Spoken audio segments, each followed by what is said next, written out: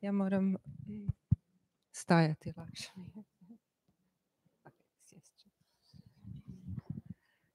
So I think let's start now. There are people who are a little bit late due to this extreme weather conditions, as we all know. So welcome everybody, and thank you for allocating your time and attention to our this 2 days event.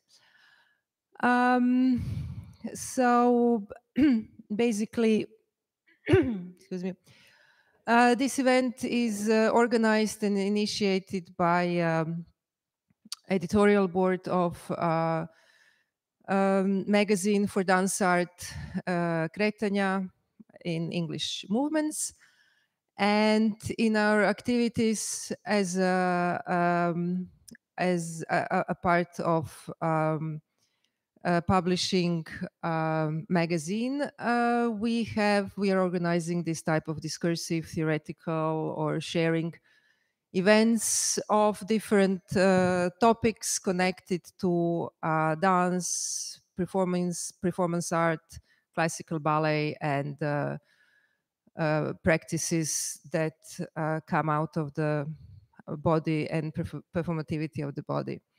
So I'm very, I should say, proud to say that this year we are actually noting or celebrating 20 years of continuity of this work. So we started publishing this magazine exactly 20 years ago, and I think this year we will publish number 37 or 36, something like that. Don't know exactly. And and the magazine is bilingual. It goes in English and Croatian. And there are some over there some issues, some numbers that are free to take if you want. And for our colleagues that are listening us online, our magazines are available on PDF formats on our website. The publisher is Croatian International Theatre Center, and a part of dance publishing. It's one of the most important publishers in Croatia in theatrical and drama literature, and publishing new plays and theory of drama and theater. So in these 20 years, there is our editorial board. There are members of our editorial board. There's been continually present and working on this project, including Željka Turčinović, who is the director of a Croatian ITI Center, and our publisher. Then Maja Đurinović, who is not here today, myself from the start doing this project, and Nada Dogan, our visual and art director, who is responsible and who created this visual for this event, and Nina Gojić, dramaturg of a younger generation. She has been part of editorial board for several years now, and Ana Fazekas, who is actually co-host and co-organizer of this event, who is currently in our lobby waiting for people to come who are late. But she will join and take over moderation of this event as well. So I just want to say that the theme of spaces and how is this event organized actually came from our discussion, Nina, Anna, and myself, approximately a year ago, when we were thinking, what actually do we want to work on? What themes are important now? What are urgent? To put our heads together and create discourse or questions, or to put out there in front of the people in magazine way, or in this type of discussion. What is something that we really want to address now and circulate questions. And so the question of spaces came out. The spaces of us as artistic and cultural workers in independent dancing, and then as artists and as citizens, as humans. So it is a huge topic.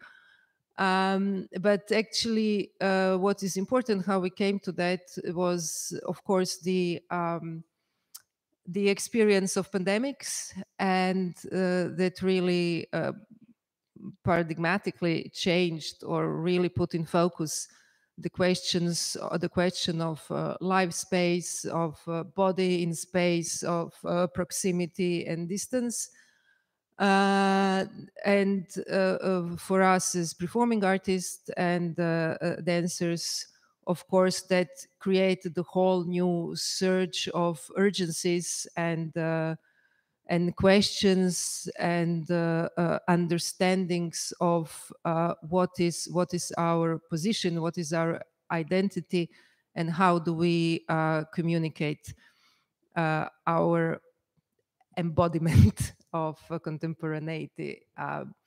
And another question that was a year ago even more urgent than now was the experience of serial of earthquakes in Zagreb and in some other places in Croatia that literally shook the ground under our feet. And this traumatic experience for everybody put us in a experience of uncertainty, unsafety, and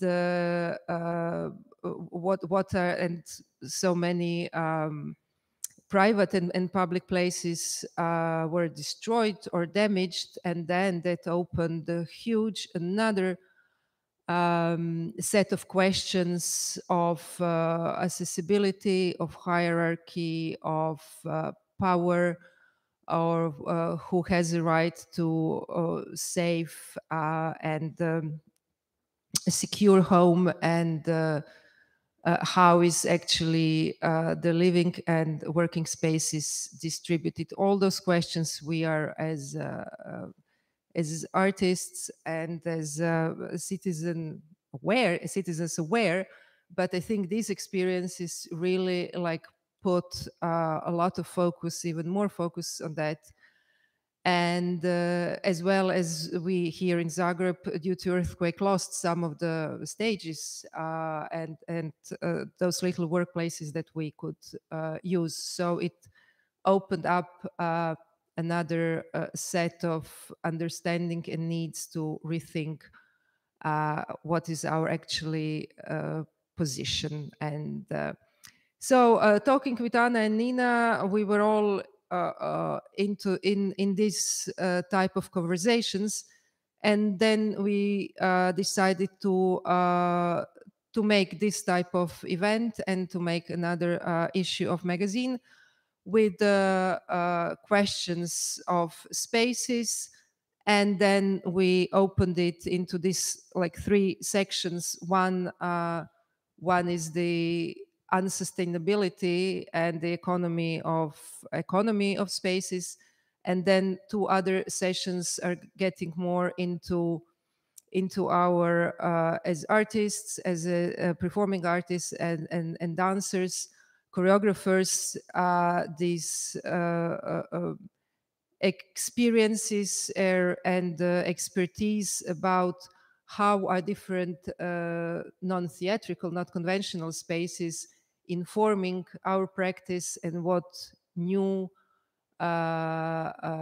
textures and materials and methodologies of choreography and performativity and connectedness and audience is creating.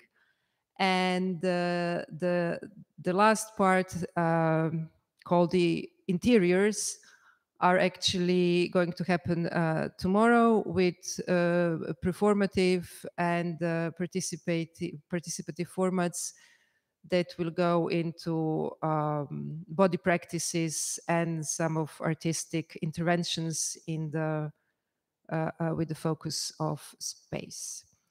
Some more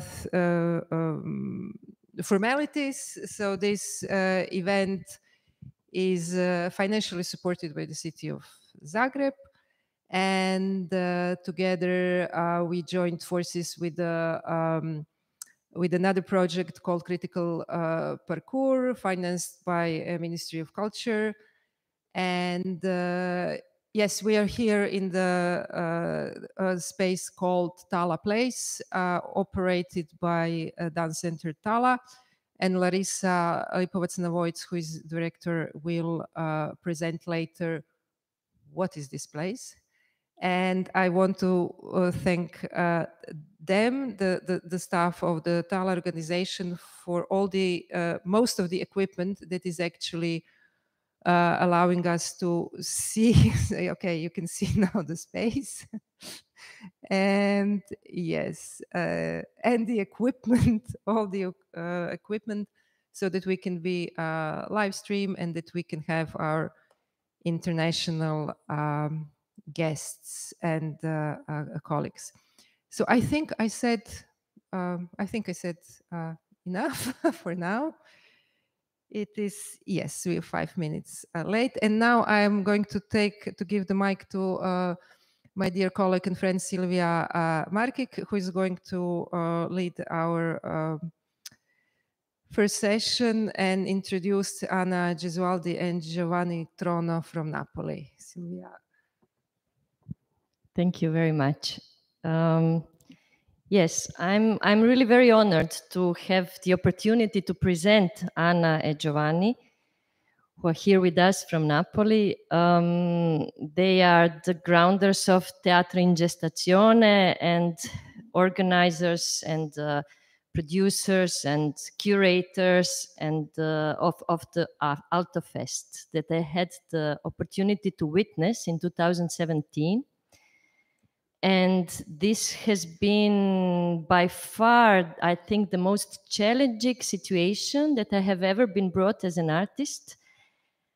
And also the festival, I would say, it has the most radical premise on how they use space and how they think community and how they think festival as they say, as a device to conceive a collective performance with the citizens, with the residents, and the artists together. So yes, by saying to be the most challenging experience, I don't want to miss to say that it was also super empowering and super enriching, the experience of making theater in the conditions that are, as they were saying, bringing you out of your comfort zone. And I think what they are really making with this, with the proposal that they are giving as the curators of the festival, that they will explain and talk about, is that you as an artist, you are truly put in the position to give up the power over your own work and to share this power together with the hosts that you are meeting there and living with them in the same space as you are performing in. So Napoli being such a magnificent city, such a magical actually scenery for making art, at the same time the feeling that Iva Nerina was talking about, this feeling of insecurity and the feeling of losing the control over the world and over our lives. It's also very, that was my very subjective, very personal feeling of that city, that once when you're there in Napoli, you're completely aware that you have no control over the things. And what I really admire a lot about Altofest and about the people that I met there, that they are living out from this situation without having an illusion that the things will change from somewhere else and that the perfect conditions will appear out of the sudden. They're really making art and making a very strong political gesture and also very strong artistic and poetical gesture out of this insecurity and chaos and yes, so many historical, social, and any kind of forces brought up together in this city. So, Anna and Giovanni, welcome. It's really beautiful to see your faces. It would be great that you could be here, but yes, I really hope that once we will bring you also here and also come back again to Napoli. And please, now I'll give the word to you, and if you could explain to our audience here and our audience online what is so special about Altofest. Thank you, and thank you so much. Hello to everyone. Thank you, Silvia, for this really deep introduction to Altofest, and thank you, Iva, for the invitation. So happy to be here with you today. Just a few words about how Altofest works, just to share a common start. And it's simple because for 2 weeks, people from Naples and other cities where Altofest runs host for 2 weeks, the residents of the city host for 2 weeks artists, international artists from all around the world that have the task to not to really adapt works that was taught for formal spaces, so for theater, museum, and other.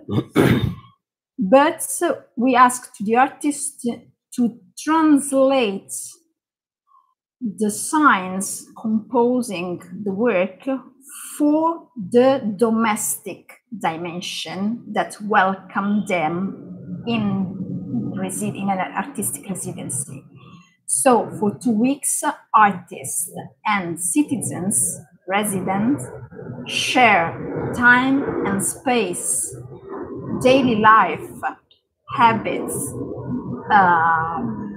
together, living together, sleeping, working. And at the end of these 2 weeks, the houses are open to the audience in a program, in a calendar that has the shape of a festival. So we love to say the shape of a festival because indeed Altofest for us is conceived as a unique performance. So we just took the shape of a festival just to build this space where people meet and share, surprise and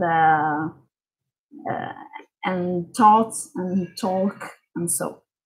So this is the structure of Altofest. During the program days, people from the morning, audience from the morning for 5 days more or less, from the morning to the end of the day, to the night, can walk through the city, house by house, to see the performance that altogether compose a unique discourse.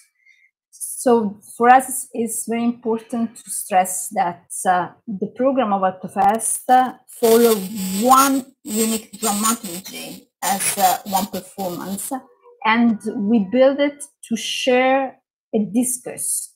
So it's a social political discourse. The works that we welcome are always works that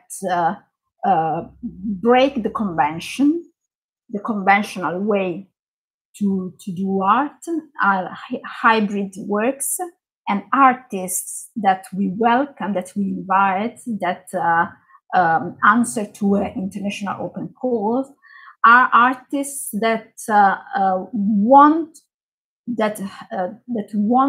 to investigate, to question the space of risk, artistically, politically, and personally. Of course, is a risk. Risk is one of the most important words that we use to explain what is this kind of.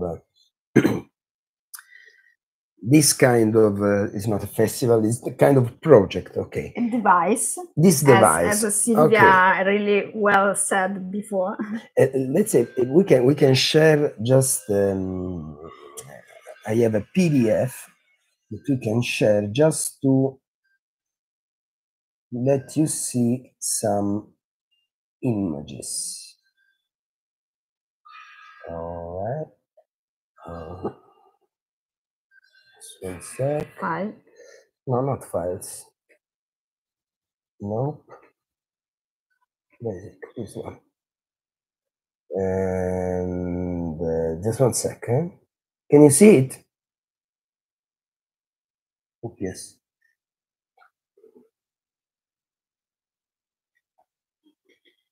Okay.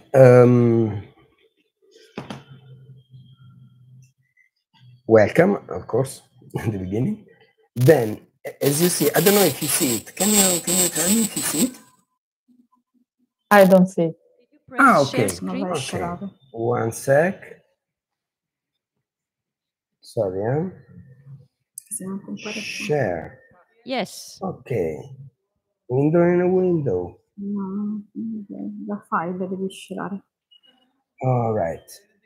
Can you see it now? Yes. The Yes. community. Perfect. So, community. Community is one of the other words that is very important. This is a photo of the Altofest in Malta, where we brought it like exporting the idea of the festival and in another kind of community, because we built it in Naples. And we did it as we do it in Naples. I mean, leaving the place, staying there, talking with people, and understanding which kind of culture was surrounding us in that moment in Malta. Of course, as we were saying before, is about exporting a device. When we talk about device, we talk about something that that influence time, space, and relationships of people.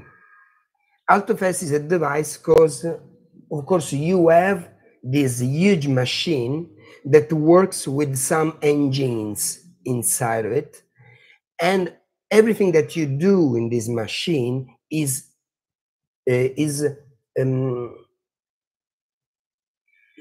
driven by these engines. One of these engines is the gift.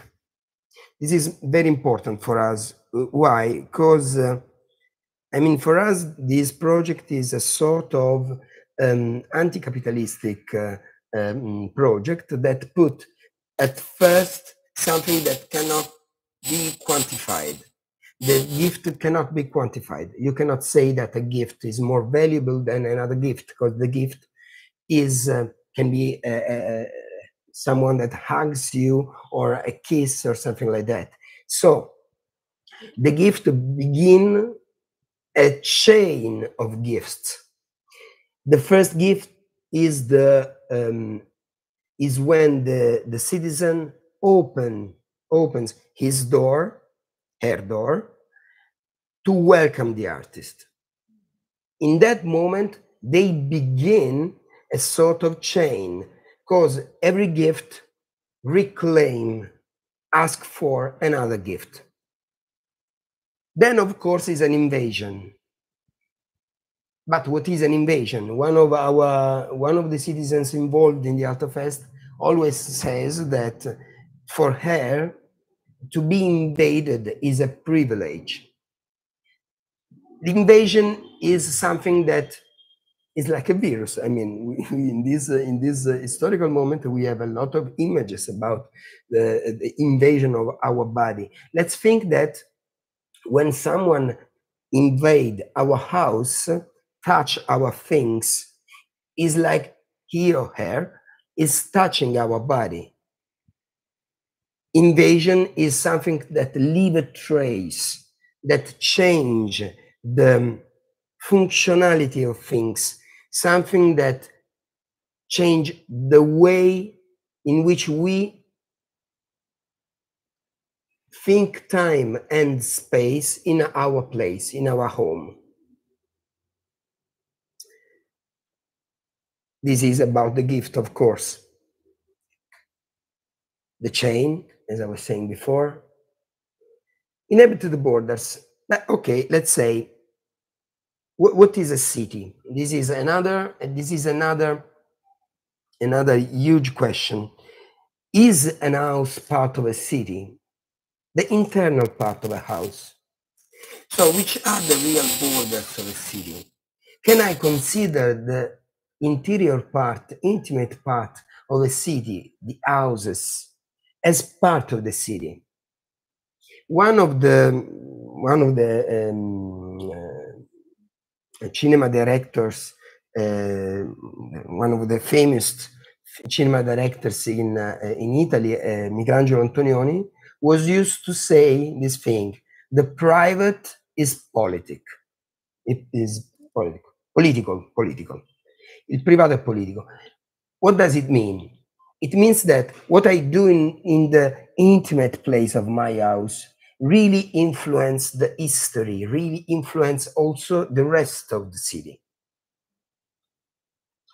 Intimacy, okay. And this is, I think that this photo speaks for itself. Intimacy is what is more private, more delicate and fragile that I have. But in the same way, I mean, we do theater. We know that the fragile part of a house is sometimes the stronger one. But when you share it, when you share something that is so fragile, when you share the time in your daily life in which you are naked, not, of course, not physically naked, then something can change in your life, because in that moment in which you have not the mask, and you are not defending yourself from something else. Yes, you give up. You give up, and all the seeds fall in a fertile terrain. Infected, affected. Also, this is another important.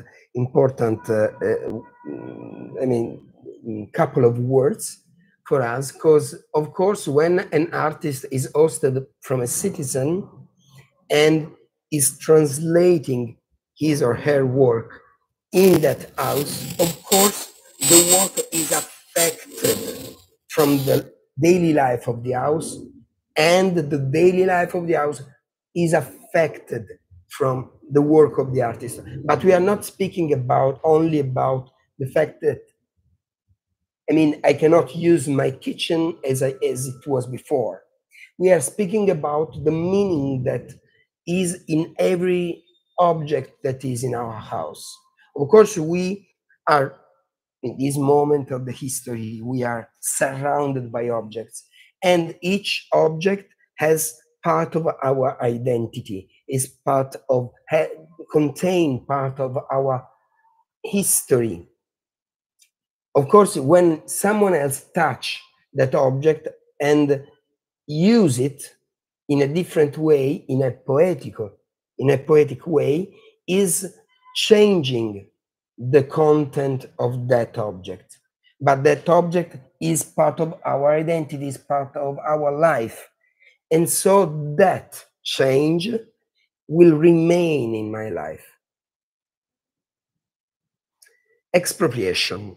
And then after this, I stop the sharing because it's difficult to see an image talk. Expropriation is one of the other engines. It's very connected with the gift, and is about how the gift works in the two different parts of this relationship, that is the citizens and artists. The first gift, as we said, is the citizen that opens the doors of the house, and she is doing an expropriation of their own house, their own life, their own time and space, daily time and space. The artist receives this gift and wants to reply to it. But what is the thing that really the artist owes? What is his honor, her? His honor of what? We think, I mean, that the thing that an artist can say, it's mine, I owe it, is the idea of the work. Translating the work in a house, it means to give up on the idea and let the work be objective, be independent from the creator. The creator follow the work, leaving the space, that new space. So these two expropriation communicate one with the other and speaks one to the other. Let's stop the sharing. Oh, we are again. Thank you so much for this. To add just one word to expropriation concept in Altofest, action in Altofest, because as artist and citizen, as we are, really, I feel the need to take a distance from myself, to welcome the future. I always wonder if with my action I impose myself to the world, despite the life of others. So in Altofest, what happens is that raise up a space, a neutral space, where artists and residents lose something to gain something else that belongs to both. So I have to lose something to gain the world. This is very important as artists for us and as citizens. So this trigger in the responsibility. So in Altofest, really, we do Altofest to question what responsibility is today as artists as citizens. And this space of common risk that rise up from the device really allow to emerge, this space emerge between the people, between the artists and the residents. And this space that emerged for us is what we call the hovering city.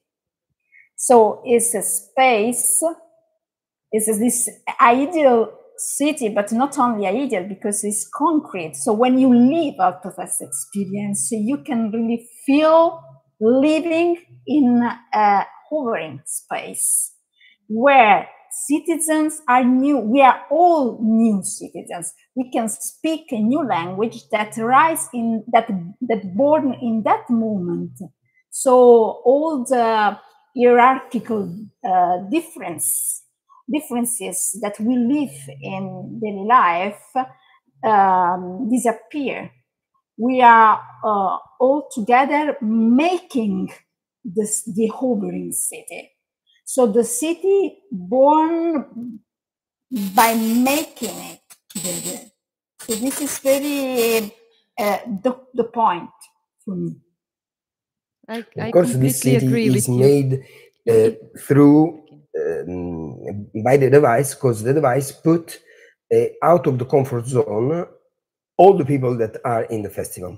I mean, when I say all the people, I mean also we too are in a place that is out of our comfort zone.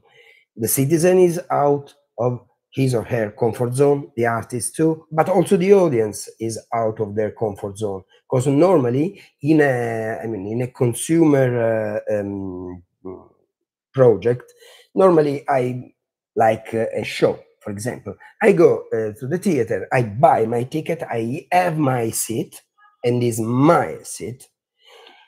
I sit and I consume what is coming from the stage. Now, what is if I say to you that because you are not paying a ticket, because the other one important thing for us is that the festival must be for free for everyone. The only thing that you owe to me, that not me, Giovanni, me, all the people that are in the festival, so artists, citizens, organizers, and blah, blah, blah. What you must give to me is something that is unquantifiable, because you are not buying it. So what you must give to me is the respect for the house, for example, at first.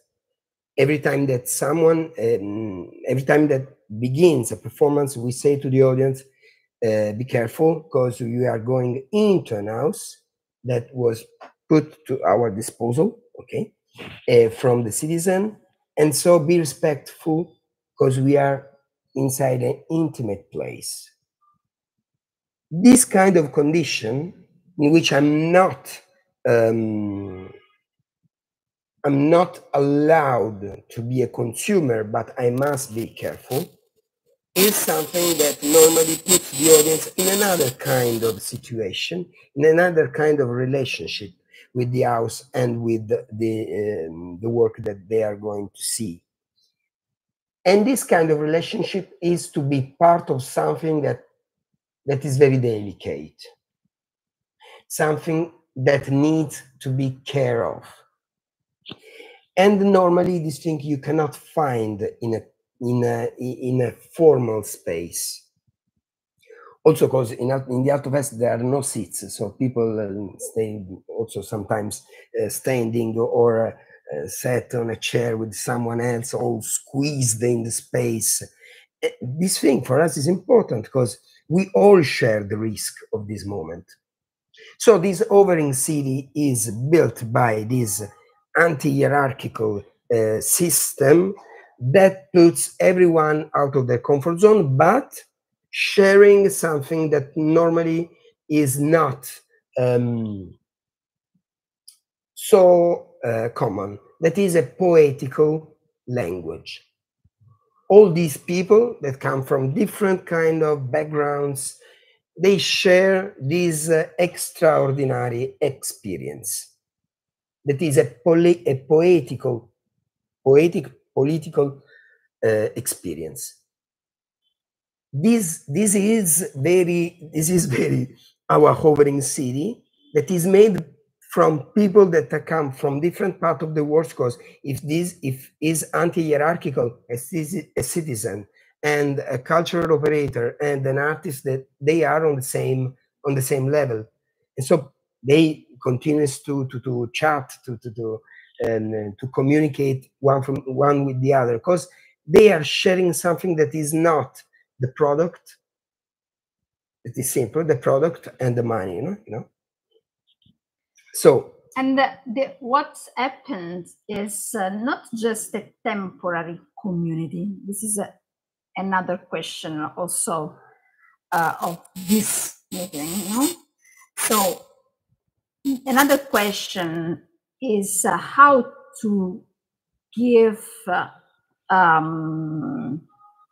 how to transform a temporary community that meets in that frame of time and space that are the 2 weeks of Altofest, how to transform this temporary time in a permanent condition, how to trigger the sense of belonging to not just an experience, but to a permanent condition, to a group of people that share a status, okay, like a citizenship.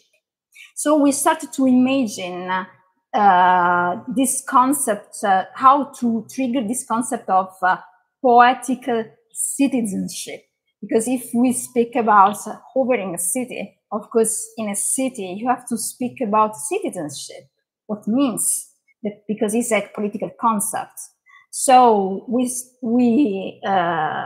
try to share with the people of Altofest, because we call the people that live the experience of Altofest people of Altofest, how we can feel as citizens of a poetical place, of a poetical city. Because of course, poetry is everywhere around us, but in our society nowadays, poetry or art is just put aside. So it's just part of the entertainment moment of our life.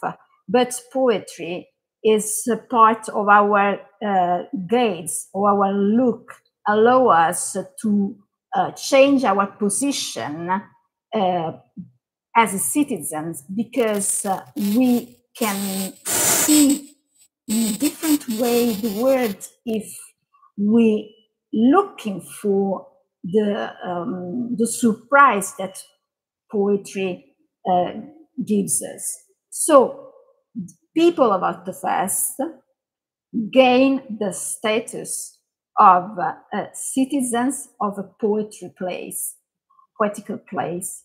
So poetical citizenship is at the base of this permanent community, not just temporary.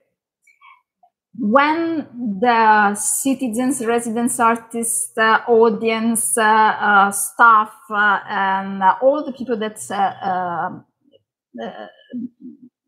pass through Altofest meet also after Altofest in other places, they can recognize themselves. When you recognize something else, happen that you feel belonging to something in common, even if you can translate it, even if you don't have the word for this sense of belonging, for this feeling. So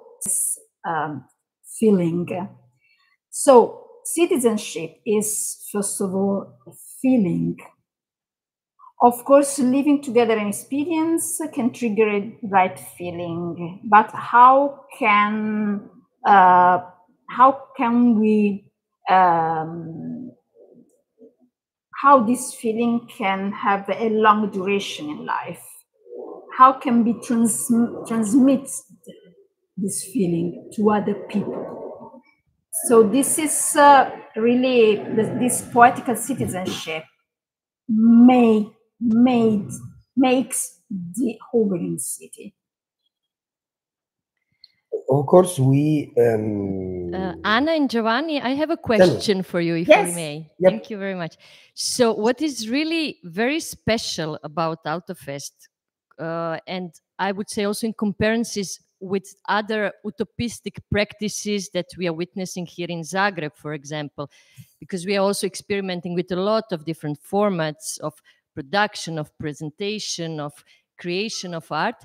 But what I found really special is the community that you are now talking about in Naples is really very, very heterogeneous. So it's not, they're not artists working with artists and living with artists together, which happens a lot here in Zagreb, for example, that we are audiences for each other.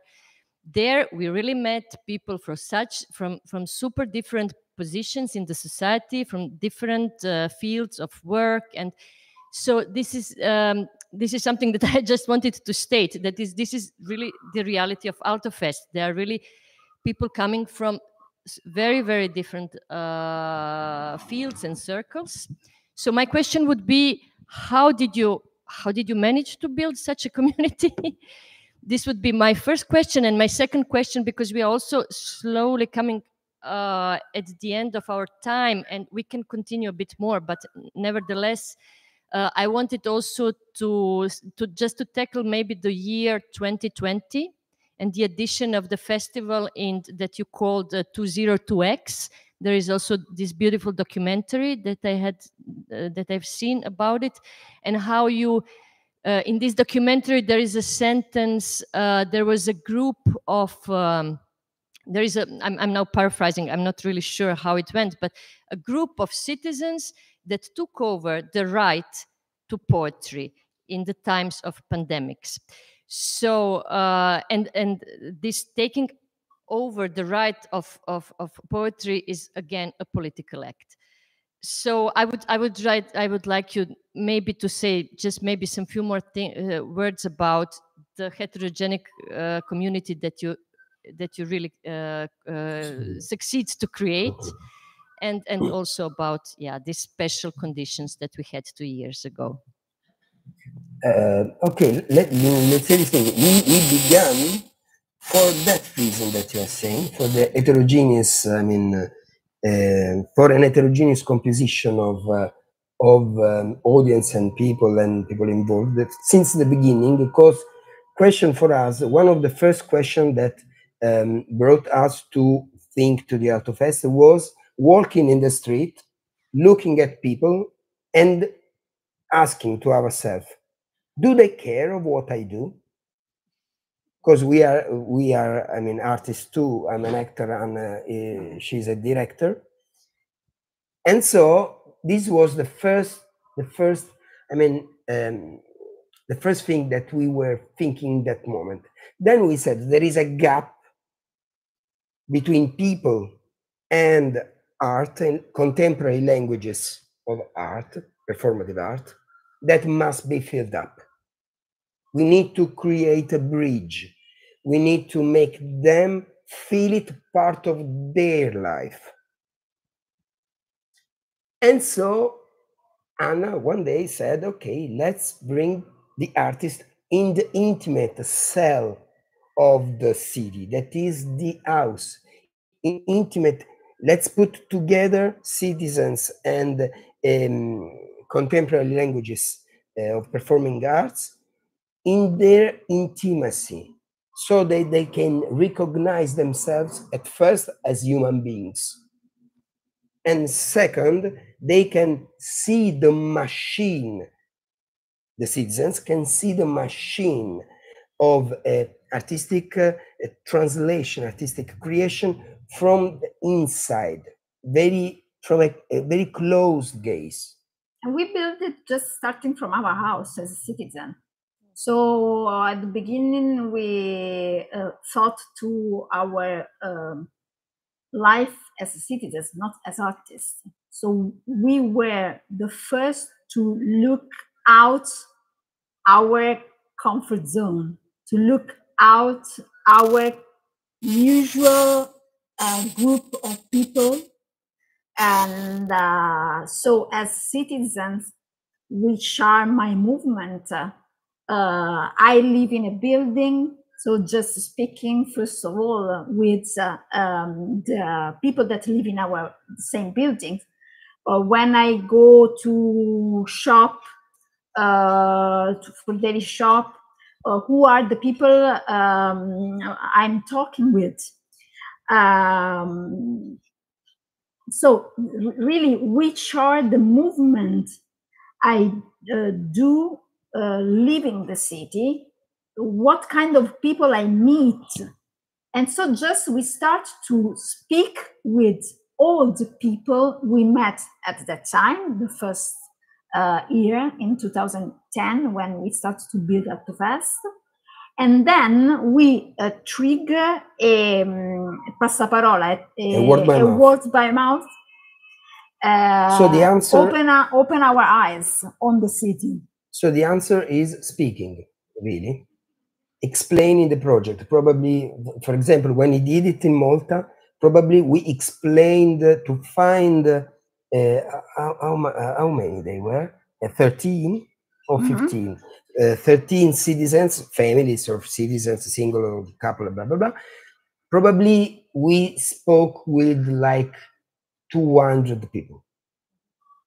But the point is really extend your border.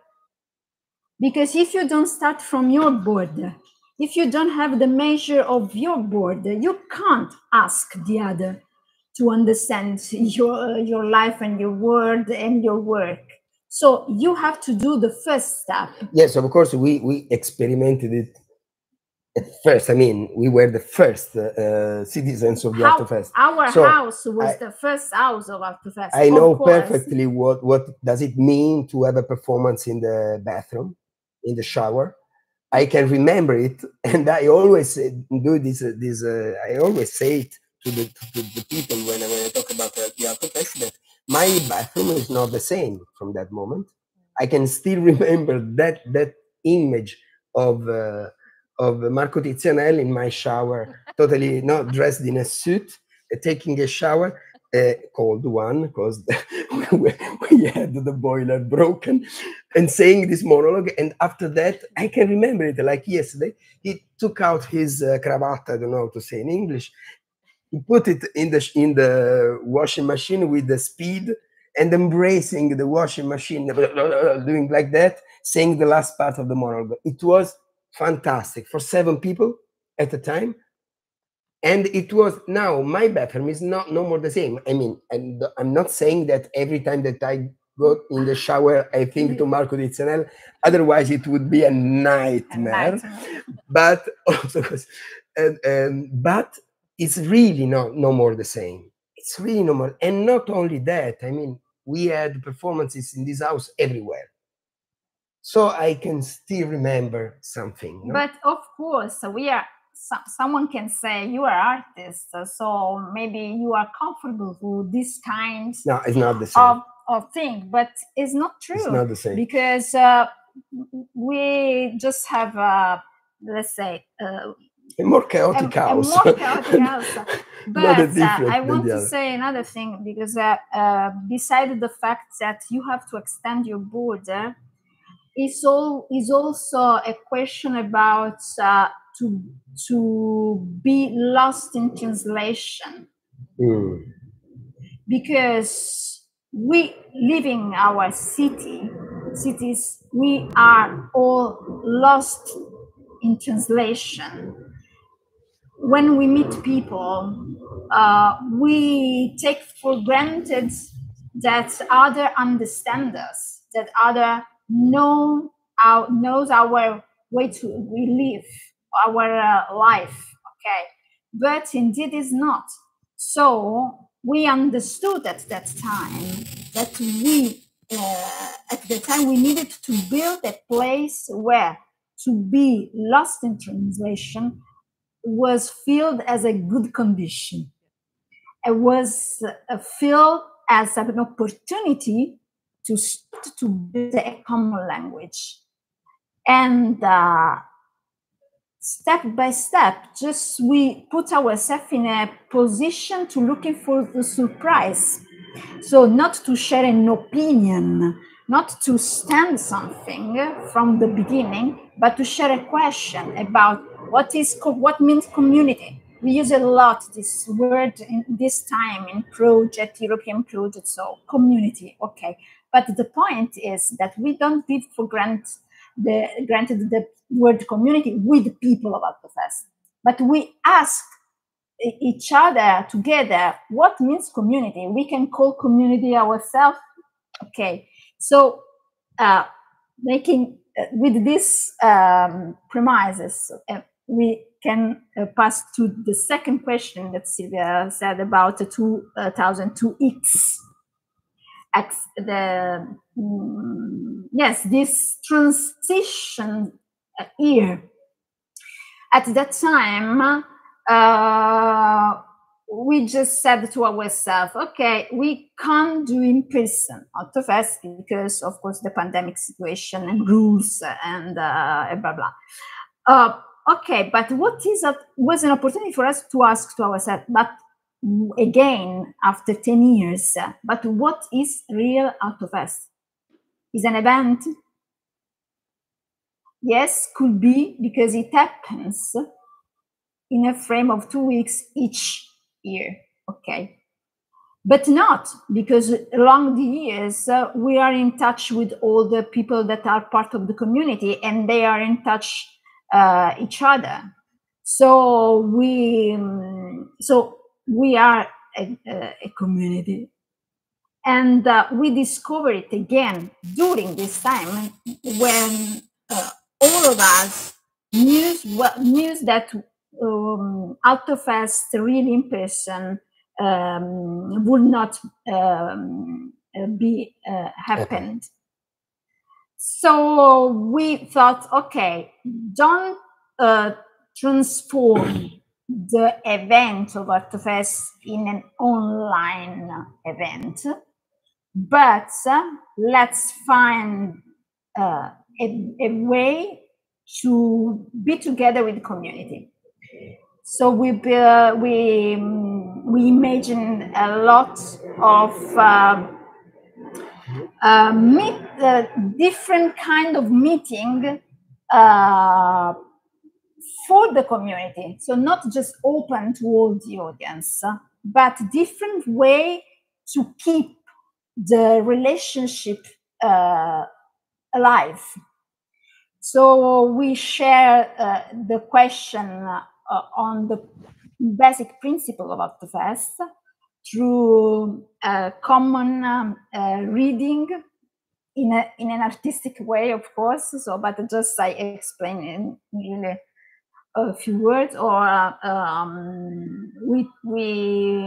we start to use the web radio. Was a really important tool for us in that moment. And that moment was in that moment that the web radio of Altofest became an autonomous radio project. Now exists Radio Live, that is an autonomous web radio born from the work with the citizens of Altofest, with the people of Altofest. So, so how can you, the Overing City, how can you defend it? I mean, like, for the, I don't remember who said this thing about the ancient Athene. No, Athene, there are no citizens now in Athene because they are all safe on a boat. And Athene is empty. But Athene is safe because Athene is made by citizens. So if the citizens are safe, also if they destroy, the enemy destroy the walls, that is the form of festival, the device, and blah, blah, blah, the city, the real city, is safe because it's made of citizens. So during that year of pandemics, we tried, as Anna was saying too, keep safe the city, the people that made the city. In fact, after the year of pandemics, in 2021, we went, there was still the problem of the virus, of the coronavirus, the vaccine program was not started, and blah, blah, blah. And so we went with the masks through all the houses of the citizens to ask them, what do you think? Do you want to do it this year? We spoke a lot. We tried with them a way to do it. We asked to them to take a risk, a common risk, to have the measure together of the importance of Altofest in their life, the importance of their life for Altofest. So in this way, I mean, not all of them, some of them were more scared. And so they said, I don't feel comfortable in this kind of moment. But most of them, they said, okay, I want to do it because I felt that without the project, without the Altofest, something in my life was missing. And it was the thing about the invasion. That privilege to be invaded was missing. The thing that otherwise my life remain as it is. I cannot be changed by something else. And I think that also after 1 year of lockdown, this was like a new breath, you know? So the citizens recognized after 1 year of pandemic that Altofest was an opportunity to make their own resistance. So was a question of poetical resistance. Was it their way? So we not decide from the top, but we decided together with them. So we understood together, we had the opportunity to understand together the real value that Altofest brought in our life, not me and Giovanni, but in the life of the people of Altofest. So we decided to do it in person in 2021. In a moment, would you maybe care to show us a little bit of the video so yes. that our audience can have? Yeah, the video that was made by Giuseppe Valentino, a filmmaker that participated in several Altofest editions, so he knows very well the community of Altofest. Very special guys.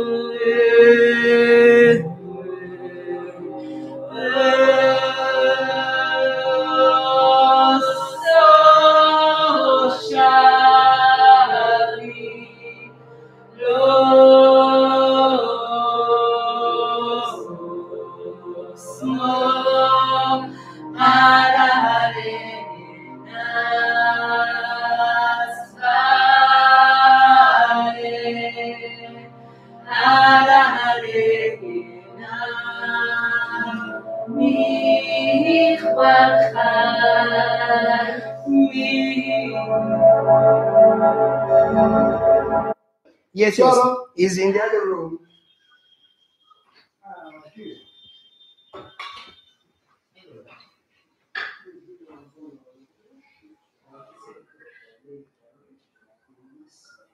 There's no active funding for any artists to travel to work overseas. So that's like a government policy.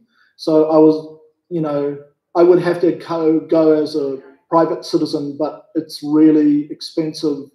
And then also too, there's no guarantee that I'll be able to enter the country when I come back, because you have to have a permission by the government for managed quarantine, and then you have to show a plan. You've got to be able to pay for your own managed quarantine. So wrap up with this.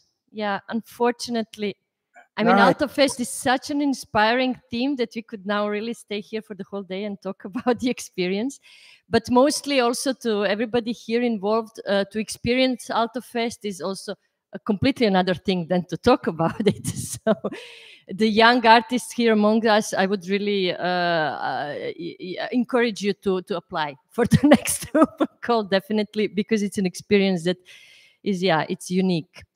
Unfortunately, we have to wrap up because the day still has a lot of themes and topics here. And but maybe if some of the people present here would have something to comment, something to ask, something to add, we would encourage you also to do so. If you have any question or any sentence for Anna and Giovanni. There's a mic for the audience. So anybody wants to ask something about the process?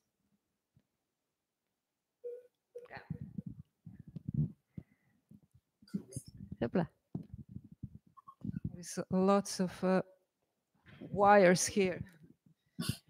I just want to ask you if you get bad experience and which kind of bad experience you get.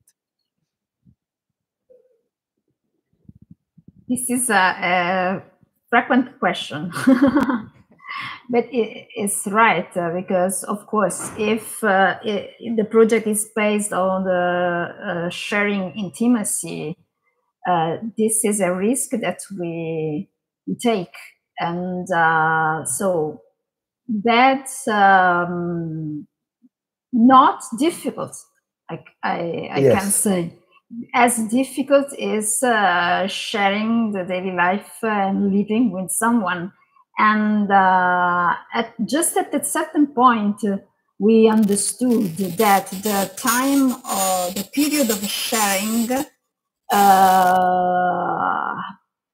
we need have to be longer. So we decided to set on 2 weeks.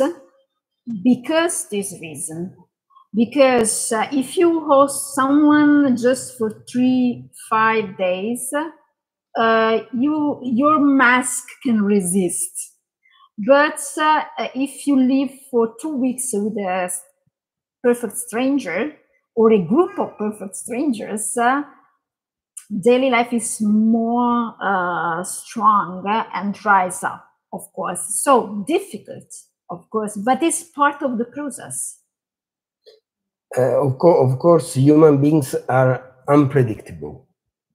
This is one thing that we learned during all these years.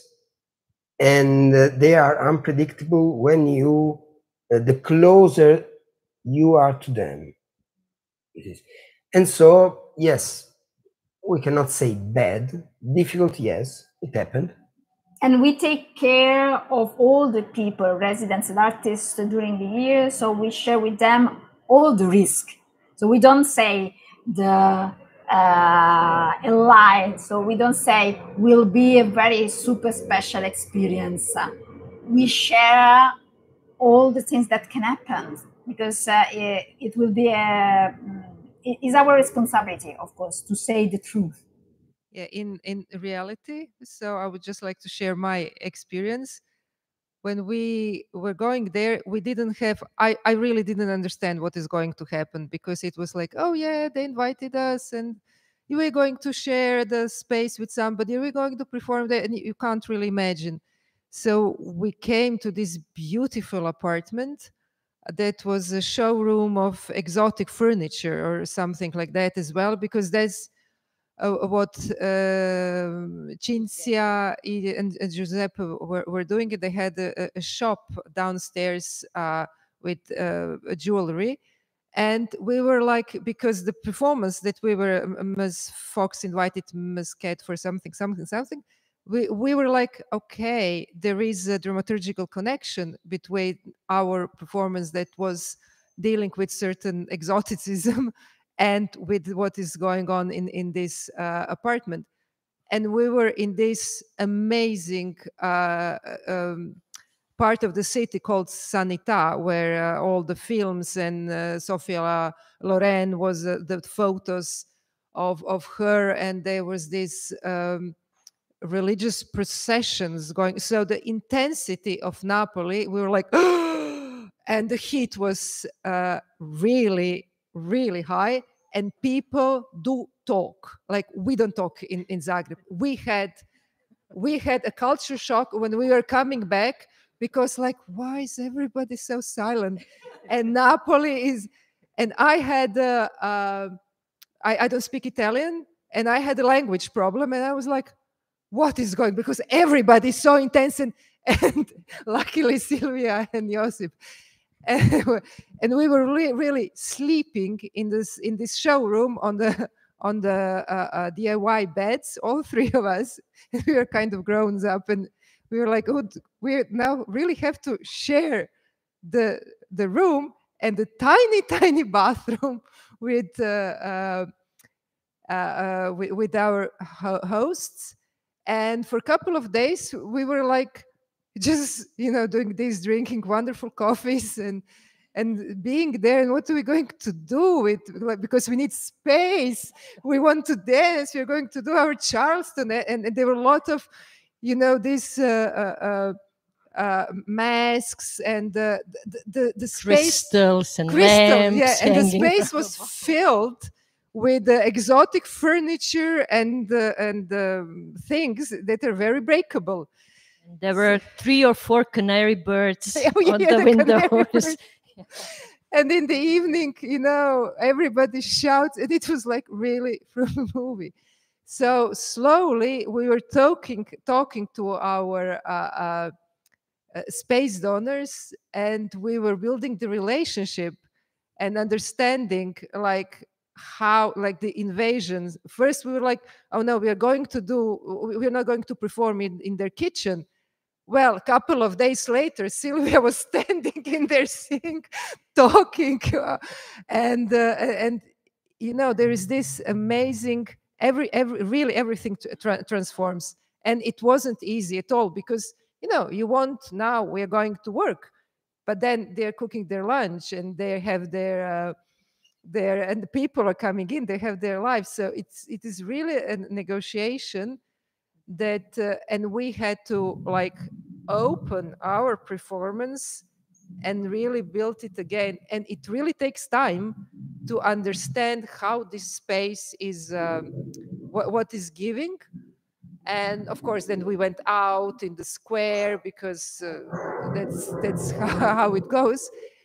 And another thing that I want to mention from my memory is that the connection between performances and the spaces, it wasn't random. It wasn't, like, there is a really dramaturgy of how you pair the artists with the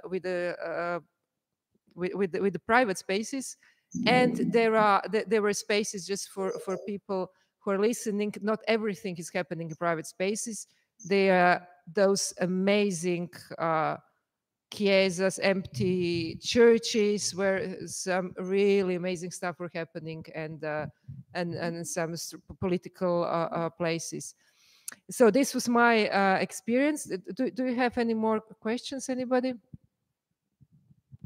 Maybe, yeah. Maybe we go for a break here in Zagreb. Yes, let's take a 10 minutes break, maybe. And yeah, thank you, Anna and Giovanni, so much. Thank you. Thank you very much. Thank you. See you in a couple of minutes.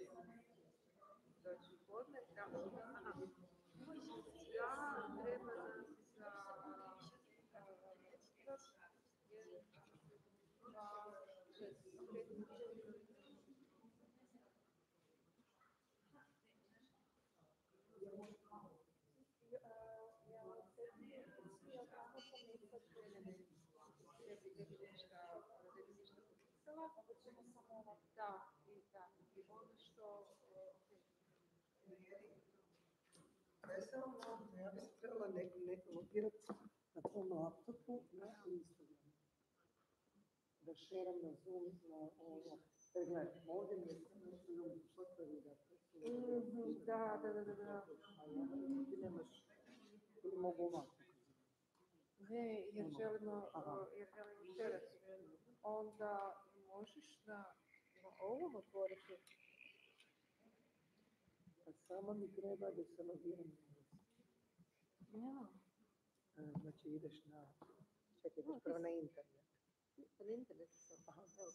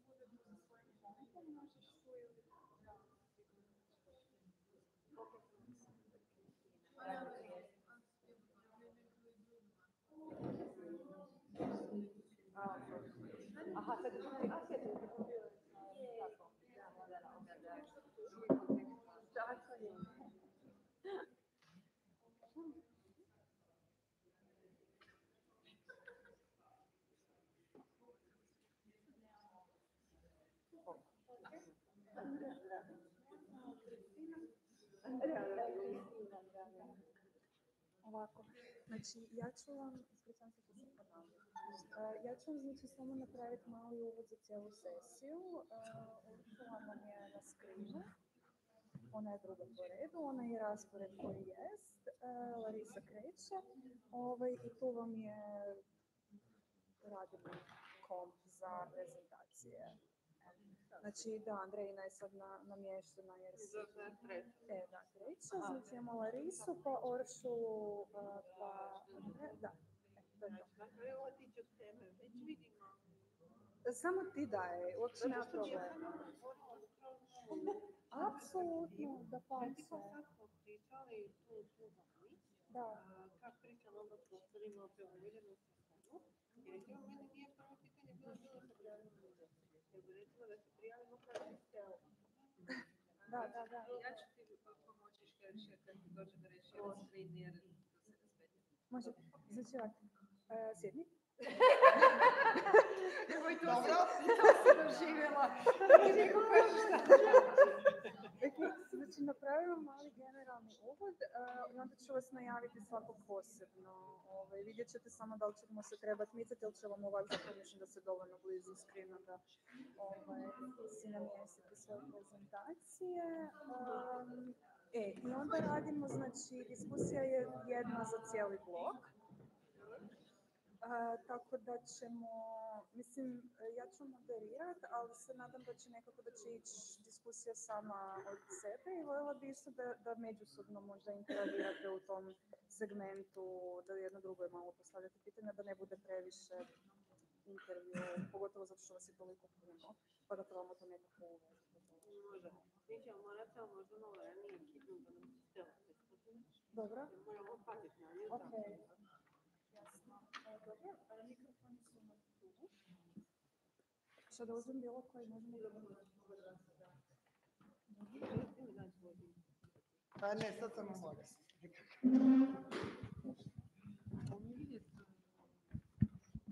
Oršu, ja mislim da nemam pojma.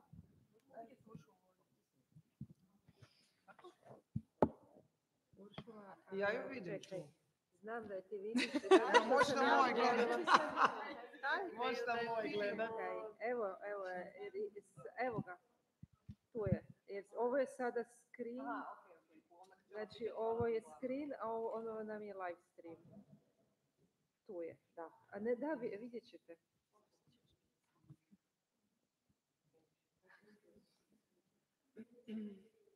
Jesmo svi?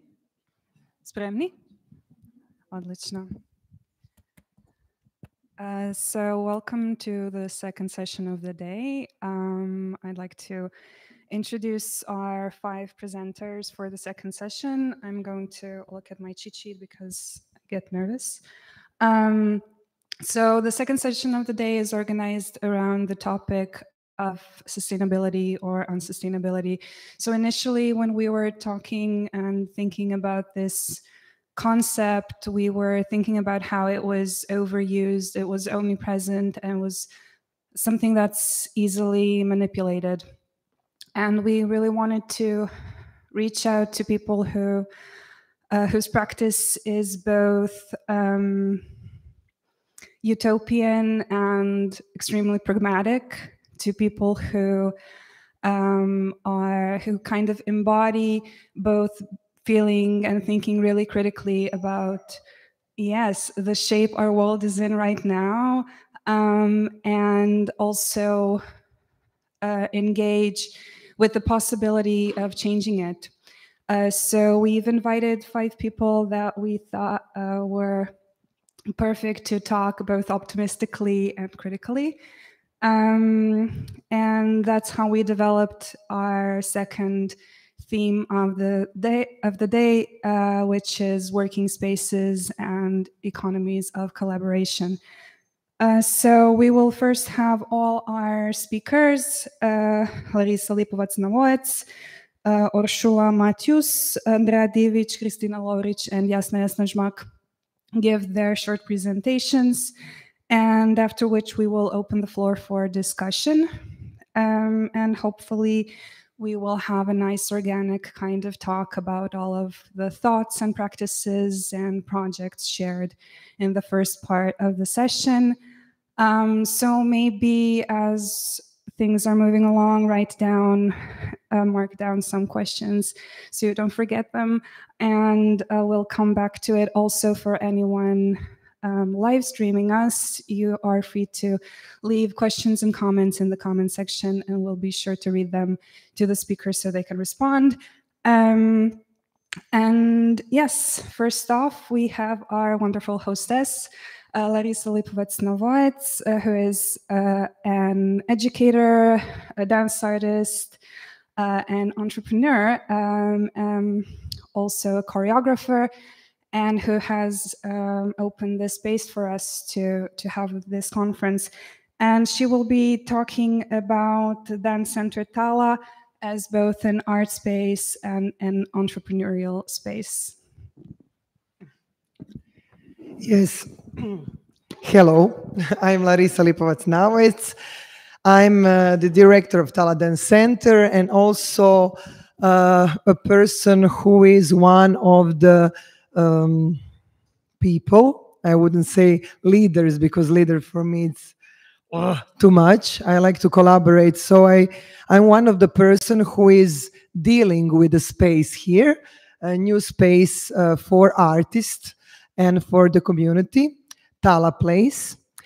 So I will talk today about this space and about the spaces that in the history of TALA Dance Center that we actually built and created together with my colleague Tamara and together with the dance community. So if we go at the beginning, TALA Dance Center is a non-profit organization established in 2000. The founders were Tamara and me. Both educated in abroad, actually, me in New York and Berlin, and Tamara in Belgium. And as we came in the 99, actually 2000, to Croatia back, we were in the same company and we started to talk about the space. At that time, we were, of course, young, just starting our artistic careers, but we always felt that the space is needed to create anything, to start anything. Actually, not only the space, but also conditions and positive energy and openness to join, to exchange, to collaborate. And as the times were in the 2000s, we were missing a lot of collaborations. And so we decided to open an organization at the beginning. But what was funny is it was that we immediately gave the name TALA Dance Center. So it was like immediately in a sense of what we wanted to create, it was a space. And a space that actually provide everything what I said before, and that was conditions, environment, possibilities, positive energy, that is open for different aesthetics, styles, that is actually open for everybody. Yeah, the artists, professionals, amateurs, the community. And yeah, maybe at that time this was some kind of utopia, but as we were spending a lot of time in our education abroad, we saw some examples of these kind of spaces, so we wanted to create it here in Croatia, actually, in this region. And the motivation was, as I said, that we were young and we were missing a space which motivates, a space that is a fertile space, that has a dynamic discourse. So this was all the reasons why we started TALA as a space immediately. You can say that from the beginning we were dreamers, builders, movers, creators. We wanted to actually give possibilities, because I often hear questions from my colleagues: why do you do that? For whom? What is your interest? So I think maybe the answer is, I really like to watch that people enjoy and have conditions to be able to produce and work. And I think that it's possible, and I think that, I don't know, I will actually, till I die, I will try to provide conditions for people, because I really enjoy in that. Maybe it's a little bit selfish, because I want conditions for myself too. So it's vice versa. So as an organization, we actually built spaces already 20 years, and this is our fourth space. We started in a hotel, actually, West Inn, with a small studio, giving classes in aerobics to be able to have a space for dance. That was the first one, the first few years. Then we moved to another space in Savska. That was a space of 220 square meters. That had actually at the beginning one studio, then we renovated and made 3 studios. Then after we moved to Odranska, that was at first 330 square meters, 3 studios, and then we expanded to 4 studios and an office. And then finally, we last year in April, we came to this space. Actually, for TALA, it was a difficult period because, of course, as other organization, we were in this pandemic situation. We couldn't work, actually, because 80% of our activities go through education.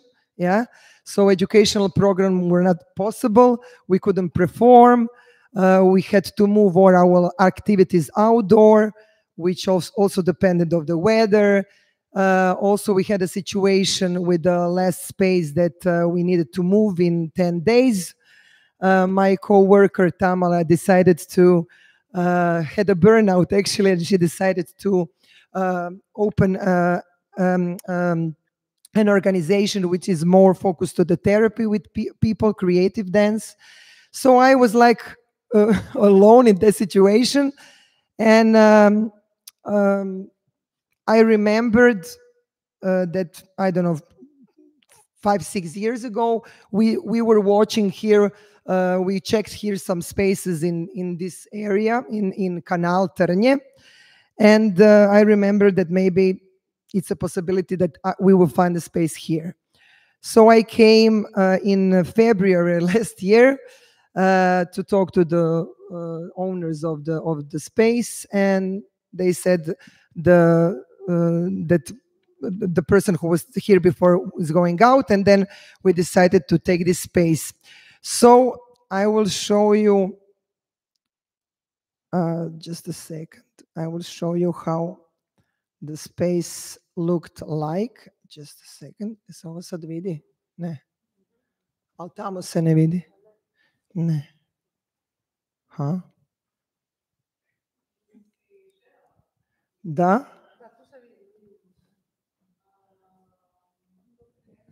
Čekajte. Dobro. Super. Ovo? Ne.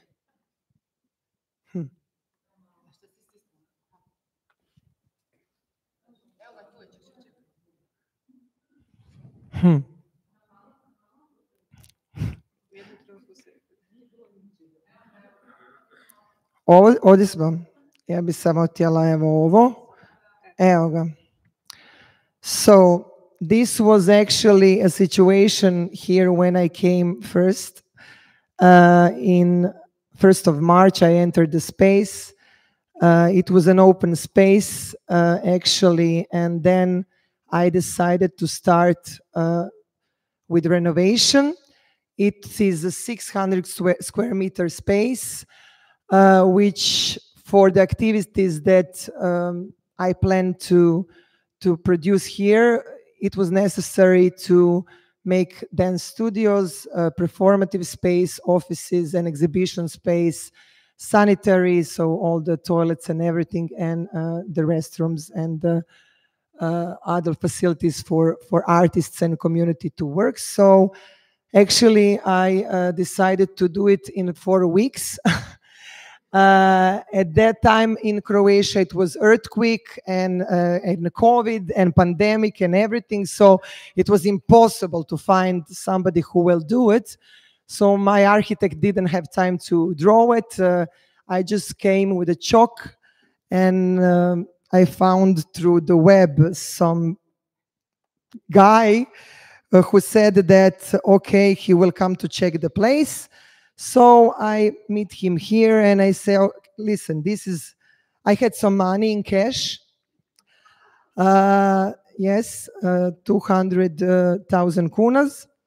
And I said, I have this money, I have a chalk, I need a space here, space here, space here, and I have 3.5 weeks. Can you do it? And the guy was like, of course, in shock, because he never got the money in cash like this, and he never saw such a person crazy as me. And he said, okay, I will do it, but maybe it will cost a little bit more. So I said, okay, give me the costs, and then we will see if it's possible. And then in the end, it costed 350,000 kunas. But in 3.5 weeks, we had a space. So we needed to really do everything, like steel, concretes, studios, floor. But they were really good workers and quick workers. And I was here every day with them, moving stuff. So this is just the first part of adaptation. Of course, it needs more and more. And what we want in the future is actually to combine these two spaces, the performative space and the studio, to have a wall that goes up and down, so we have bigger, smaller spaces. But for now, what we have is entry, a hall for exhibition, a small studio of 60 square meters, offices, and a big studio of 150 square meters. And now at this moment, we are also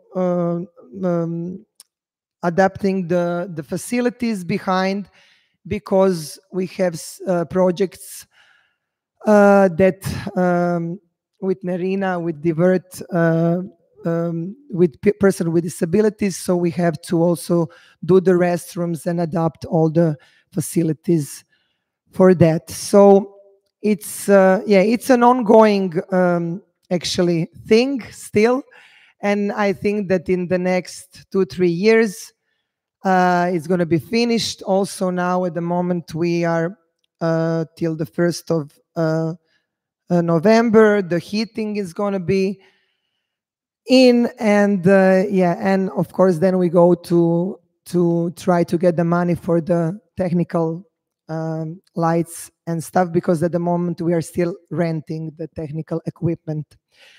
So yeah, that's some kind of the plan. And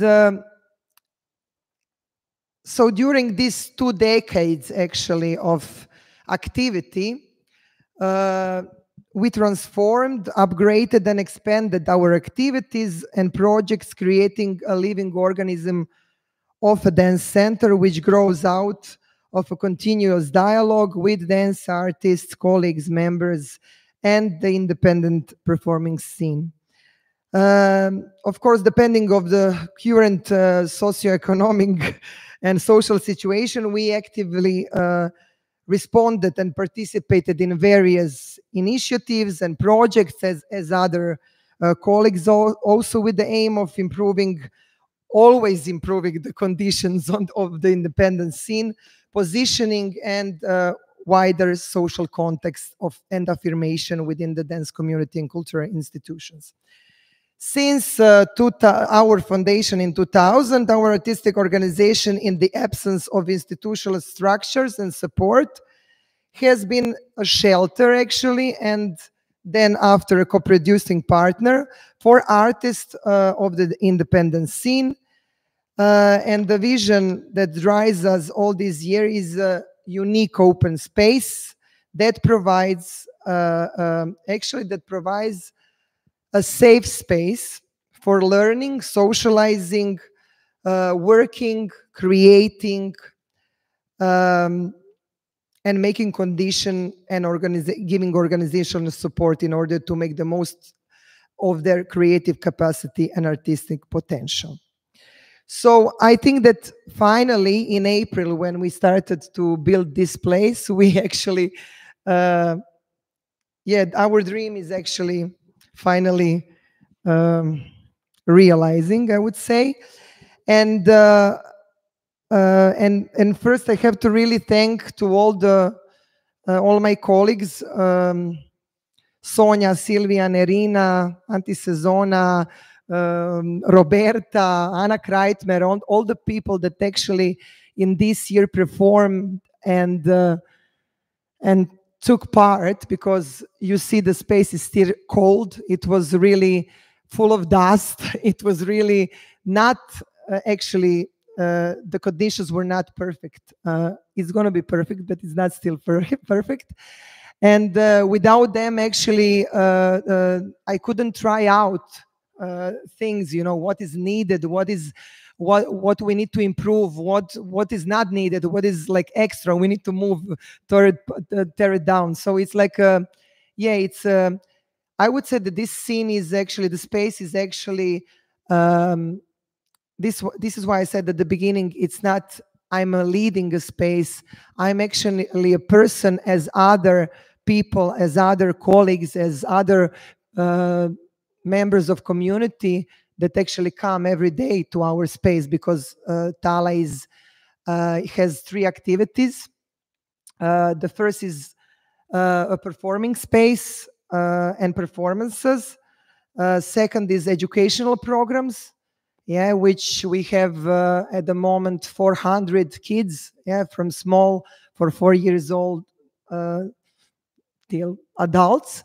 And actually, this educational program is our power, is our motor. It was always like that, and this gives us funds and money to actually finance artists, space, the rent, everything what is coming. So so this is really important for us, and also it gives us a possibility to communicate with the community that is now here. Because in the last year, we came with 150, I think, or 120 dancers, members of the community, and now we have 400. So just in 1 year, actually 80% of community kids and parents and people who are coming to see the performances, the workshops, they are actually here around this area. In this area, you don't have such a space. Actually, I think that in the area of Trnje, the closest one is Pučko Učilište, which don't offer such a program. So I think that our mission is good and we are following it. So the third activity line is the residential research program through the festival Platforma HR.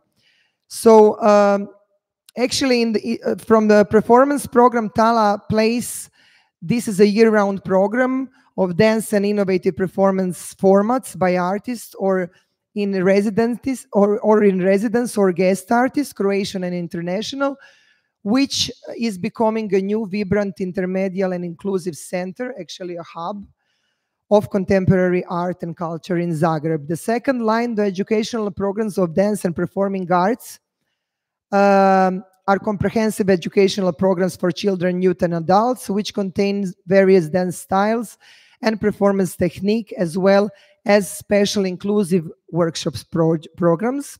And the third line, as I said, is a residency research festival platform HR, a program of artist residencies, co-productions, and collaborations that provide conditions for creation, research, performance, contextualization, and promotion of artists' projects, with an additional focus of the exchange of artist knowledge and experience.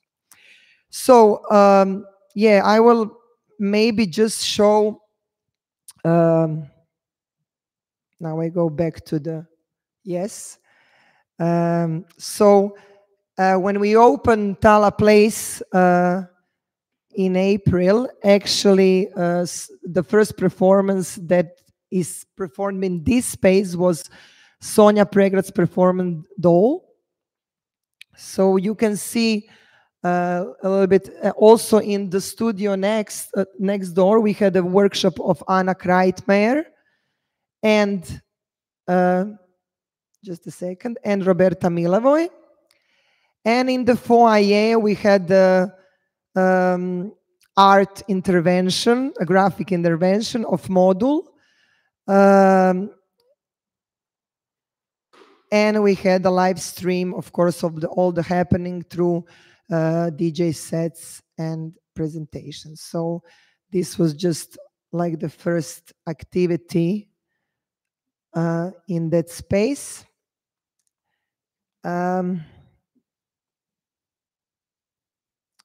Okay, just a second. Yes. So after that, just to show you quickly, we had few weeks ago a performance of Zrinka Šimičić, Stidljivost drveća, also performed here in this space. So what I wanted to say that the space is multifunctional. The artists actually adapt the space as they need for specific performances. We also had Koraljka Begović. Just a second. Oh. In this. And just a short video for...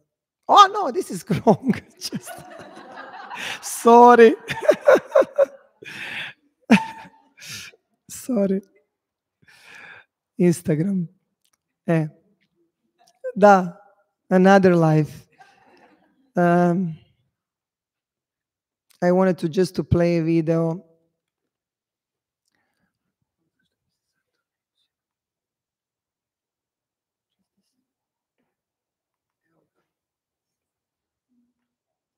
Yeah, video of the opening, just so you can see a little bit what was going on. So actually, in the end, I just wanted to, we wrote our mission. Nerina helped me to write it down, and also Nerina is a person that from September, from 1st September, is curating actually the TALA Place performative space. So till December, we're gonna have around 10 performances here, yeah, different formats. So you are welcome to come see and also contact us if you are interested for some performances. Yes, so our mission is to provide a quality and stable environment for artists and organization of independent dance scene with continuous spatial, organizational, and infrastructural support, as well as an environment of cooperation, partnership, and mutual care. We decided to the research and development of new ideas and models of production, presentation, distribution, and contextualization of dance and related art, as well as the creation and application of new knowledge and concepts in order to affirm dance as an independent, relevant, and sustainable art. By conducting continuous educational programs, specialized workshops, and art camps, we gathered various communities, giving special attention to inclusivity and accessibility. In this way, we develop a diverse audience that becomes a participant and constant follower of contemporary performing arts. At the same time, with advanced educational programs that include numerous professional performances and collaborations, we create future professional staff, and all with the aim of integrating art into the everyday life of various communities.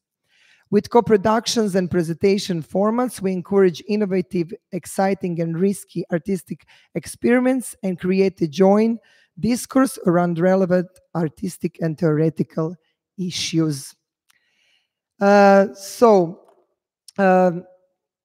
think that I said most of the thing that I wanted to. I hope that in the future we're going to be able to find a model, because at the moment, as I said, the only financial support that we get continuously is from educational program, and this is a kind of self-sustainable position, but because all the reconstruction of the space, it's really expensive. Yeah, it's around, we gave till now 500,000 kunas, and the plan is still 800,000. So we are trying to collect money through donations, sponsors, different applications, foundations, applying really everywhere. But what I find the problem with TALA is that TALA is an artistic organization. We are not interpreter. Yeah, if we want to apply for other funds except the city and the government, we cannot, because it's a problem. It's not a format of the organization that you can apply with. So we are still searching the ways how to structure and organize, and where are the possible sources, except, of course, European projects, city government, Zaklada Kultura Nova, and so where everybody apply anyway. So yeah, I think I can pass the mic. Thank you.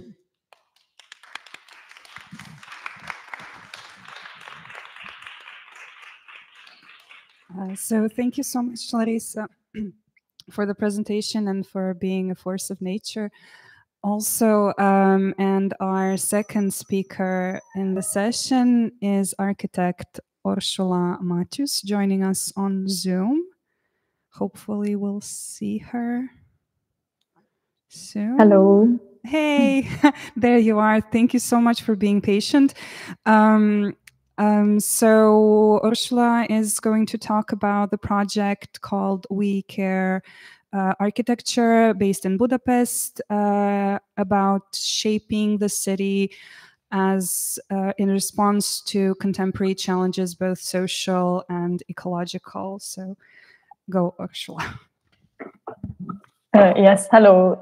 Thank you very much for the introduction, and also for this opportunity, because it's a very inspirational event. So thank you for that. I'm going to share my screen. I hope it, yeah, sure. And then... So now you can see my presentation, right?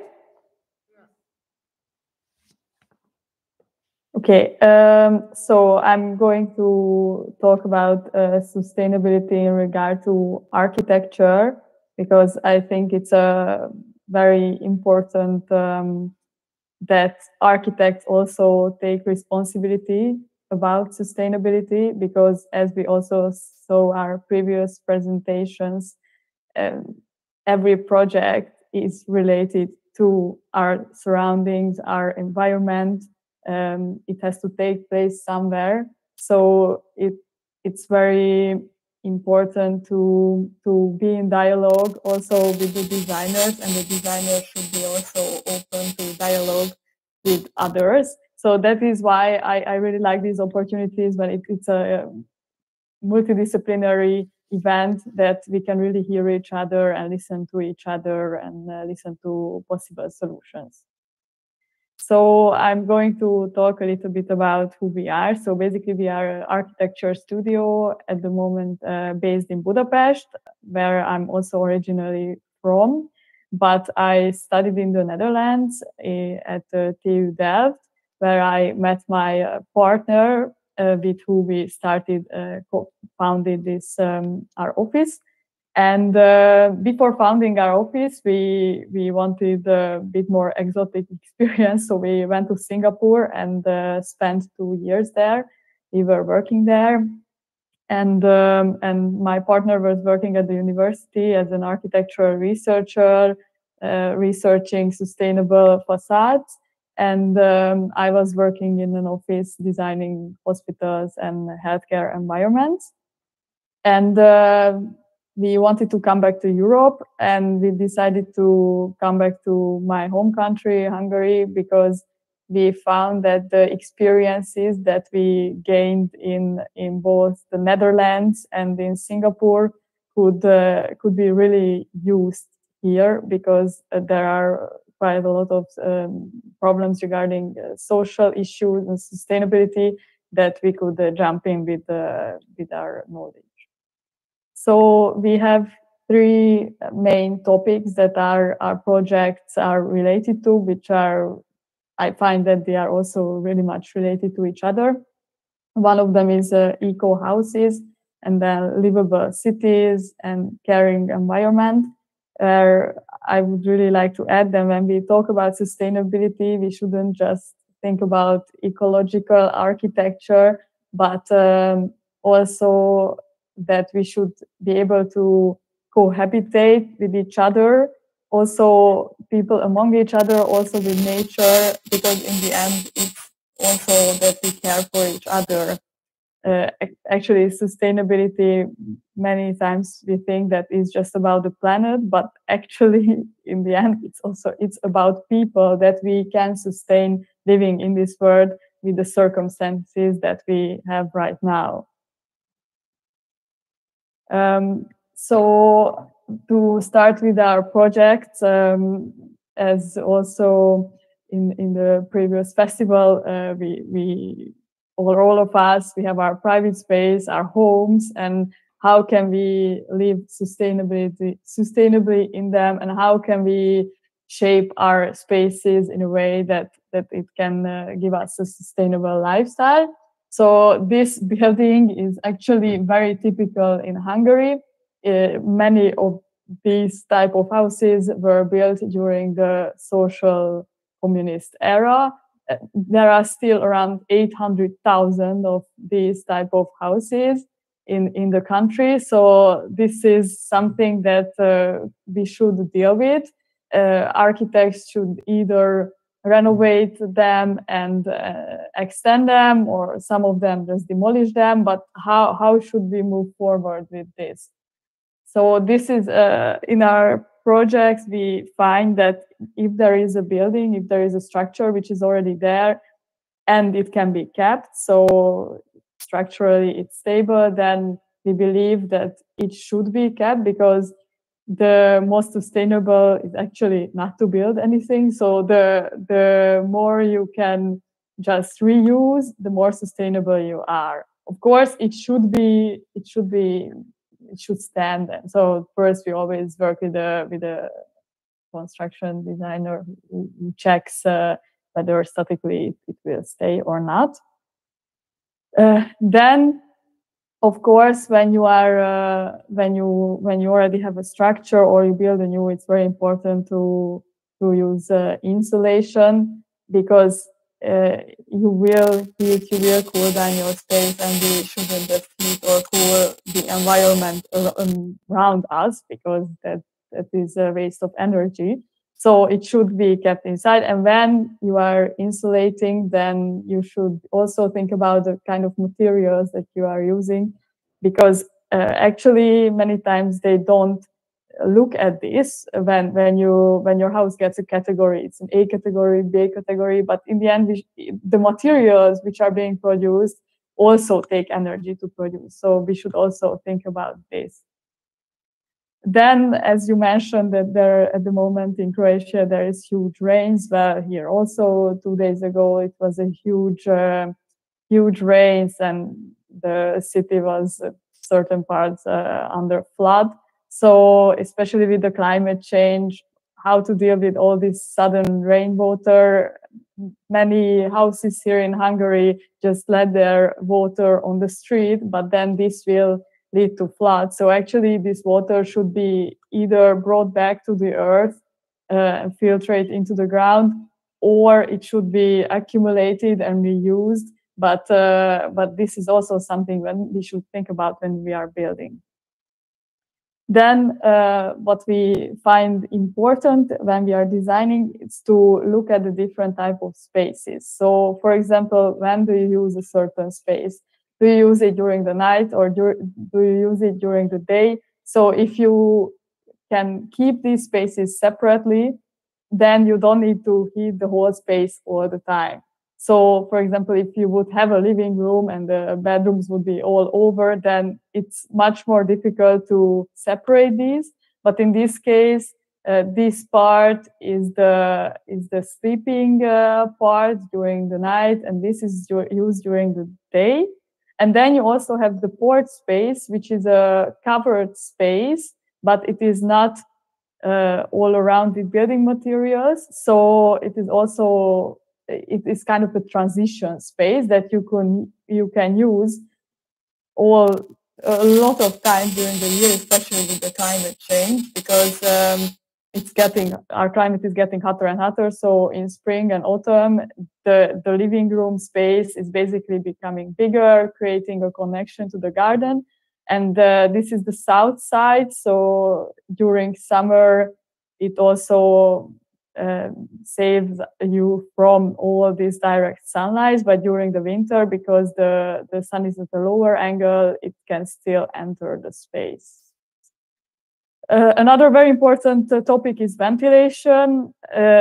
Instead of using air conditioning all over, which costs a lot of energy, we should create our spaces in a way that it can be ventilated.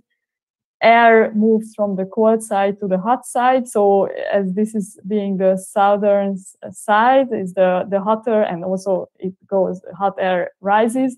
So if you can open these and these windows, then the air can exit during this roof window.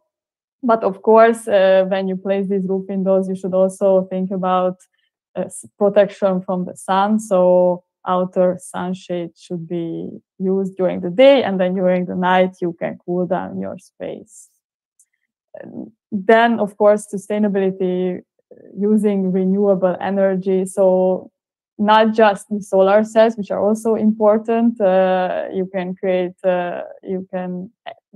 electricity with them, but also think about the orientation of the space.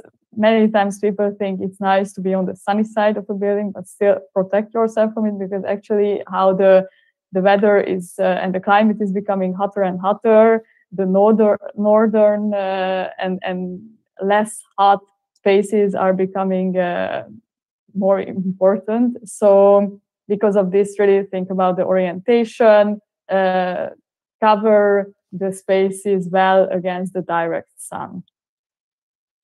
And then how to create energy. So it's important to insulate your house, but also during the winter still you need some heat, and during the summer to cool down. So for example, in this house, we designed the ground source heat pump that circulates the water through the floor heating, and also during the summer, the cool water can be circulated in the ground, which is a much more efficient way. And especially together with the solar panels, actually the mechanical engineer calculated that the solar panels create as much electricity that is needed for the heat pump all year long.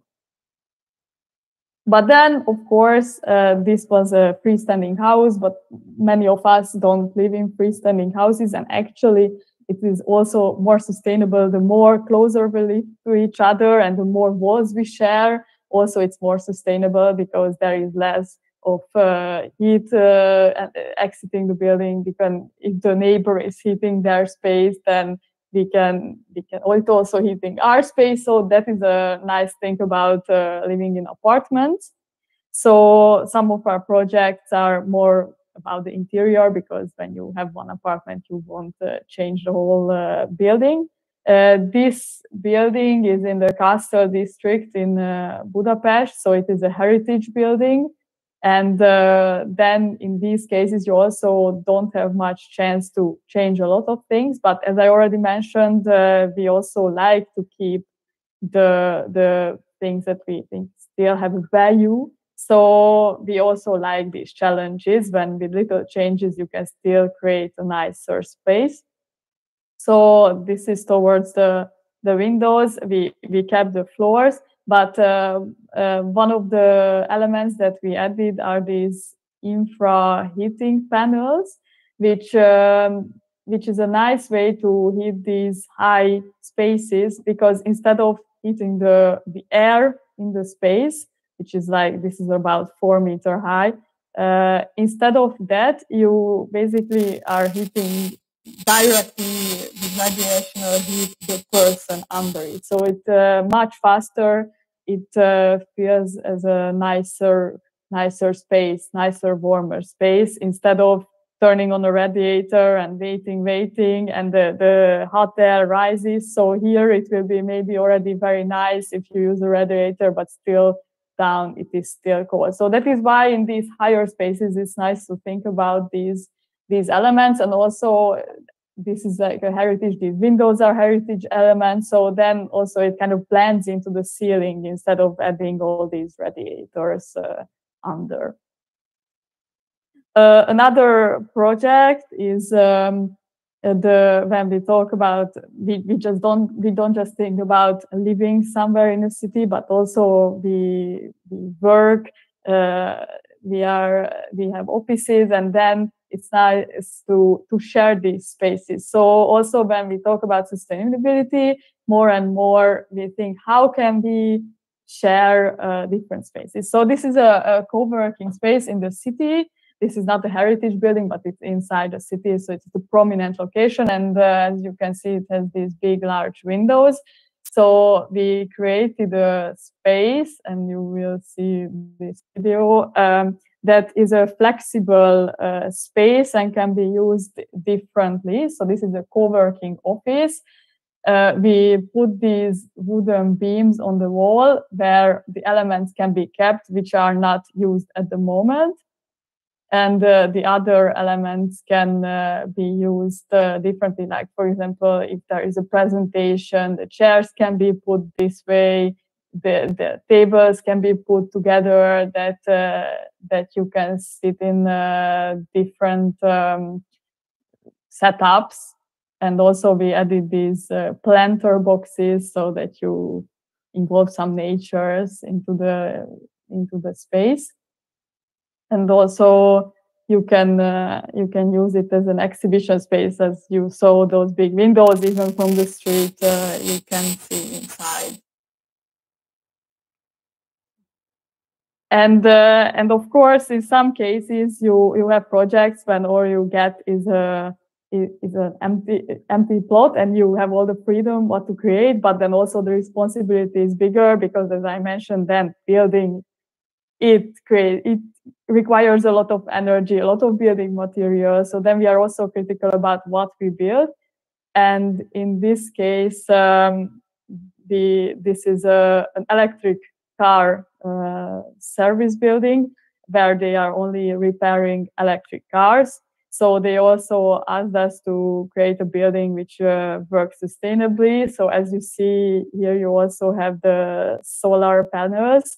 Also, this case, we have a ground source heat pump. So the solar panels, you create the electricity, then it heats. It has the floor heating as well, floor cooling. During the summer, you don't even need to turn the heat pump on. You just circulate the cool water coming from the ground, and that is enough to cool down the building because it's around 20 degrees water. And also you have the hill at the back. So as I already mentioned, the air moves from the cooler side to the warmer side. So here you have the parking lot. There it's hotter than in between the trees. And here you can see on the floor plan that you have these big garage doors. Also here there is one. So from the side of the trees, the air goes on, and this way also it ventilates through the building. These doors are quite often open because of the cars passing in and out. And here you can see that this is already the built building. This big glass facade, this is facing north, so also it won't heat up too much.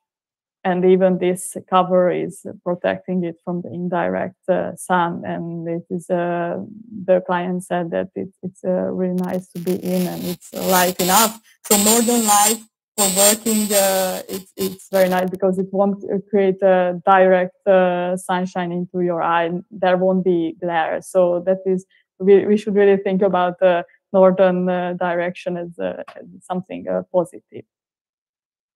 And as I mentioned in the beginning, sustainability is not just about ecology, but also about caring for each other. We also like to tackle these social issues. How can design help with that? So one of our awareness-raising programs is a dementia-friendly environment within Hungary. So we like to raise voice about how can you create environments which are nice for people with dementia, because also architectural design can help a lot with that. And as many of the people who are related to people with dementia, or they do have dementia, they do not have the resources to work with an architect or a designer. So on our website, we gave also some tips. How can you improve your space in a way that it is more dementia friendly? But of course, ideally, we also like to be involved in such projects. So if there is like a more complex project, then we also design these spaces. For example, this space is, we created a vision for, it was already an elderly daycare center in Budapest, but they wanted it to be completely dementia friendly so that people with dementia could be in it. So using this image, we put a few elements. How can you improve it? So for example, connection to nature is very important, that you have a look out to the garden, that you use indoor plants, but they should be edible and not poisonous. How the decoration can trigger the memory using art pieces which people can remember from their childhood and can relate to. How can you use colors to identify a space? How can you use natural materials? And also, when you are designing a toilet, of course, it should be accessible, toilet and shower. But at the same time, when you are applying the grab bars, they should be in contrast with the wall so that they are easily visible, because if they would be white, then it would be very difficult, especially with someone who has a weakened sight, then they may not see it, and then they can fall. The floor should be non-slippery. Also with the toilet seat, there should be a contrasting seat, because then it's much easier for somebody to see where to actually sit, and this can save you from a lot of cleaning. So there are a lot of these very, very simple and you can everywhere use tools that can be applied. So we just wanted to share this knowledge, because at the moment in Hungary there is, even though the number of people with dementia is rising, there is really little talk about the illness and knowledge. So we just would like to take our part in that. So briefly, this is what I wanted to share, and don't hesitate to approach me. Here is my email address. I'm happy to answer the questions, and also now, of course. So thank you very much.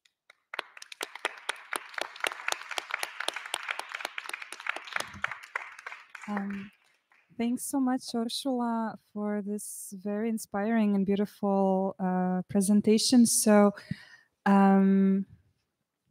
our next presenter, Andrea Divić, is going to continue thinking about the city as a space for people who inhabit it. So Andrea is a theater producer and cultural worker and critic, interested in the topic of also how much are the cities we inhabit our homes, talking mostly about accessibility, especially for people who are differently able, but not exclusively, also older people and people with small children. So I'll give the mic to Andrea. Thank you very much for this nice introduction. I'm happy to be here today, and there's an interesting story how I heard about Iva and Divić. I'm freshly done with my student days, and my roommate Marina, I met her at the student dorm because she didn't have a place where to store her wheelchair. What's ironic in the story is that our dorm, Trono, was renovated and should have place for people with disabilities to store their wheelchairs and all other accessories, but it isn't the case. The doors on the rooms are not wide enough for people in wheelchair to actually enter the room. So Marina and I met because we had to figure out how will she do her laundry and where would she put her wheelchair, and that's how I heard about Iva and Divić, and because Marina took classes and danced actually, and everybody in the dorm on our floor were like, "You're in a wheelchair, how do you dance?"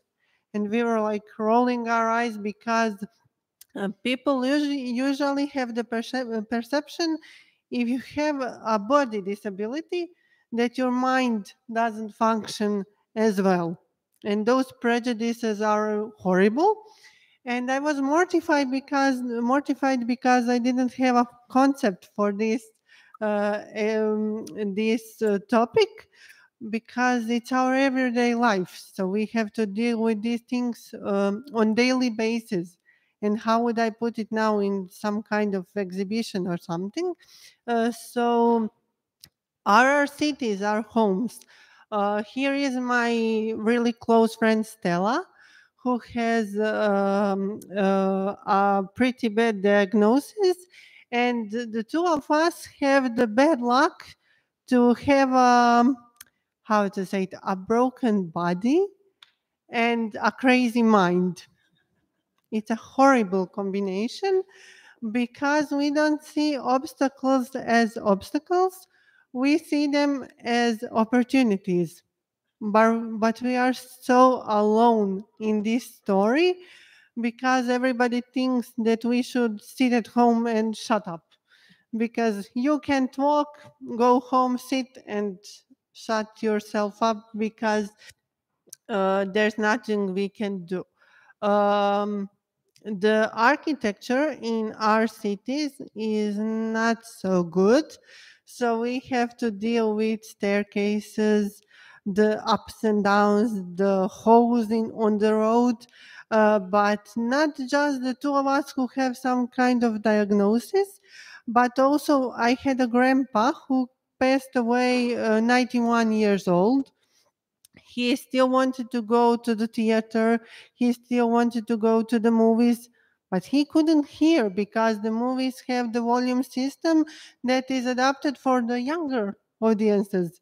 Because who has 90 years and still wants to go to the cinema? You should be dead 10 years ago. So I have a friend who has twins. She can't go inside the post office when she's with her kids because the strollers are too wide. So those are the situations that people usually don't think about before you find yourself in such a situation. So it's important to stress and to address that kind of thing so we can communicate about it. These are some of the buildings and places that people see and go and are there in their everyday life. For example, this is the bus station where when it was under construction, and it was like in the summer, fall, something, and you couldn't walk there, you couldn't go anywhere.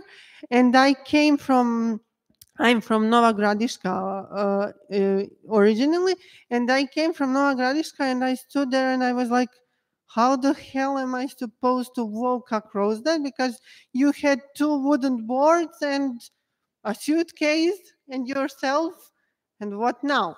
So people don't think about it. Behind me, there was an older lady who turned around and had to go all the way on the other side of the street so she could walk home.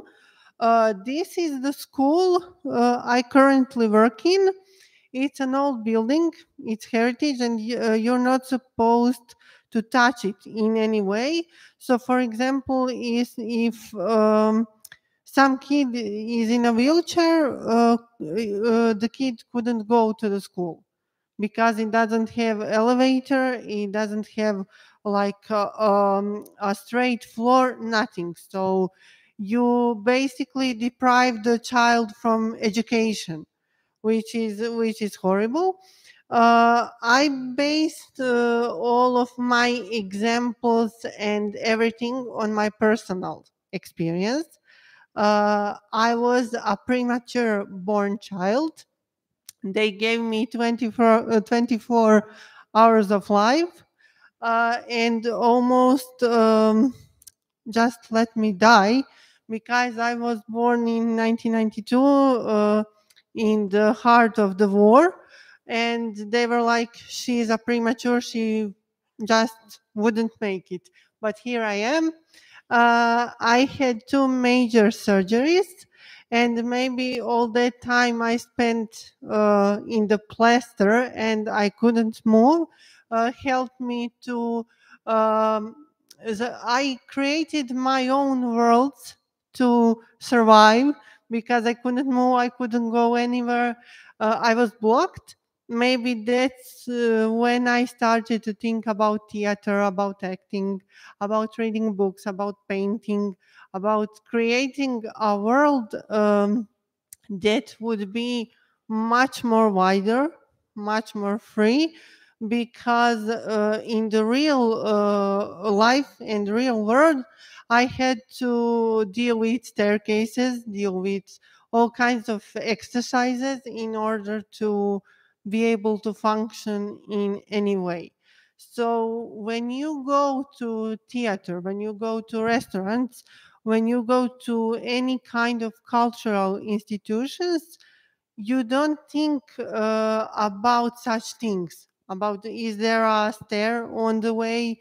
Is there a bumpy road? Or how will you go somewhere?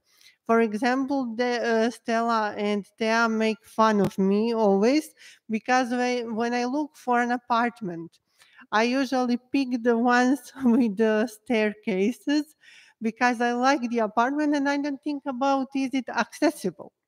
So I end up in Kaučićeva in an apartment that has a staircase that goes like this. And I'm like, I really have to start looking for something that's on the ground floor. So I think it's really, really important that people start to think in a way that all of us will be older. So we grow older, we will walk slowly, our body will start to be a more aching machine that will block us from doing some things. But most people experience that in their 70s, 80s, 90s. People like Stella and myself experienced that kind of situation much, much more earlier. We have to think about the stairs, we have to think about the bumpy roads, and we have to find a way how to make that obstacle an opportunity. So it's an everyday struggle. And what's the problem? If you talk about it, people think that you are complaining. You know, you're whining, and why are you telling me this? It's making me feel uncomfortable, which is okay. But if we don't talk about it, we won't make a change. And we need the change, and we need to change the perception of looking at people with disabilities as people who shouldn't have a life. And people like Marina, people like Stella, people like myself are unfortunately, we are the smaller group. The bigger group just keeps quiet and doesn't make a sound, doesn't make a change. And that is why the things are much, much more harder. For example, when I started to work at several theaters, Thea, who knows me for more than a decade and who knows how crazy I am, her first question was, how will you deal with the stairs? So it's a legitimate question. And all of our theaters, when it comes to spaces for the audience, it's like, okay, we can handle it. We could carry Stella across 2 or 3 staircases. But what about the stages? All of the stages have staircases which are often bumpy, woody, slippery. And why doesn't anyone think that the performer may have some kind of disability? For example, how will Marina climb the stage? I think that the most important thing is to actually change our perception. And when we change our perception, then we will change the space also. Because we have to start to think about more outside of some kind of stereotypes, prejudices, boundaries. And when the founders of Altofest were talking about expanding our boundaries and exposing our intimacy, we are actually doing it every day, because I have to expand my boundaries to overcome my fear to go up on that stage, even if it has like, I don't know, 10 stairs or something. Stella has to expose her intimacy in order to give instructions to somebody how to help her. And I think that those kind of things happen on daily basis. And what came to mind when they were talking about, to my mind, when they were talking about Altofest, I didn't think even for a second, would I apply? I would, most certainly I would.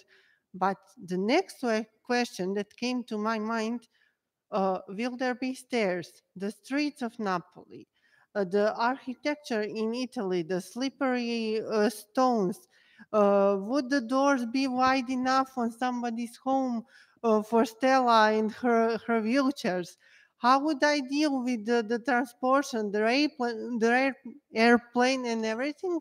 So it's important to raise awareness on that part of the story also. And I think that this kind of symposium and this kind of discussion and this kind of conversation is the key for a better future. And I would like to thank Larisa and bow down, because I know how hard it is to try to make a change in a society that runs away from changes and that runs away from everything that is different. So I think that we have to be much more brave, be much more open, and then the change will be bigger and the space will become huge to create, to change, and to be much, much more better.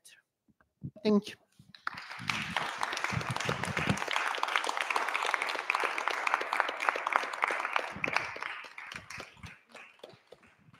So thank you, Andrea. Sorry, Larisa. Moving along, I would just like to say that so far I feel this was very, very nice, very inspiring, and how wonderful it is to think about these issues not in terms of problems to be solved, not just in terms of damage control, but as something that has potential, something that, taken into consideration upfront, can somehow expand the possibilities of using the space, the world, the city, to expand how we think about the world. So pivoting maybe a bit more towards a specific case study and focusing more on independent culture. Our next speaker is Kristina Lovrić. Trying to figure out her presentation. So the topic of her presentation is about the city Split, so a kind of case study about Split and in independent culture spaces in Split. Are you ready? Are we ready? Okay. Hello to everyone. Thank you, Iva Nerina, for this nice invitation. It's always nice to come to Zagreb. I was here last time, I think 7 years ago. Yes. So I'm a little bit excited. Yes. My name is Kristina Lovrić. Some people know me as Kristina Ozretić. When I was studying at the Faculty of Philosophy, where I graduated art history and phonetics. And during my study, I was working a little bit on the field of contemporary dance. I was working with Linked, with Katja Šimunić, then with Milana Broš on revival CASP. Then I went to Salzburg at the Salzburg Experiment Academy of Dance just for 1 year. And so then I returned to my hometown, Split, where I live for 15 years with my family. And 2 years or 3 years ago, I started again to work at the field of contemporary dance as dance author and as producer. Yes, I will start with my presentation. This is a really spaces of independent culture is a really huge subject and very interesting, but in this 15 minutes it will be a short one. And so I'm a little bit excited, so I wrote everything. Yes, I would like to start my presentation with the idea of the right to the city. It's a phrase which is relevant and applicable in various social cultural fields. This concept of the right to the city was first proposed by French philosopher and sociologist Henri Lefebvre. Is it okay? Okay. It was in the late 60s. The concept of the right to the city in this context manifests itself through the right to the availability of spaces, its use, the production of content offered by that space, as well as networking and creation of new management models. We can agree that space is fundamental social and material dimension, and in that case, every space and every space action is political. What is the right to the city? It's about collective right. Either we all have it or nobody has it. This is the fundamental determinant of this right. Also, for this presentation is good to mention that the right to the city is the right to the utility value of the urban resources. The space must be directed toward its users according to how they will use it to fulfill basic needs. The utility value of the city or urban spaces rests on the concrete rights. These are rights of age and gender, rights to conditions, rights to teaching, to education, to culture, to health, and rest, right for rest. Here, the independent scene is approached from the perspective of actors of social changes in the urban space who directly influence the social cultural dynamics of the city through their actions. And it is very important that, as Lefebvre said, it's a radical democratic moment of realizing the right to participate in the processes of production of the city spaces. To summarize, the right to the city is characterized by difference versus homogeneity, unity versus fragmentation, equality versus segregation, participation versus exclusion, struggle versus repression, use versus commodification, touristic commodification, and collective versus individualism. In relation to the public sector in culture, associations and organizations, we know it, are in the marginalized position, as a lack of space for action is direct consequence of this unequal position of independent scene. Having space is a really priority, but it seems that is a privilege or a repercussion of long struggle, or sometimes it is just luck. We are witnessing that tourism is developing unstrategically unplanned, and imposing itself as monoculture, the main economic activity. Culture activities is finding difficult to keep up, and it's slowly losing its right to use the center of the city. For example, the core of the split, it's old city core with its integral part, Diocletian Palace. So the utility value of space, of working space, is increasingly losing its importance, which is especially true for the old city center.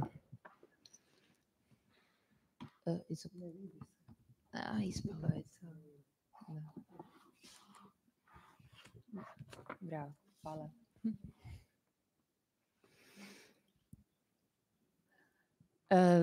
Okay, so just a few words about historical core. Historical core has four functions. It's a city center, it's a monument, it's a city quarter or neighborhood, and it's a touristic destination. The main threat to the area of the historic core are increased tourism that results in disappearance of public and also cultural facilities.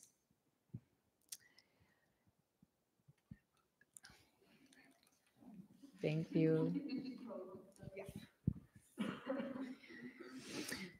So a large increase in the number of tourists also leads to the accelerated development of tourist infrastructure.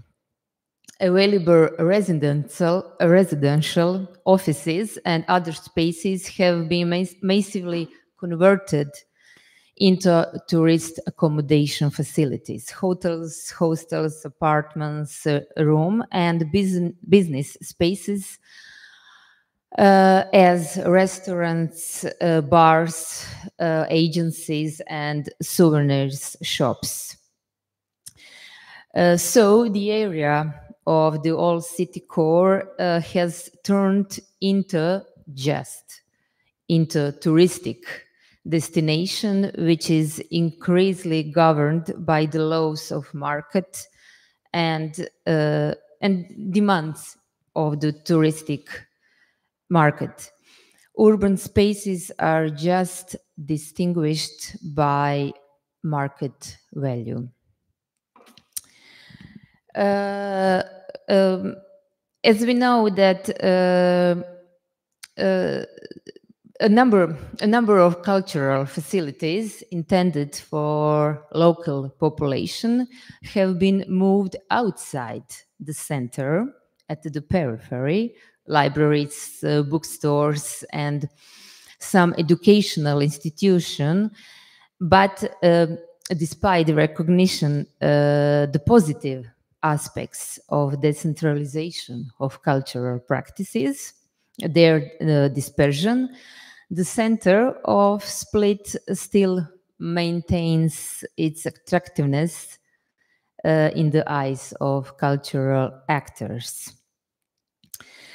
The positive, so we also have positive effects of tourism in the context of cultural heritage, and is referred primarily to its economic valorization and restoration of Diocletian Palace, while the negative effects most often refer to exceeding the physical carrying capacities of the area and to the pollution and destruction of cultural resources. And in that way, the increasing the tourism changes the spirit of the place and art, and artists wants to get back that spirit of the place. Now I will say something about one very interesting, excellent for me. It's excellent project, The Voids, launched 2 years ago as a kind of research within the aim of revitalization the city center through the participation of citizens in the creation of connecting artists and promoting artistic practices. And it's a similar as concept of Altofest. I will now just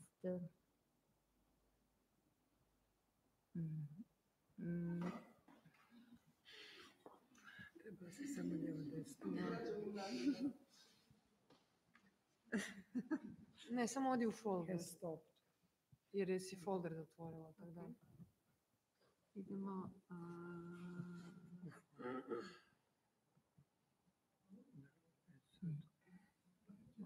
Praznine, praznine. Evo možemo, pa evo mi pa ću onda nastaviti. Ne, moraš sad nazad da zoomiš start sharing.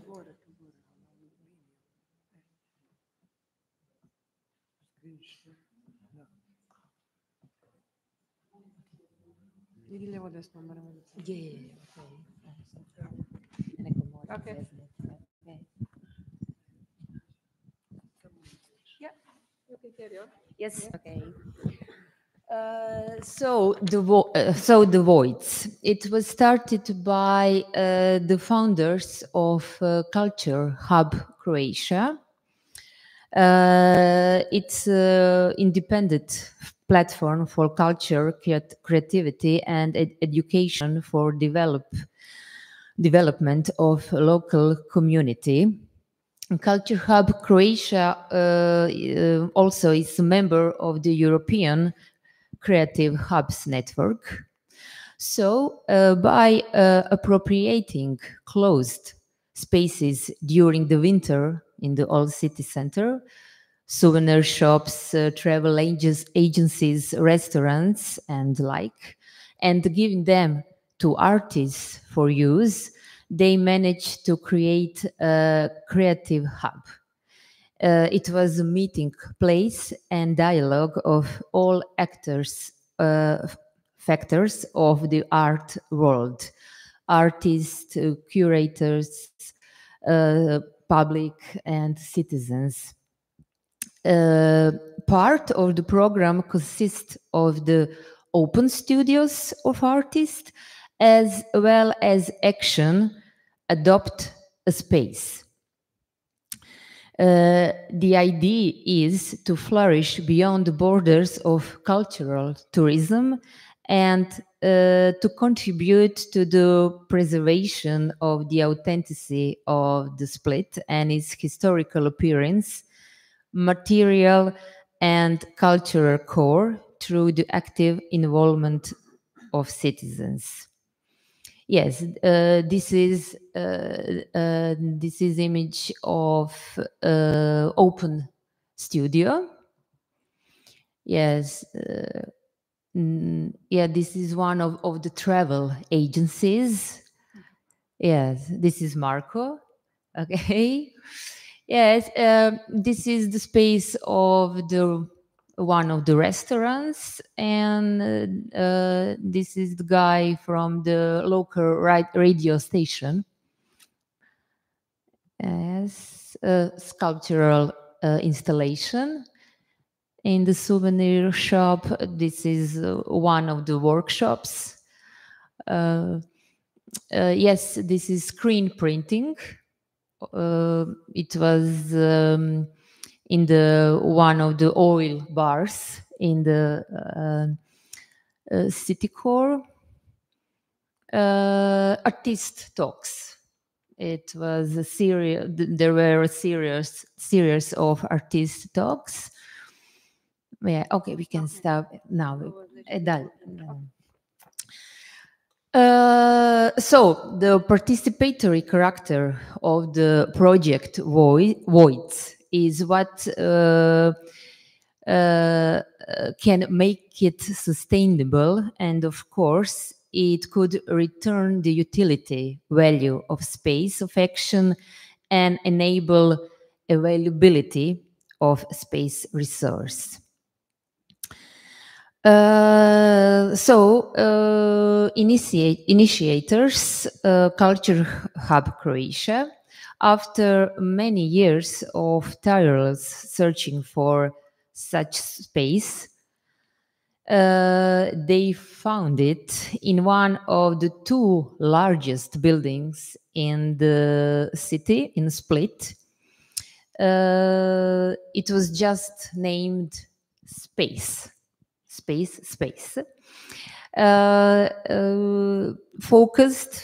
It is focused on the community and always in the making. In Prostor's statement, the concept of creative hub is clearly defined, and the concept of independence, development, and local community are highlighted. The fact is that the space is in a residential building.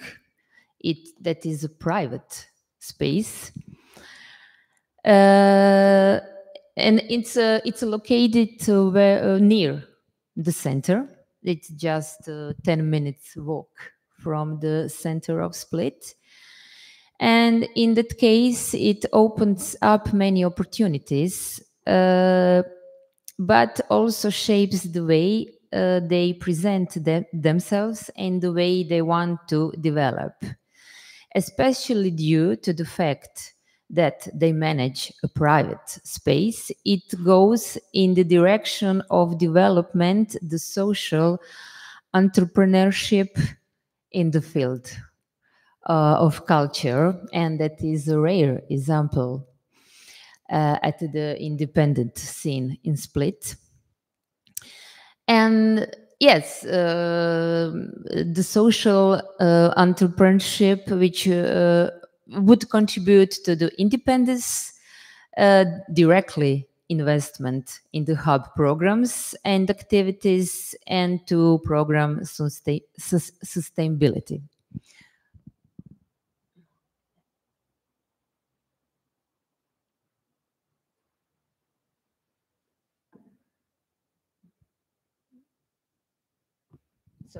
So this is the space.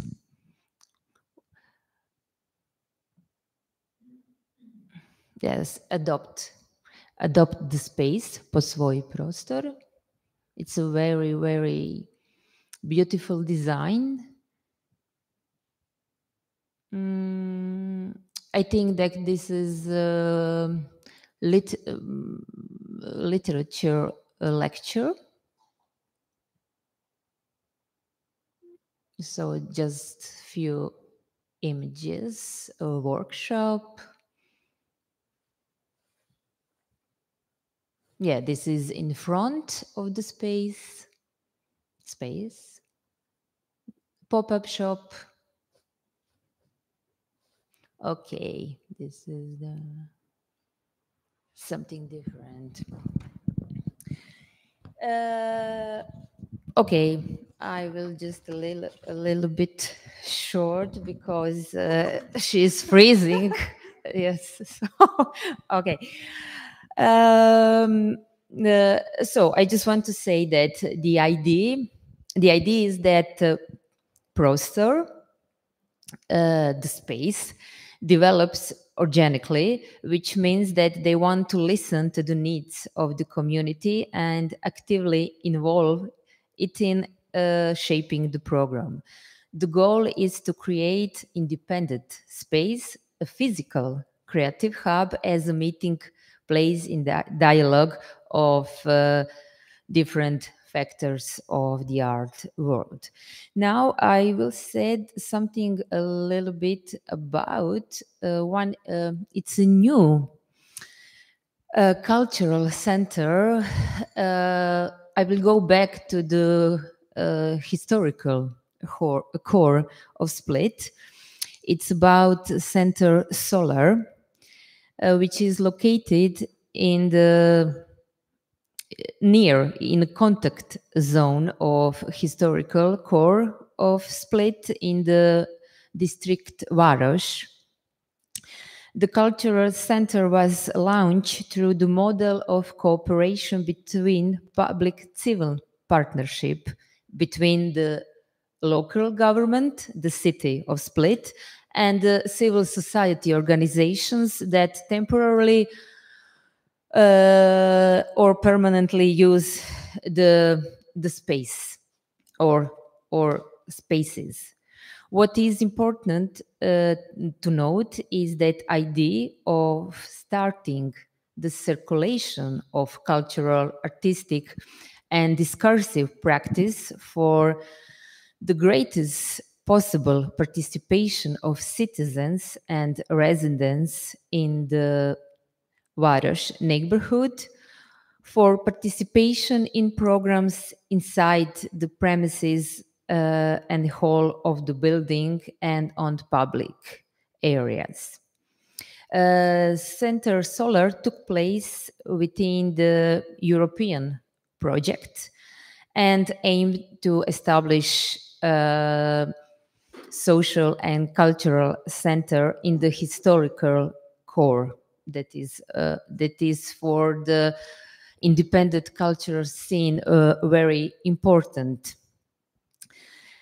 which strives to preserve the original understanding of Mediterranean life in the city center and the authenticity of the modern way programming of social practices in public space.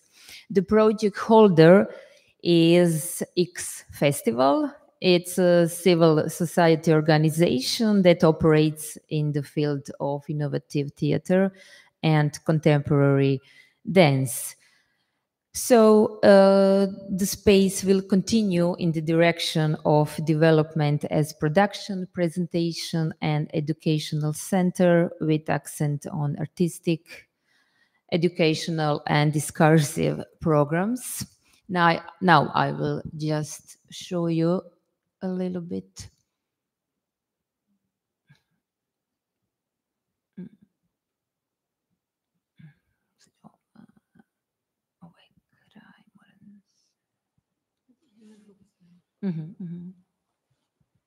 To je na početku, ne moram ovako.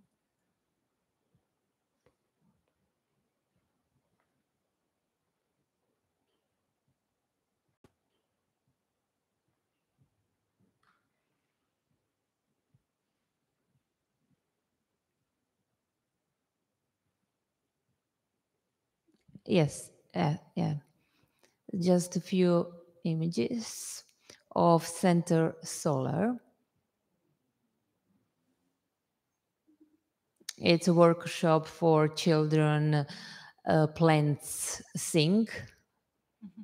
Yes, yeah, it's the last presentation of creative dance for children.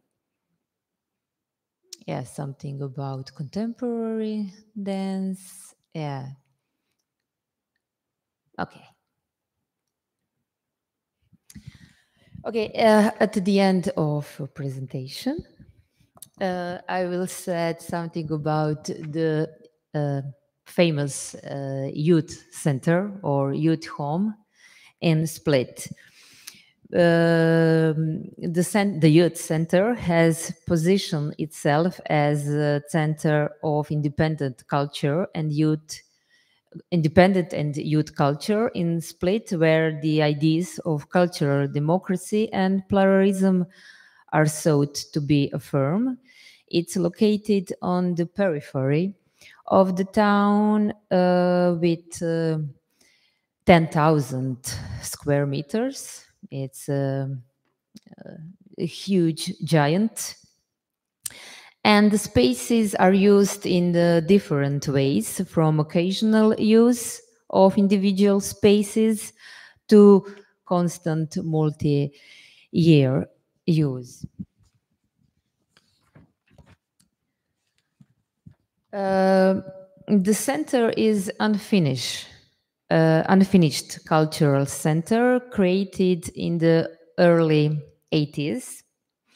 From the time of creation until today, parts of the space are used for cultural and artistic programs in a more or less organized form, but sometimes in dangerous and bad conditions.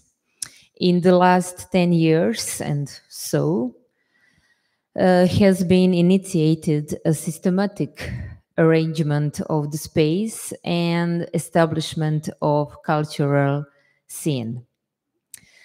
The concept of centrally organized building with focus just on one stage has been replaced by the logic of multimedia complex made up of serious production and presentation spaces. So, and this type of concept is proposed by two architects. It's a duo by Miranda Veljačić and Dinko Peračić. So they proposed this space, contact space transformation. I can say that the core of the youth center is the amphitheater scene, which is the home for all the independent actors from the theater and dance scene, circus, music, storytelling. Also on the stage are held conferences, public debates, workshops, forums, and so on. It's good to mention that the youth center has a hybrid management model that relies on different initiatives that implement their programs in different regimes, use the space and assume responsibility for the functioning of the center and its parts. The center should be the meeting place of different interests, perceptions, thinking, and the fields of working. The center is owned by the city of Split and managed by the cultural institution Multimedia Cultural Center, which is the type of open institution. Now I will show you just a few images and said something about the space razred or classroom.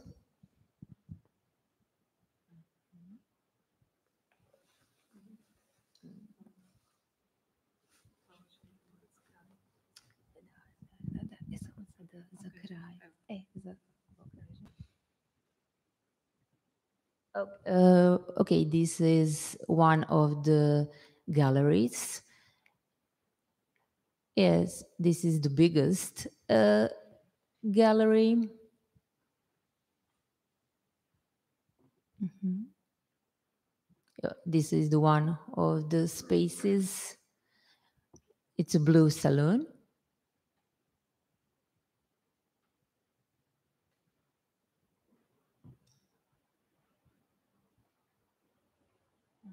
Okay. Yes, there's the classroom. This is the new space. in the area of the youth center. And it's a shared co-working space for contemporary educational and cultural and artistic program. It's arranged and equipped for lectures, workshops, gatherings, production and presentation of artistic and media content. It's open for occasional term use to all individuals, organizations and institutions in the field of contemporary culture and art. So I will just finished here. So I wanted to give insight into different management models and ways of using the space of action by actors of the independent scene in the center of the town and at the periphery of the city. The mentioned spaces are examples of good practice and the issue of advocating for better and fairer management of spatial resources and ensuring sustainability through the programs of European Union, primarily the European Social Fund, which turned out to be crucial for the further development of independent cultural scene with the inclusion of new organizations and users in the programs and workspaces. Thank you.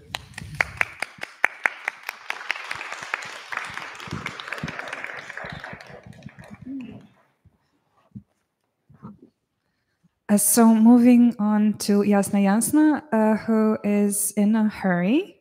We are actively losing our speakers, but we will manage.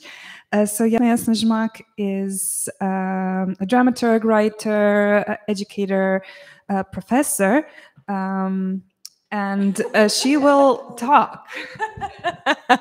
Sorry. So, hi everyone. I have a few apologies to make at the beginning.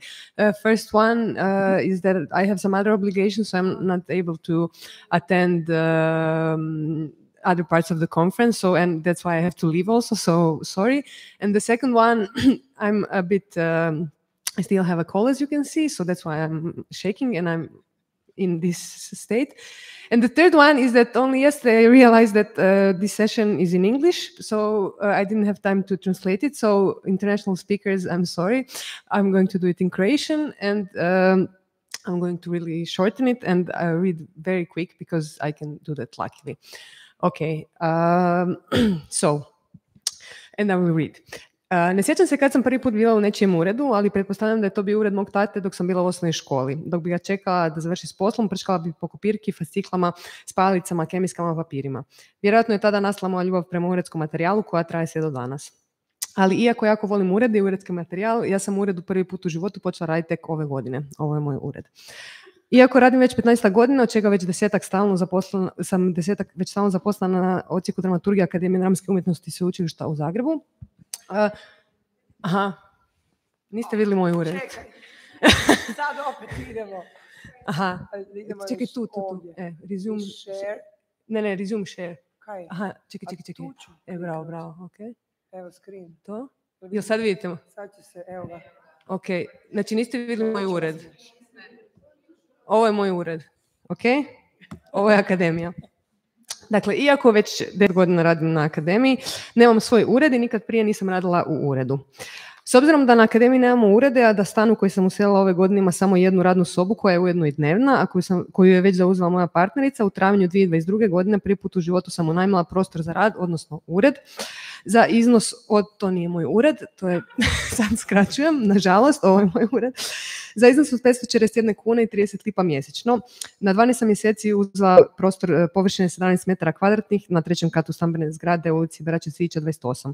Ta prostorija prethodno je služila kao protupožarna lođa i nema WC, ali s obzirom da trenutno živim na istoj adresi, samo 3 kata iznad, to mi ne predstavlja prevelik problem. Prostorija nema ništa osim 4 zida, 3 prozora, 2 velike zidne lampe, jednog ogledala, jednog radijatora na struju koju nisam fotografirala, jednog tapisona i jedne nadzorne kamere. Sad kad nabrojim zapravo ima dosta toga. Ali sav namještaj, jedna ulazna vrata koja služe kao ploha radnog stola, 2 noge za taj stol, jednu lampu, jednu stolicu, jednu uredsku, jednu običnu, jedan ladičar, jedan ventilator koji isto nisam fotografirala, jedan koš za smeće koji jesam i puno plastičnih kartonskih kutija za spremanje stvari. Dakle, sve to sam donijela sama iz stana u kojem sam prethodno živjela. Za selidbu koju sam plaćala 200 kuna, to nije 200 kuna, ovo je 200 kuna, unajmila sam prijatelja i njegov kombi. Koliko znam, trenutno sam jedina dramaturginja koja ima svoj ured, da se još jednom podsjetimo na moj ured, to nije moj ured, pardon, ovo je moj ured. Ako izuzmemo takozvane kućne dramaturge, odnosno dramaturge koje rade u gradskim i nacionalnim kazalištima. Generalno ne znam puno osoba iz izvedbenih umjetnosti koji imaju ured.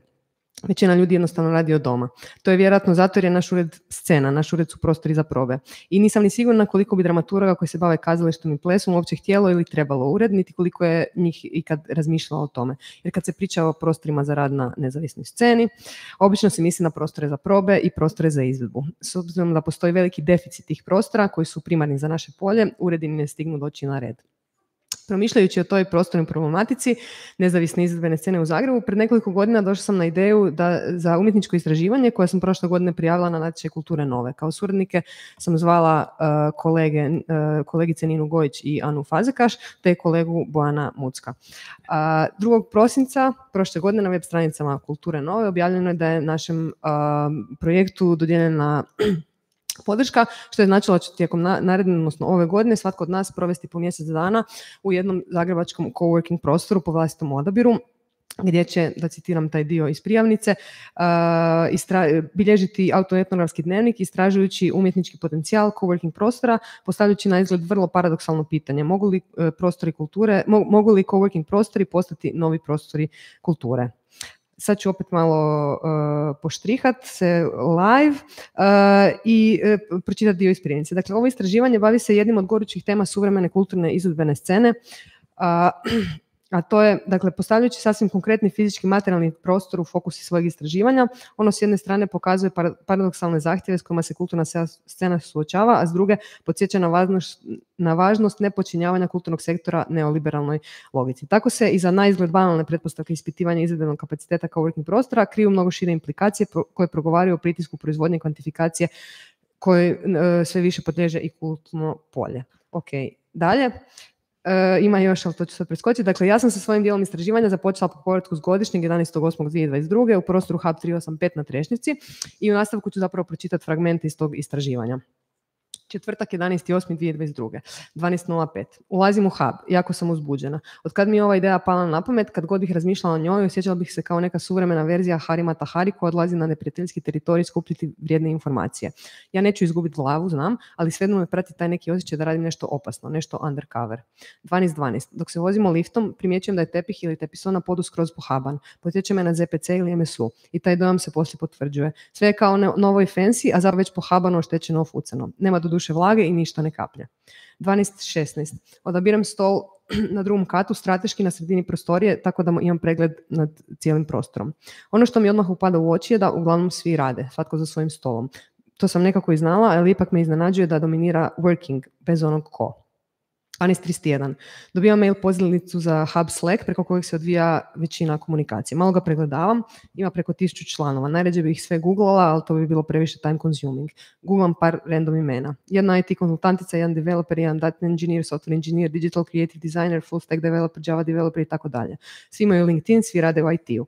Odlučujem googlati imena dok ne nađem nekog ko nije u industriji. To je dakle bilo u podne i po.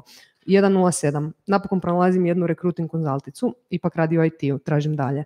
13.14. Pobjeda, pronalazim social media menadžericu koja freelansa za razne kompanije, ne samo IT. Dalje pregledavam Slack. Na kanalu Complaints posljednjih nekoliko mjeseci ima puno pritužbi na muški WC na drugom katu. Ili ne radi svjetlo, ili curi voda, ili oboje. Nešto ranije pronalazim slične pritužbe i za ženski WC. U kanalu Food neki ljudi se žale da neko hrani hranu iz frižidera i podsjećaju da ona nije zajednička. 14.34. dobivam formular s podacima koje trebam ispuniti za ispostavu računa. Formular se zove obrazac za upis novih stanara i na drugim mjestima primjećujem da svoje korisnike nazivaju stanarima.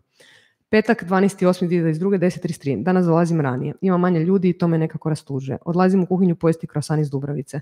Sama sam pa imam vremena proučiti kuhinju. Na frižideru je velika fleka kao da je nešto izgorelo i sve je nekako dosta neuredno. Podsjeća me na ona masovna cimerstva ili radionice kad hrpa ljudi živi zajedno i onda je svaki komad suđa koji uzmeš uvijek malo prljav.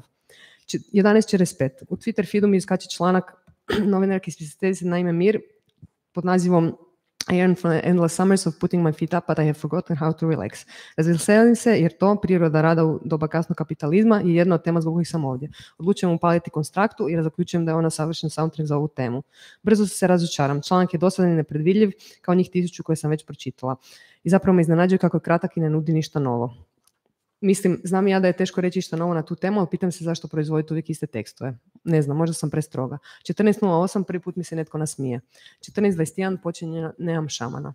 Subota 13.8.2022, 10.54. Odlučila sam doći u subotu, zanima me to iskustvo. Za razliku od nekih kolega nemam kategoričku odliku da ne radim vikendima, jer ponekad ne radim preko tjedna, pa mi je onda ponekad ok raditi preko vikenda. 11.52, neka osoba iza mene glasno hračne. 12.23, netko glasno lupa po liftu. Ne znam jesu li majstor ili netko zaglavio. 12.33, lupanju se pridružuje glasno rašpanje. 12.51, lupanje i dalje traje dok ja prepisujem audio snimke snova s mobitela u kompjuter. Ako sam nešto sanjala, jutro poslije u mobitel snimam audio sa sadržajem snova prije nego ga zaboravim, pa onda svakih nekoliko mjeseci prepisujem te snove u kompjuter. Prilično sam sigurna da sam jedina osoba koja je to ikad radila u jednom coworking prostoru. Razmišljam što sam sve još prva ili jedina radila u ovakvim prostorima. Bi li tako nešto moglo biti izvedba? Prepisivanje snova ili općenito rađenje stvari koje ovdje ne pripadaju. Naravno da bi, sve bi moglo biti izvedba, ali koliko bi takva izvedba imala smisla? Koliko ima smisla ovdje raditi inkognito izvedbe? Da li bi ovim ljudima značilo da imaju male performanse kao dio svoje radne svakodnevice?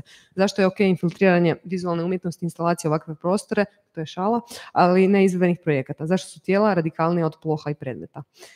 13.23. Iako sam svjesna da sam vjerojatno jedina osoba iz kulturnog sektora ovdje, ne osjećam se misplaced. Bi li bilo drugačije da nisam to pravo platila? 14.11. Odlazim iz huba, idem po stepenicama, pošto pretpostavljam da lift ne radi. Na izlazu srećem radnike koji postavljaju novi pod u liftu. Dakle, ovdje se stvari ipak malo brže popravljaju. 15.8.2022. ponedjeljak Vela Gospa, 12.16. Ponekad se u prolazu dogode neke slučajne mikrokoreografije koje su mi baš uzbudljive i podsjećaju me na neku predstavu koju sam nekad davno gledala. Pitam se da li bi se od toga ovdje dalo napraviti predstavu. Vjerojatno da. Pitam se da li bi ikom od ovih ljudi to bilo zanimljivo gledati. Vjerojatno ne. 12.38. Stiže mi poruka na WhatsApp. Frendica je tužna jer je pročitala tekst Luke Ostojića na biltenu i pronalazi se u većini razloga zbog kojih se ljevica ne zna zabavljati. 12.46. Odlazim po čašu vode. Kuhinja opet miriše po azijskom. Na povratku skrećem do kutka s knjigama koji izgleda kao takvi kuci u hostelima. Hrpa knjiga koje nikog ne zanima. Između ostalih izdvajam Radio Rijeka prvih 50 godina i Mostovi Karlovačke županije. To je zapravo jedna kultura koju sam ovdje pronašla. Pitam se je li kulturi uopće mjesto u uredima. 13.16. nakon dopisivanja s Frendicom nastavljam čitati bilten, pronalazim neke zanimljive tekstove, između ostale i ovaj tekst Lidije Čulo koji ću sad preskočiti, ali ga stvarno preporučujem jer je baš odličan.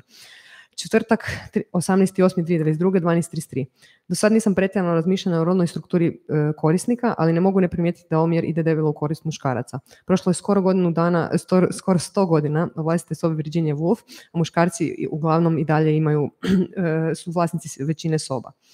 12.48. Idem baciti oko na situaciju s prostorijama za sastanke. Na jednom od rezerviranih termina upisana je osoba koja je kao firma navedena Crkva Isusa Krista svetaca posljednjih dana. I crkve su stigle do coworkinga.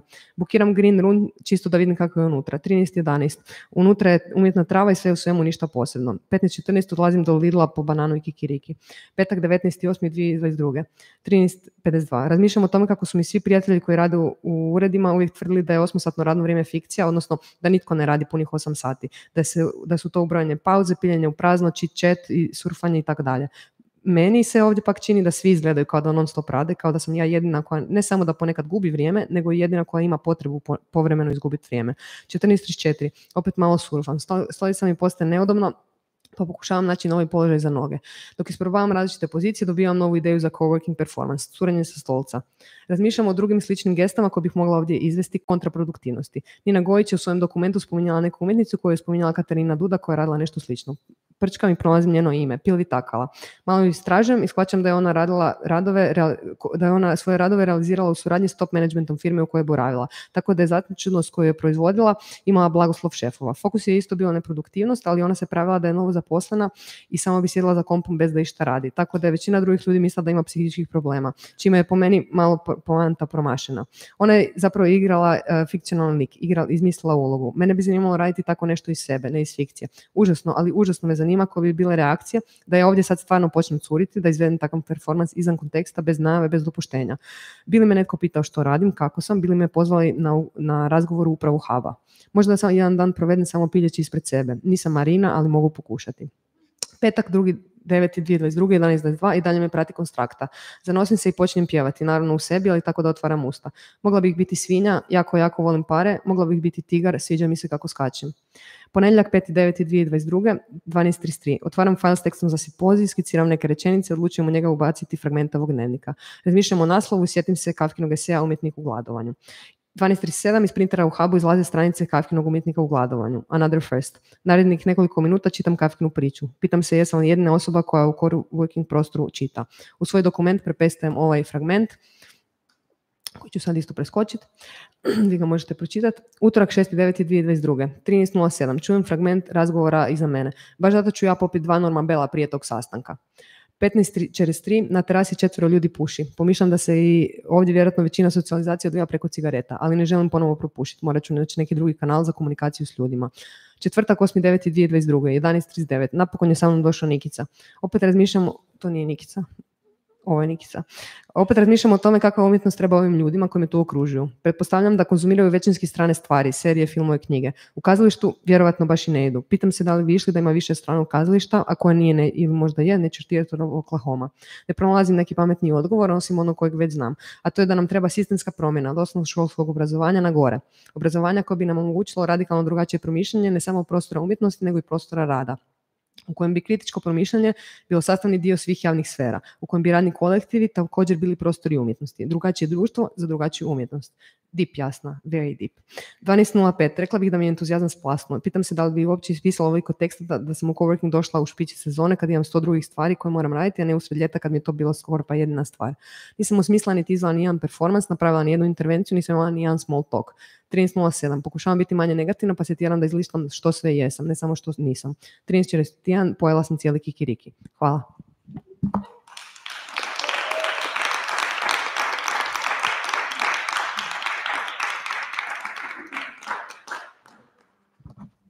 Ok, cool, super, hvala.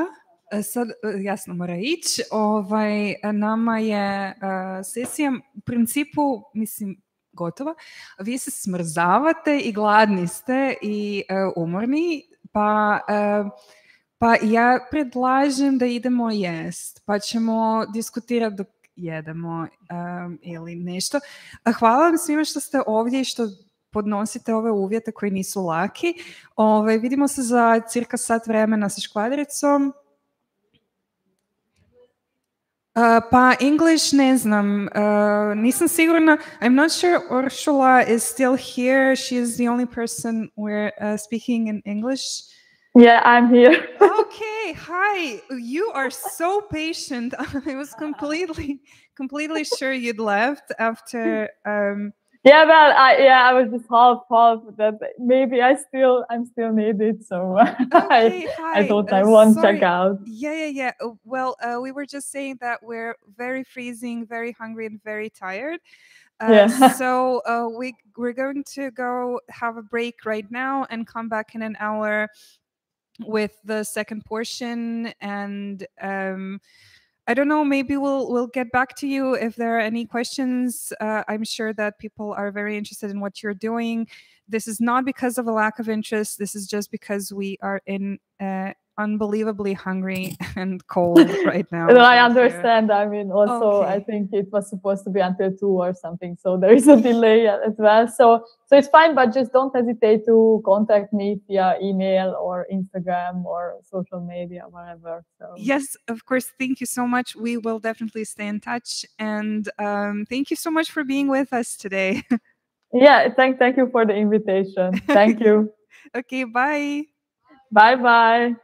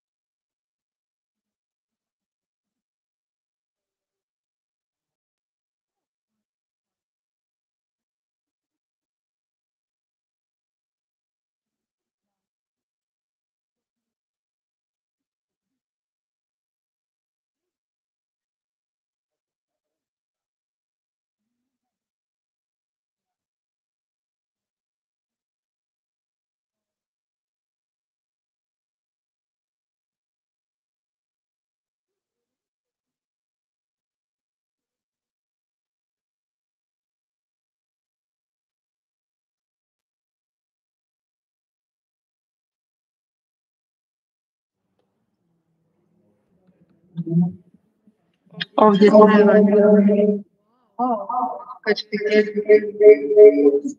Koji dobar efekt.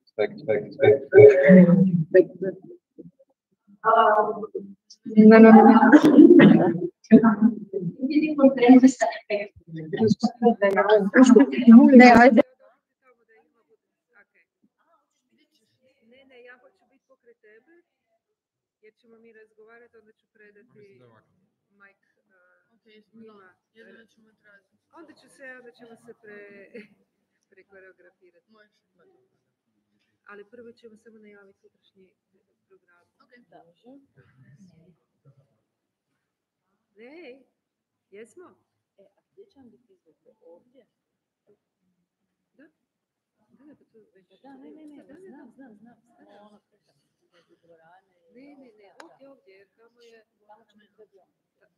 Ne, radionice tu, izvedba je tu, a kikmelone, sad ću sve najaviti. Ko nam fali, Larisa?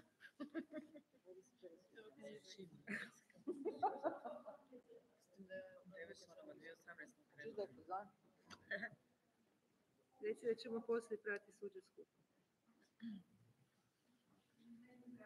A tebi treba malo.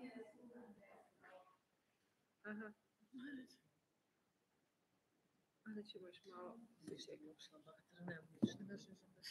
Nijem da smo 2018. Prvo ne mislim koje godine smo krenuli. Kad smo upisali? 2015. Što je ovo? Godine nam ne. Evo je.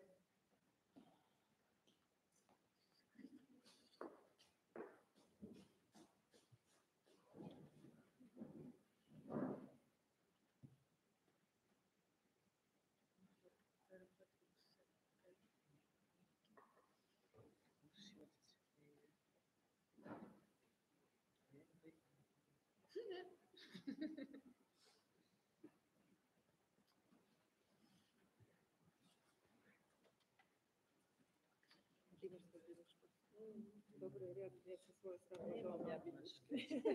To sam bilježila danas. Super. Ja pomogla. Pa evo idemo krenuti na sljedeći dio programa koji se bavi izvedbama u prostoru i izvedbama o prostoru, ali prije nego što krenemo na koreografske razgovore, ja bih samo htjela prijaviti dok smo online sutrašnji program, jer evo čula sam da možda nije jasno šta se gdje dešava i tako dalje.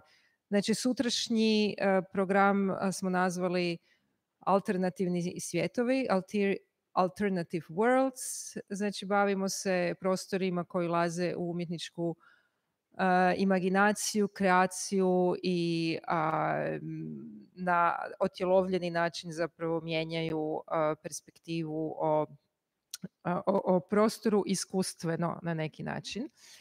I znači ovako, program je sljedeći, od 2 do 5 je radionica koja se zove Aikido kao promjena paradigme odnosnosti, čini mi se. Znači radionica koja je bazirana na Aikido tehnici sa fokusom na prostor. Održat će se ovdje od 2 do 5, stavit ćemo tatamije i svi ste pozvani da dođete. Najavljeno je 10 ljudi, ali 12 maksimalni broj, ima još mjesta. Nakon toga, nakon radionice bi bilo lijepo da se susretnemo i da ljudi koji su na radionici, da polaznici i polaznice zajedno sa Dobroslovom koji će voditi radionicu nekako ispričamo i podijelimo što je bilo iskustvo, jer je iskustvo prostora po mojem minijaturnom iskustvu u borilačkim vještinama istoka zapravo potpuno drugačije nego naše zapadno iskustvo. Nakon toga u 18 sati će biti izvedba Aleksandre Macen u ovom prostoru, znači prerozšadirat ćemo prostor i nakon toga u onom prostoru Kikmelone će imati svoju izvedbenu instalaciju, tako nešto. Možda ja bih ju samo pozvala da svaki od vas, ako može, kaže tri rečenice najave.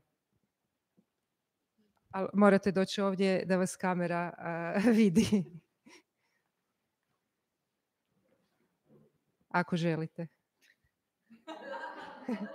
Sorry, mi smo kao najavili, nisam te...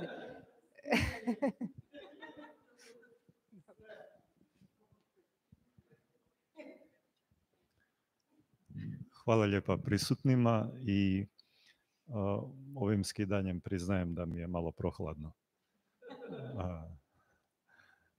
Koji još nisu se odlučili da sutra dođu, neka stignu jer sve će biti drugačije. Hvala vam lijepa.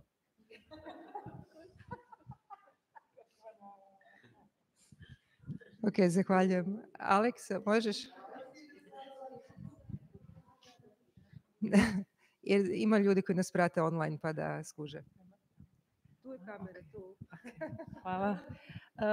Pa evo, najavljujem evo svoj, kako sam ga nazvala, transprostorni izvedbeni uviđaj koji je zapravo inspiriran i samom temom simpozija. Kako je Nerina mi dala dozvolu da bude kompletno eksperimentalni, tako sam ja tome i pristupila. Tako da više od toga ne mogu reći, ali sigurno možete doći i vidjeti. Hvala.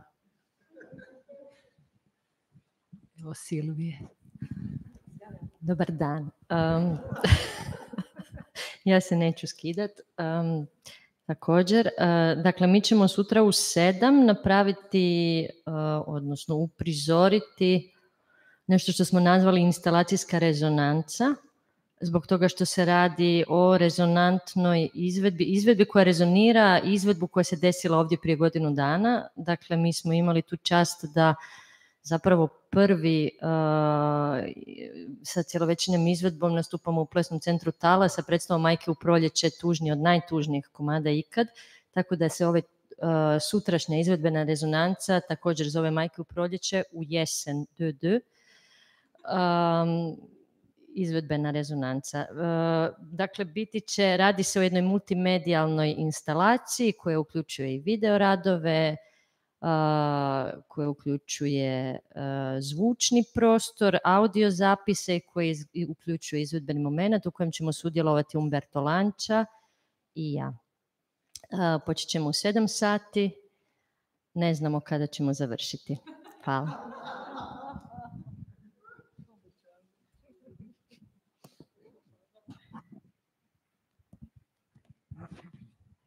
Evo, s obzirom da su izvedbe zapravo već počeli, tjelesnost polako nadire u prostor, ali evo moramo odraditi još ovaj dio i na neki način artikulirati i promisliti što zapravo znači za nas kao plesne umjetnike i umjetnice, osobe koji se bave koreografskim praksama i izvedbenim praksama, kako zapravo jesmo u prostoru.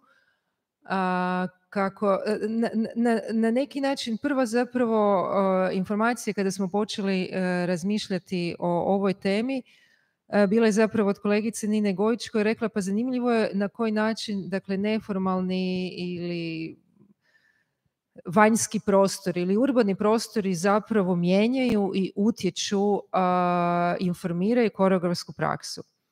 Za mene je to bilo pitanje prilično, ovako sam ostala ravna, s obzirom da u mojoj 30-godišnjoj praksi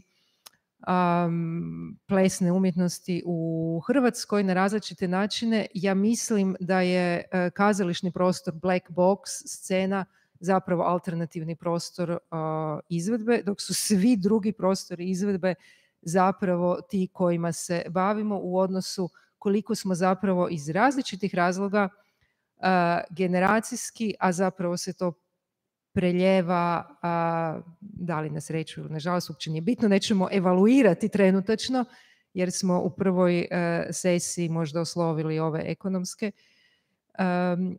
probleme zapravo zapravo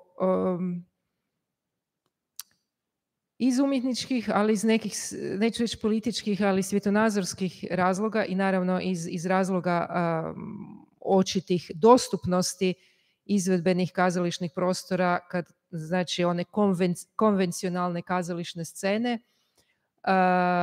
Negdje je, čini mi se, naša praksa uvijek okrenuta na to, a što još može biti prostor izvedbe i što time činimo. Znači, ima nešto u toj artikulaciji koju vidim među mojim kolegicama i kolegama koji se bave suvremenim koreografskim praksama, vrlo snažne odnosnosti i pozicionalnosti prema tome šta i koji prostor izvodimo, zašto ga izvodimo, ne samo na estetski, ne samo na umjetnički način, nego na koji način ga i prisvajamo i osvajamo i kritiziramo i na koji način zapravo što sa njime radimo, kako mu mijenjamo značenje i kako mijenjamo naše značenje i značenje plesne umjetnosti unutar tog prostora, što mislim da je jako potpuno, pa čak i kada radimo u kazališnim prostorima, što se povremeno se desi, sve manje, ali povremeno se neko odluči, a recimo dalje od ITD-a, ne znam da li, ali ako se i odlučimo otići u Gorgonu ili neko u ZKM ko može, ponovo je uvijek jasno da komuniciramo svjesno, aha, mi smo sada u kazalištu, kazalište je konvencija, kazalište je povijesno ovo i ovo, kazališna scena je klasno ovo i ono, što najčešće zapravo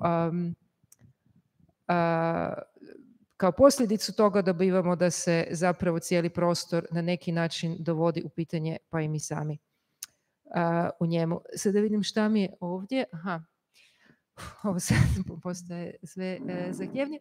Dakle, kada smo zapravo Ana i ja razmišljali o tome da treba razgovarati zapravo o tome, upravo o tome što znači izvoditi u prostoru, što znači koreografirati, što znači misliti prostor plesnom izvedbom, onda je zapravo očito sugovornica iskočila Irma Omerzo, kolegica, koja zapravo s dugogodišnjom koreografskom praksom i sada zaista jednim sustavnim koreografskim opusom od prvih početaka krajem 90-ih kada si počela zapravo koreografirati, način na koji stavljaš koreografiju tijelo u prostor nikad se zapravo ne podrazumijeva, nikad nije očit. I kada su radovi zapravo na sceni kojih je bilo, uvijek imam osjećaj, odnosno evidentno je da prostor koji gradiš se uvijek iznova osmišljava, da izlazi zapravo iz nekih drugih iskustava i da su zapravo svaka ta umjetnička gesta, umjetnička akcija potpuno zapravo različite na neki način. Paralelno sa tim radovima na sceni, koji onda imaju rezonancu vrlo često u filmovima, ono što znamo o tvojem radu je i niz još zaista od ranih 90-ih, nešto što bi mogli reći političkih, odnosno aktivističkih intervencija kao plesačica u prostoru, gdje si zaista izravno oslovljavala nedostatak i prostora, nedostatak uvjeta za rad i jednu potpunu marginalizaciju koja u različitim situacijama našeg profesionalnog puta je dovodila do autorskih i profesionalnih paraliza i onda izmišljanja uvijek novih i novih nekakvih solucija. Paralelno s time i ja bih rekla iz svega toga skupa zapravo izlazi jedan niz radova od kojih recentno, mislim od kad si počela isto tako raditi na akademiji se stvar zgušnjava, zapravo radova na otvorenim prostorima, urbanim, pa onda i u prirodi, koji su opet, svaki je specifičan, svaki ima svoju priču, svoju estetiku i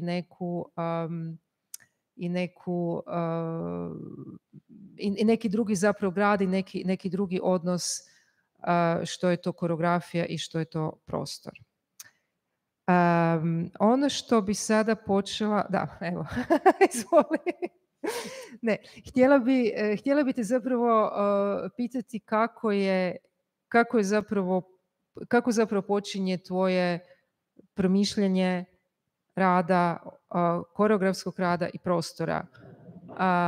Da li počinje iz određene lokacije koja te intrigira, da li počinje iz opažanja određenih fenomena grada, kako se zapravo stvar inicira?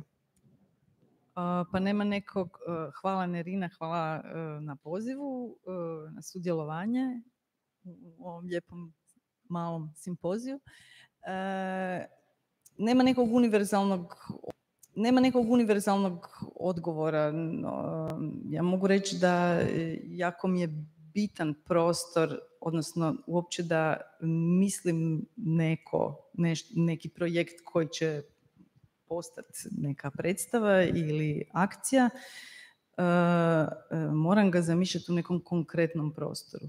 Ili ako je projekt za kazališni, onda da mi prvo mi je nekako mora biti jasno kakav prostor želim napraviti od te crne kutije. I mogu reći da je to neko polazište skoro za svaki moj projekt. Prva predstava koju sam ikad napravila, Minu, krenula je od ideje, to sam odmah znala da ja na sceni želim imati 2 prostora.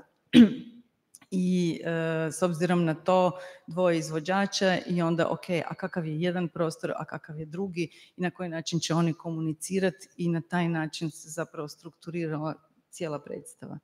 I nekako, mislim, nije to sad neki recept, nego ja naprosto na prostor tak reagiram i ne znam, čini mi se da je prostor esencija plesa, odnosno svih izvedbenih umjetnosti i nekako kužim da i sad u radu sa studentima, na primjer, kad imamo temu prostor, to mi je puno draže raditi puno više sati nego neku kao drugu mega temu, a to je vrijeme, odnosno dinamika i to. Tako da, kazna, prostor je moja omiljena tema, da. Znači, u Minu si zapravo prenijela neko svoje iskustvo, zapravo svog vlastitog neke životne situacije. Jednu drugu strategiju koja je meni bila jako zanimljiva u tom radu je jedna predstava koju se vrlo rado od mnogih tvojih predstava nisam vidjela. Sjećam je, mislim da se zove U hodu. Aha. Gdje zapravo se desila jedna, ne znam ko je gledao, ne treba da ali nema tu ljudi koji su plesali u tome. Su bili Pravdan Devlahović, Ivana Pavlović i Lana Hosni. I to se igralo u ZPC-u, krenulo je po nekim gornjim prostorima i onda se sakupilo i prostor ZPC-a isto bio na drugačiji način iskorišten, ali se zapravo desila u samoj toj izvedbi jedna vrlo zanimljiva gustoća ili odmak, da sad ne ulazim u to, ali ono što je zapravo iskustvo je bilo da ste vi neko vrijeme boravili u pothodniku i proučavali ljude, znači taj vanjski potez, jedan, kako bi se reklo, no space, no place, jedan potpuno prolazni prostor zagrebačkog pothodnika kod glavnog kolodvora koji na neki način, oprostite ljudi koji tamo prolazite svaki dan, ali ste iz njega izvukli nešto drugo, ali time se zapravo prostor izvedbe potpuno zašifto, a i sama izvedba je dobila jednu gustoću koju se ne može dobiti, jedno kao layered iskustvo. Možeš nešto reći o tom iskustvu i kako je zapravo došlo do toga? Pa mislim, ja sam krenula sa idejom da želim raditi predstavu o hodu, o pokretu hoda, o pokretu, da, hod, da, ono, i razmišljala sam, ok, gdje ljudi hodaju, koje su to sve, koji su prostori koji nude samo hod, znači neki prolazi, tako smo vrlo brzo došli do pothodnika i tamo boravili neko vrijeme. Izvođači su na razne načine prolazili tu distancu od jednog ulaza do drugog. Mislim da je Zrinka bila u tom research momentu. I bilježili, radili smo bilješke i razgovarali i zapravo iz tih nekih bilježaka i iskustva izvođača, odnosno sudionika tog research programa, nastala je jezgra koju smo onda prenijeli na, ono, tad sam još imala ulaz u ZPC i to. I uvjete da mogu ono kao raditi na način na koji želim raditi. Da. Da, a dalje onda bilo mi je suludo, ja volim kad publika osjeti, odnosno na neki način može podijeliti nešto sa iskustvom izvođača i bilo mi je suludo da publika dođe i sjedne, a mi pričamo u hodu i iz te želje da se ljudi kreću, odnosno da hodaju od jedne točke do druge. Napravili smo tako ono 3 grupe publike koje su mijenjale prostor, gledale različite niz scena, da bi se na kraju u 4. prostoru svi skupili gdje se odigrao onda drugi dio predstave. A onda ima jedna potpuno druga tvoja strategija u predstavi 3 solistice, gdje zapravo nije krenulo od, da se uzdiše, obrnuto, gdje je potpuno, mislim da je to jedna od možda, ako se ne varam, tvojih rijetkih predstava, da si zaista krenula iz tijela,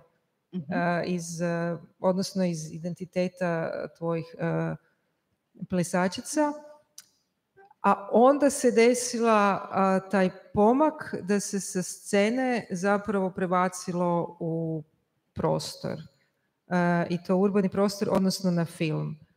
Pa možda da pogledamo prvo film. Može. Hoćete gledati? Znate svi film 3 solistice? Ne, ima ih koji ne znaju. Vi znate film 3 solistice? Ti nisi bila na nastavi kad ste to gledali. Pa ne pokazujem ja svoje filmove na nastavi. To je bilo neukusno. Pa ne znam. Da. Ali pogledat ćemo... Deca, ovak se radi. Ne, ali film je iz više razloga zanimljiv, osim toga je kratak. Možda mogu ja komentirati za vrijeme ili ne znam.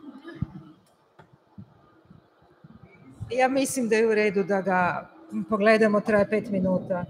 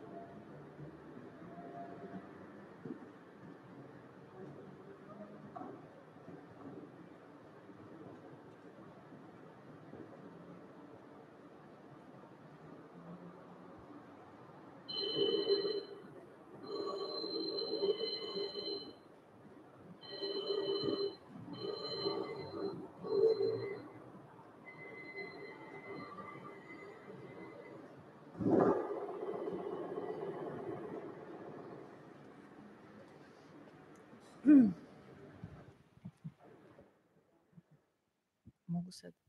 Da. Pa ideja ovog rada je neki pokušaj da se isti koreografski jezik prikaže, odnosno da publika ima mogućnost komparacije čitanja isto koreografskog jezika unutar crne kutije i kroz medij filma na nekim drugim lokacijama i da se tu desi neka komparacija. Jer prvi dio, mislim, igramo u kazalištu i idu 3 sola, jedan za drugim, nakon čega se pokaže film. Tako da ono, publika već zna te solo materijale, samo ih vidi u nekom drugom kontekstu i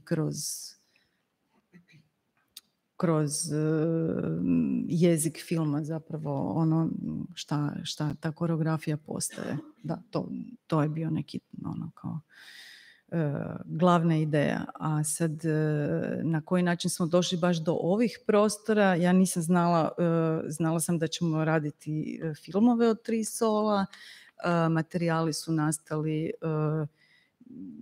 vrlo brzo su izvođačice dobile određeni karakter cipela prema kojima su onda gradile svoj fizički materijal. A kad su sola bila gotova, onda smo sa filmskim redateljem Goranom Rukavinom razgovarali kakav je svaki od sola i kakav karakter on nosi i na taj način onda išli tražiti idealne prostore za svaki od sola.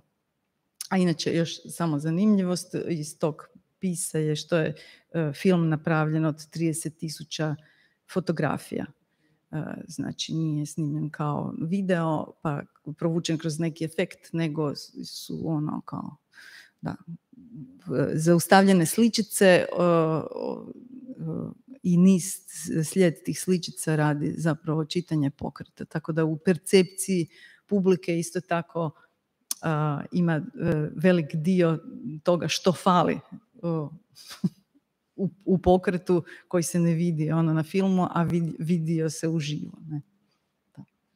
Da, mislim sad kada gledam taj film ono, ponovo i ponovo i uvijek mi je zapravo jako dojmljiv i čini mi se da ima nešto što je isto meni važno za razgovarati, a nadam se da ćete vi o tome poslije reći na ovaj način kako je zapravo su plesačice odmaknute jer je tih 30.000 fotografija, desi se, ne znam, da li neka čudna intima ili neka zapravo drugačija jasnoća i možda odmaknutost od prostora. I ono što mi se tu onda izlazi van je zapravo koncentracija i ta nekakva uronjenost plesačica, izvođačica u sebe i u svoju koreografiju, svoju izvedbu koja je na neki način drugačija nego kada izvodiš u zaštićenom, odnosno da drugačije nezaštićenom ili zaštićenom prostoru kazalište. Jer sada kad sam ih gledala, znači tu imamo kolodvor koji je težak zapravo prostor za izvedbu, imamo te stepenice i tako koje su čelične, ona ima šta. Ima nešto u toj, u toj nekakvoj borbi, nekakvom suprotstavljanju tog vanjskog prostora i tebe zapravo, odnosno izvođača, da zapravo ostaneš unutar koreografije i da to nešto, i da se zapravo desi i sačuva i tijelo, ali i ta nekakva koncentracija. Možda možeš ti iz svog iskustva nešto reći o toj možda razlici ili o iskustvu izvođenja u vanjskim prostorima tebe kao plesačice. Mislim, ti si to isto radila. Da, samo da se vratim na film, meni se čini da ovo što spominješ, da je to zbog toga što je zbog jasnoće materijala, da se to desilo zbog toga što je materijal toliko ne setiran, nego jasan svakoj izvođačici šta to je, da taj prijevod u novi prostor nekako nije bio velik problem. ne znam, Silvija, možda ti možeš nešto reći o tome, ali nekako ono, činilo mi se da su nam jasni elementi s kojima baratamo. Da. A moje iskustvo, da, nemam... Pa moje najsnažnije iskustvo izvođenja vani, mislim ne izvođenja nego plesanja vani, je još iz doba mog školovanja u Francuskoj, kada nas je naravno američki nastavnik suvremenog plesa rekao ajmo mi deca van, i ono kao stvarno smo si svašta dozvolili.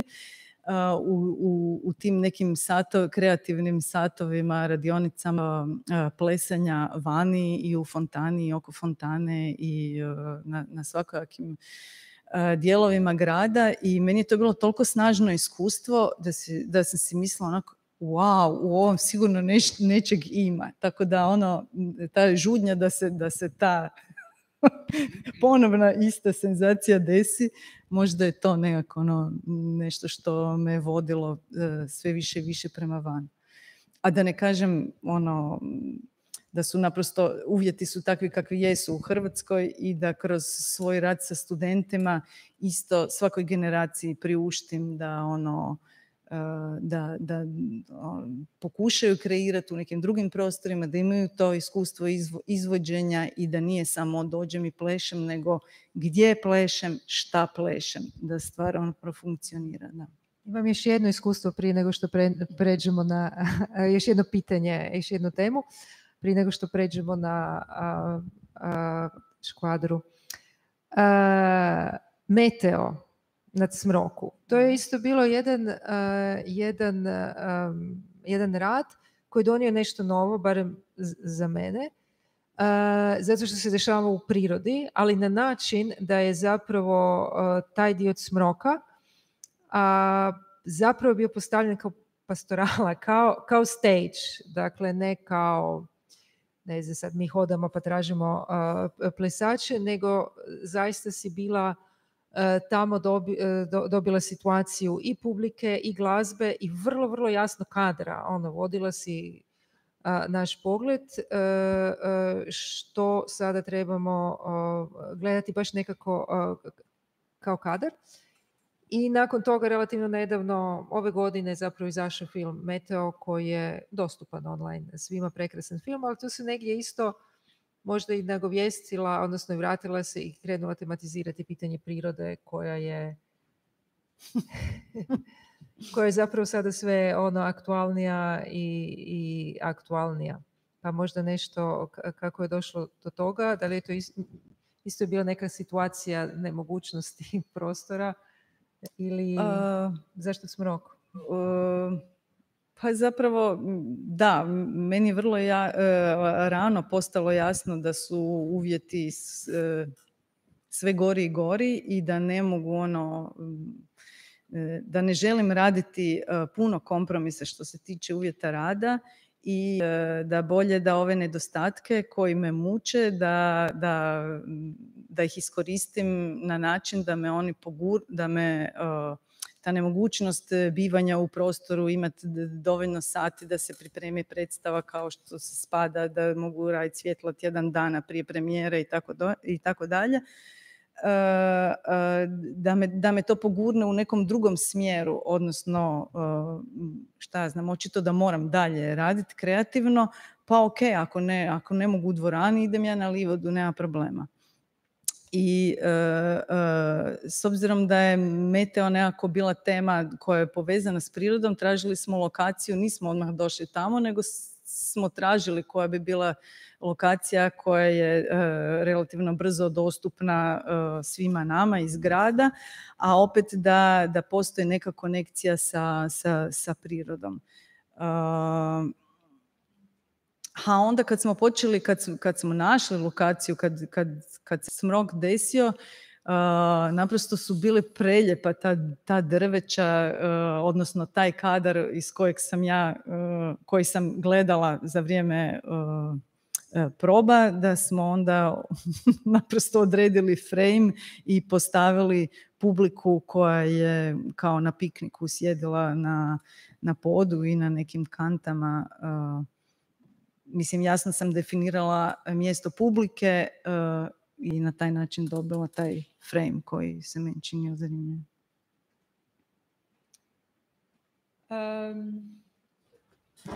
Znači, kada radiš sa studentima i kada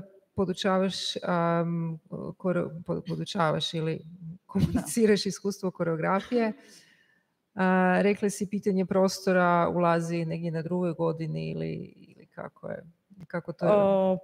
Kako pozicioniraš? Da, Nikolina i ja se mijenjamo, ja sam dugo godina kao furala prvu godinu, a ona drugu godinu, ali sad je obrnuta situacija, ali je zapravo neki dogovor da radimo to što nas se stvarno tiče i za čim imamo strast dalje istraživati i u što vjerujemo da bi studente trebali pogurnuti. Ovdje imamo fotografije, mislim da je ovo isto iz prirode, ovo je... To je s Ribnjaka. To je s Ribnjaka? Da, to je bila izvođački projekt 2, koji sam radila na 3. godini sa studentima koji su sada Škvadra. A ne, ovo je drugo nešto. Da.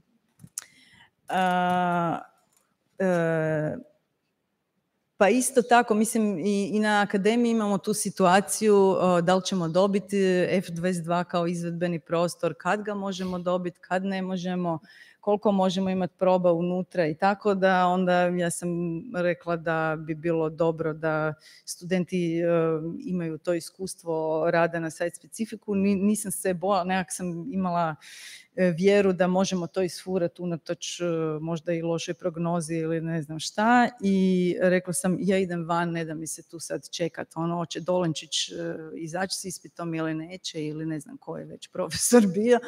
Uglavnom tak smo mi otišli na Ribnjak i stvarno je bilo ludo iskustvo i meni i njima, dosta intenzivne probe, ali ne znam, dragocjeno, toliko me, ko što je Talijan pričao da kad vidi svoju kupaonu da se sjeti toga, tako ja svaki put kad dođem na Ribnjaka, tamo sam skoro svaki dan jer šećem pesa, prođem pored Evinog drva.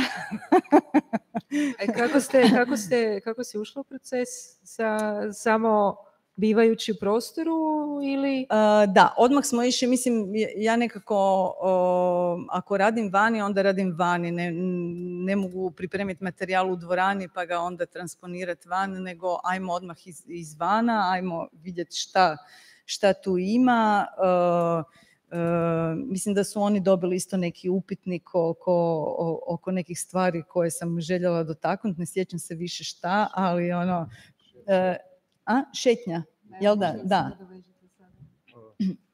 Pa ja se isto slabo sjećam, ali dobili smo papir sa tlocrtom Ribnjaka, je li tako? Da, dobili smo pitanja o tome kako volimo provoditi svoje vrijeme u šetnji. Da, šta bi radili na klupici. Da. U tom smjeru je išlo. Ne znam kako se sjećam toga. A uglavnom nekako vrlo brzo iz samih konkretnih situacija prostora počeli su izlaziti materijali, ljudi su po vlastitom afinitetu izabrali neke lokacije ili grupirali se ili ne znam, bio je niz sola, svaki ima svoje drvo, koje su trebali istražiti kak se zove i koje karakteristike ima i tako malo po malo gradili smo materijale. Mislim, ta studentska produkcija je zapravo moraš sve pokazati, nije baš, malo je fejkano u odnosu na nekad kad ja radim sama, onda da, ima nekih ishoda učenja koje moraš isfurati, napraviti, da, jer je to neki još pedagoški proces.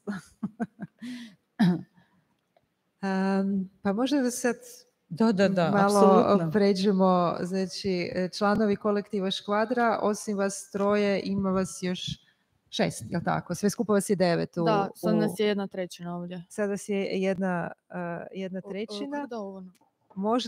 Možda da se... Da.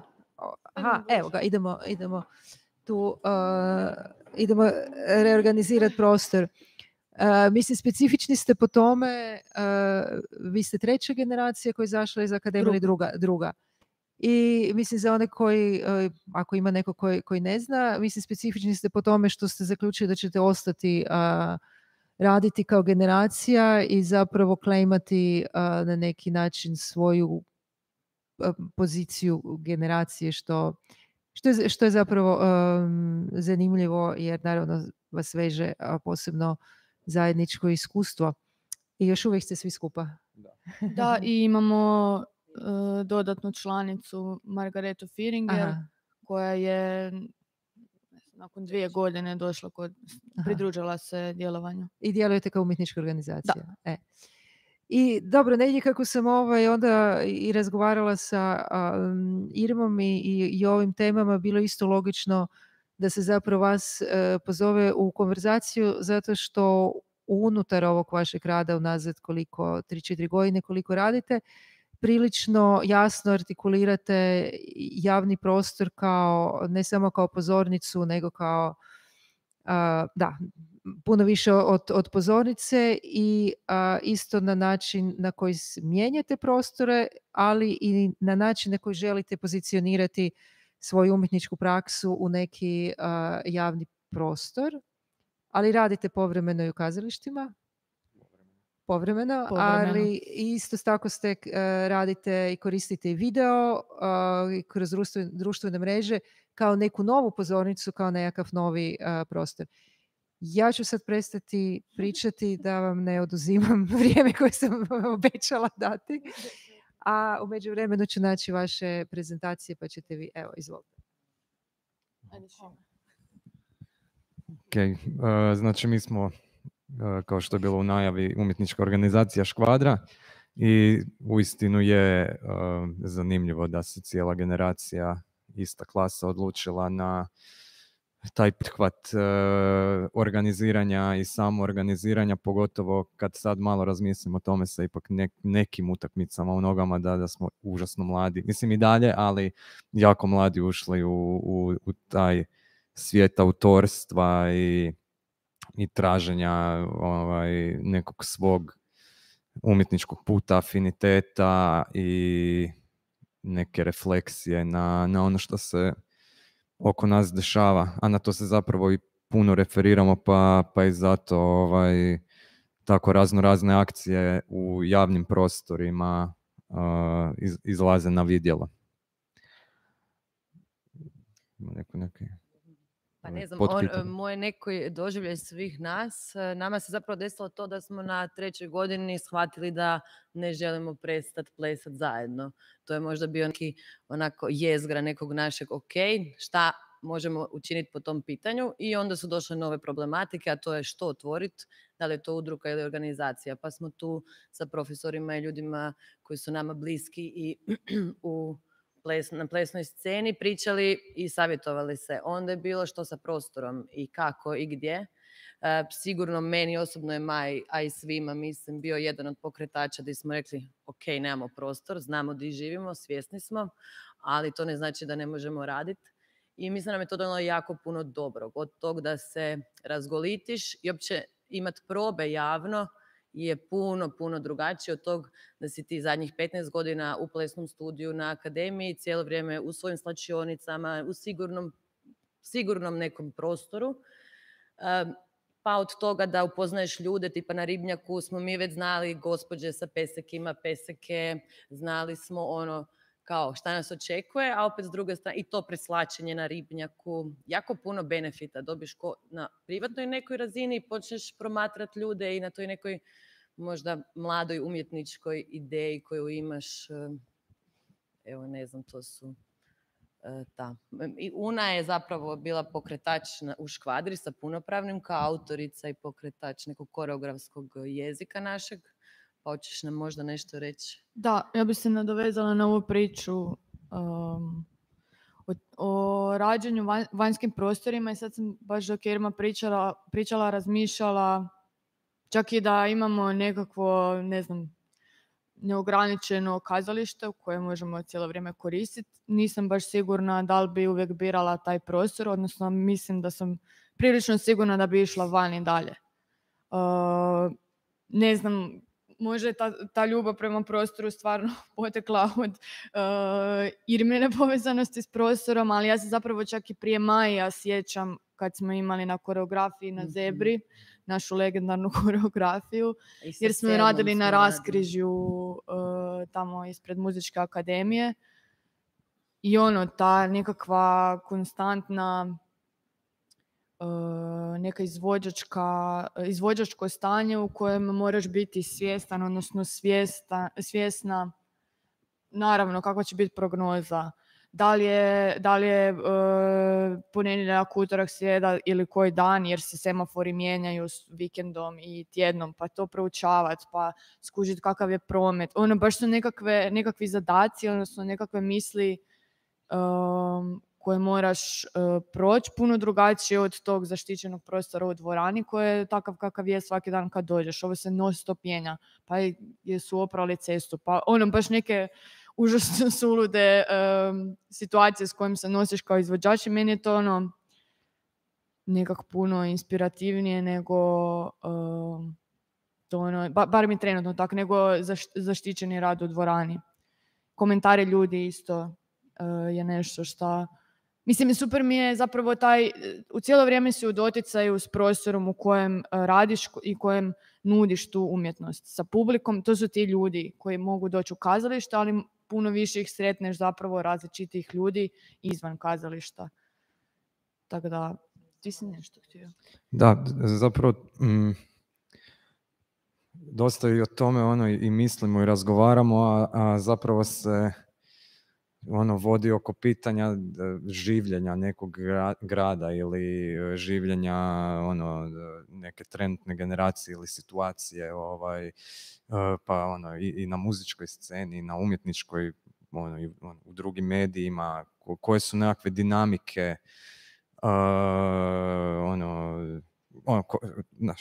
koje su dinamike uopće kretanja, gdje se skupljamo, na koji način i gdje je uopće ples u cijelom tom ogromnom ogromnom moru mogućnosti, sadržaja i opcija. Zapravo smo išli nekako iz toga, u startu cijelo vrijeme zapravo se pokušavamo podsjetiti da taj neki i socijalni moment odlaska iz kazališta ili rađanja stvari sa točno određenim umjetnicima ili muzičarima zapravo radi tu jednu ne znam da li je indirektno dobra riječ, ali tu neku indirektnu pozivnicu da u taj apstraktni svijet suvremenog plesa od kojeg se često i bježi, što je zapravo i razumljivo. Tako da sa tim, tek sad nakon 3-4 godine vidimo da zapravo da smo stvarno uspjeli postati nekakav plesni bend. Na tu neku, mislim smiješno zvuči, ali ponekad bude taj feeling da smo taj neki band, da se možemo fotkati za kao sljedeći album izlazi za mjesec dana.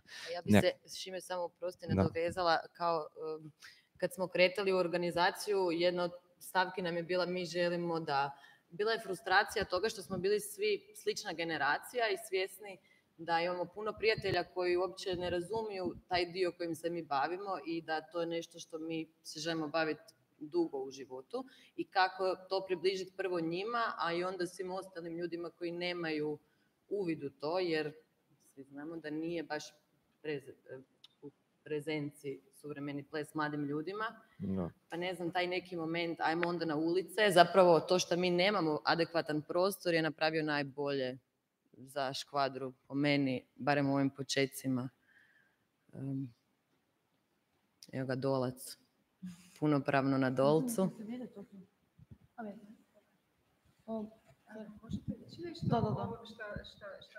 Ja sam sad to pustila čisto, nekak mi ima smisla pošto pričam o ovome. Znači, punopravno je projekt s kojim smo istupili na scenu. Radi se o site-specific izvedbi koja je zapravo isto počela kao koreografski rad, ali u totalno drugačije. U totalno sa drugim izvođačima, drugom idejom i tako dalje, ali su se meni svidjele stepenice na akademiji. I to je nekako bilo izvedeno, ok, taj ispit je završio i onda sam poslije osjetila potrebu da idemo raditi u tak nekom malo suludijem prostoru koji uključuje stepenice, pa gdje god da je. I prva verzija te predstave, te izvedbe je bila dakle 2018. S tim smo započeli. Budemo malo kasnije pokazali trailer koji uključuje više lokacija na kojem je predstava izvedena. I u principu je rađena za svake stepenice je malo drugačija misao. Za svake stepenice je drugačiji materijal, ali zapravo temeljna misao za sve lokacije ostaje ista, a to je zauzimanje nekog prostora, prepoznavanje nekih specifičnosti, odnosno fenomena koji se događaju na tim stepenicama. Pa bi ja obično, kad izaberemo stepenice, tjedan dana prije malo gledala šta se događa na njima i nekako pokušala prepoznat s kojom namjerom ljudi koriste taj prostor, na koji način cirkuliraju ljudi, da li se zaustavljaju, da li se uvijek žure i tako dalje, koja je nekakva atmosferičnost te lokacije. I onda sam primijetila da su svake stepenice dosta drugačije. I ove prve na kojima smo radili su oni iz Mesničke ulice idu prema Markovom trgu, ajmo reći, da, Saboru, da, I ako su, mislim, mračnija je neka atmosfera, istovremeno dolje auti non stop prolaze, postoji ta neka buka grada, neka konstanta koja se dešava, ali ti kad uđeš unutra je onak nekakav atmosfera ko da smo unazad 200 godina, neki stari Zagreb, ne znam, baš je onak mistično. I onda smo se zabavljali sa tim fenomenima. Evo na Dolcu i ljudi kroz jutro bude baš kaotično, ljudi idu na plac, jako je užasno puno zvukova ima, golubova koje nažalost u ovoj izvedbi nismo uspjeli privući, inače bi privlačili golubove sa kruhom i tako. Ali uglavnom mislim da bi bilo cool da pogledamo trailer punopravnog, pa onda da nastavimo. Ovo je samo jedna od verzija predstave. To bi bilo... Ovo je tu, da. Jako lijepo treba. Jesu. Jel baš nešto? Ne znam kako da napravim.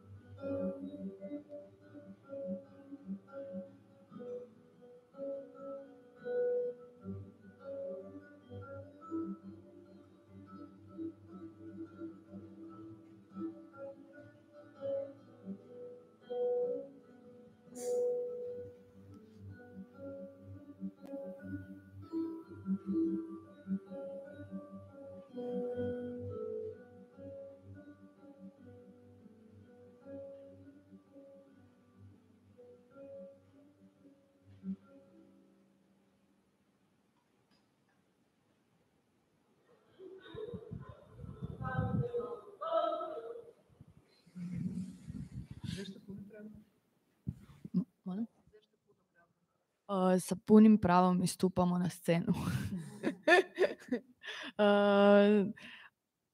To je neka misao iza toga. Ne znam, nešto sam htjela reći.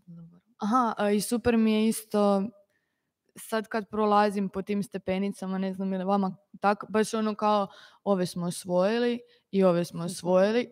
Baš onak nekakva povezanost emotivna s tim prostorom nastane i svaka tih stepenica su zapravo isto neka mjesta koje su meni osobno bila važna u gradu, ono, intimna, nemam pojma. I sad su te stvari nekak osvojene, škvadra, imamo ih 3. Kao još ono, 3 stepenice. Da, naravno. Samo nešto replicirati kada gledam ove vaše radove i onda razmišljam o svom vlastitom iskustvu, a plesali smo radili smo predstave po pothodnicima, po aerodromima, po prugama, mislim, stvarno nema gdje nismo. Ali ima jedna stvar, mislim, negdje u mojem iskustvu te prostore smo na neki način tretirali drugačije. Često smo znali dovoditi kazališnu rasvjetu, recimo teatralizirali, odnosno ajmo reći na taj način možda upisivali neke druge narative, kostimske, estetske, poetske, tako nešto. I onda zapravo u fikalitetu isto tako tražili koja se zapravo tu priča ili na koji način tražimo baš koreografsko otjelovljenje tog prostora. Ono što vidim na vama je da se vi zapravo krećete na način na koji se krećete, na koji ti se krećeš na svoj način, ti se krećeš i isto tako sa ovim svakodnevnom odjećom, da jednostavno uđete u taj prostor i plešete, odnosno radite to što radite i da je nekakva sinergija ili lakoća ili možda izravnost ulaska u prostor puno zapravo i možda ste čak i puno spremniji za rad u prostorima nego što je bila moja generacija. Recimo, mislim da ne trebate, ne možete replicirati, ali to je ono što imam osjećaj sa vama. Aha, tu su stepenice, sad ćemo mi to raditi bez da je socijalna akcija, bez da je sad mi smo umjetnici, sada moramo nešto napraviti, nego jednostavno to je vaša platforma. Samo opažam kao nekakvu razliku, kao nekakvu progresiju ili isto tako nekakvu vještinu kao vidi, to je njima sasvim normalno, tu se vrte, ne postavlja se, ne dovodite na neki način u pitanje da ste vani na način na koji smo mi uvodili. Ali drugo bih vas sad još htjela malo pogurnuti razgovor prema zapravo korištenju virtualnog prostora i korištenju društvenih mreža isto tako kao platforme, jer ono što govorite je da zapravo vam je jako važno na koji način jeste u javnosti. I čini mi se da ne žalite pretjerano za velikim scenama i kazališnim prostorom, jer pretpostavljam da javnost koju bi jedan ZKM ili ne znam koji drugi prostor zapravo vama dao, na neki način nije ta javnost ili nije komunikacija sa javnosti koja vam je primarna. Ne kažem da ne trebate ići u kazalište, ali možda, jer kad govorite o sebi kao bendu, pa onda i ovim drugim filmićima koje radite i na koji način zapravo sebe pozicionirate u javnosti, da, možda društvene mreže koje su isto tako, nisu samo da ćete najaviti događaj, nego to je isto jedna platforma. Svjesni smo malo kao generacija da jako puno toga ide preko društvenih mreža i mi se osobno zapravo dosta mučimo sa tim od početka, jer to je zapravo posao za sebe. Baš nije sanjao biti čovjek od društvenih mreža i već par godina razmišljamo i sanjamo da imamo producenta s nama koji će se baviti time. Tako da, evo, trenutno Eva Kocić nam je preuzela, malo prije je bio Šime i Marta i mijenjamo to svako toliko jer je to opterećenje na osobi, a nije toliki užitak. mislim da je to. Svi bi htjeli biti u dvoranama ili plesati, raditi ili neke autorske stvari. Tako da društvene mreže, ali su bitna stavka i pokušavamo biti na nekoj pozitivnoj strani svih tih društvenih mreža i pokazati nas u svim nekim situacijama. A inak se trudimo da ti i kratke najave ili nekakve skup nekakvih misli koji nisu samo pozivnice na predstavu, da na neku foru postanu nekakav konkretan rad za sebe. Jer mislim da smo se svi nagledali onih crno-bijelih ZPC, slow motion trailera koji se i dalje rade, a onda smo išli vidjeti kao na koji način mislim morali smo napraviti nekako break od toga i možda početi tretirati trailere za predstavu da nisu uopće nisu ni u kazališnom prostoru, nego da iskomuniciraju rad, da se možda ljudi pitaju šta je ovo, u smislu da stvarno ima ta neka vrsta upitnika ili na taj način isto nekakav interes ili neki awareness podići. Tako da mogu ja pustiti za prvu predstavu smo snimili trailer u Pločniku. Predstava se... Kafić. Pardon.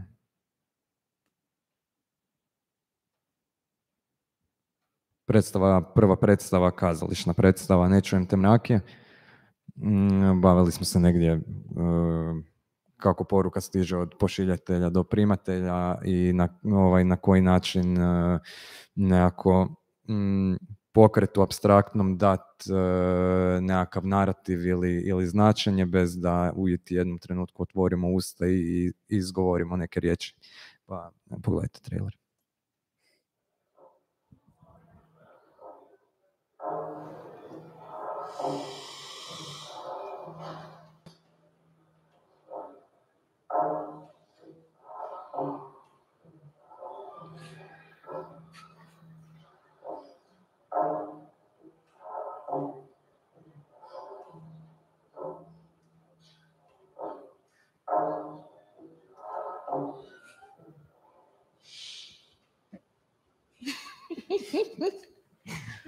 Zadovoljni ste. Pa jako. Meni je to jedna od najdražih stvari.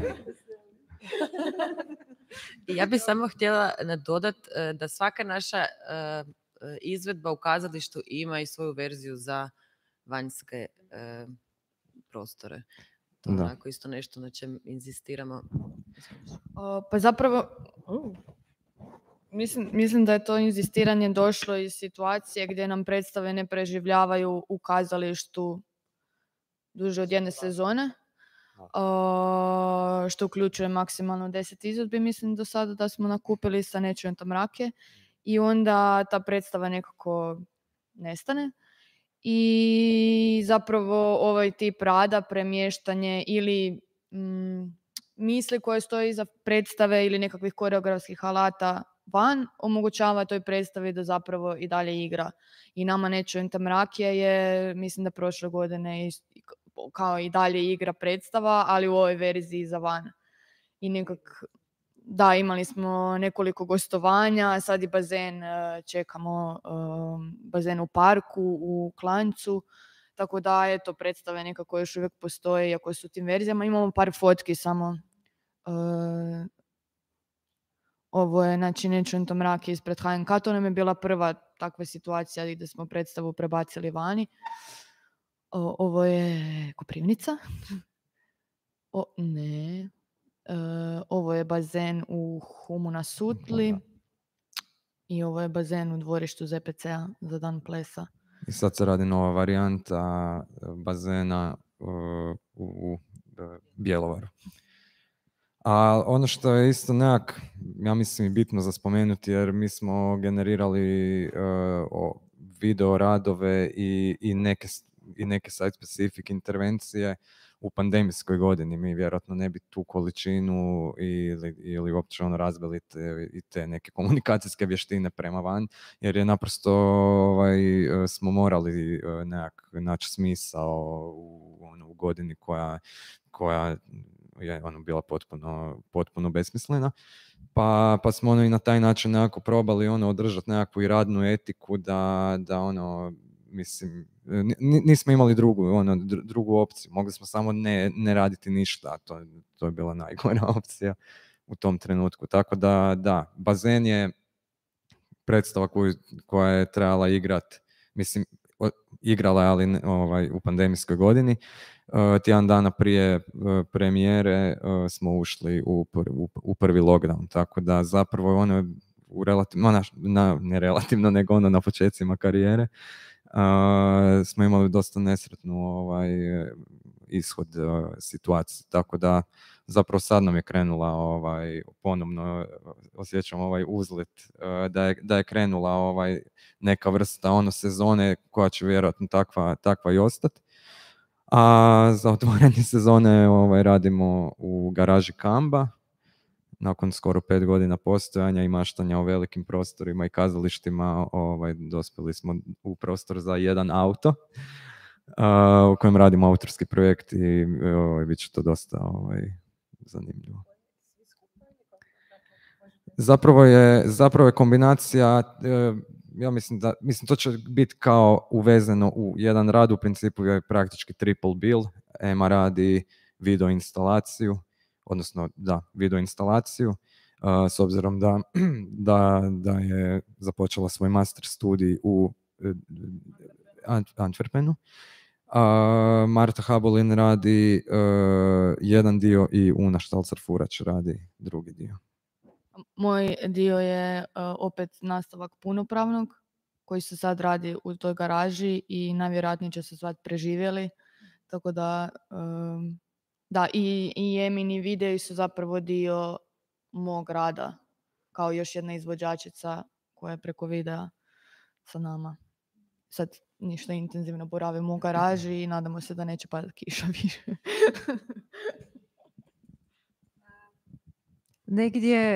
Negdje kad sve ovo slušam, čini mi se da ste vi iz nekog konteksta suvremenog plesa koji je imao neki okvir, zapravo prodirete u neku urbanu kulturu grada mimo i sa kazalištem, ali mimo kazališta, unutar muzičke, unutar zapravo te nekakve urbane kulture mladih i da ste nekako se izmakli ili odmakli, išli sa strane te imena, mi smo suvremeni plesači.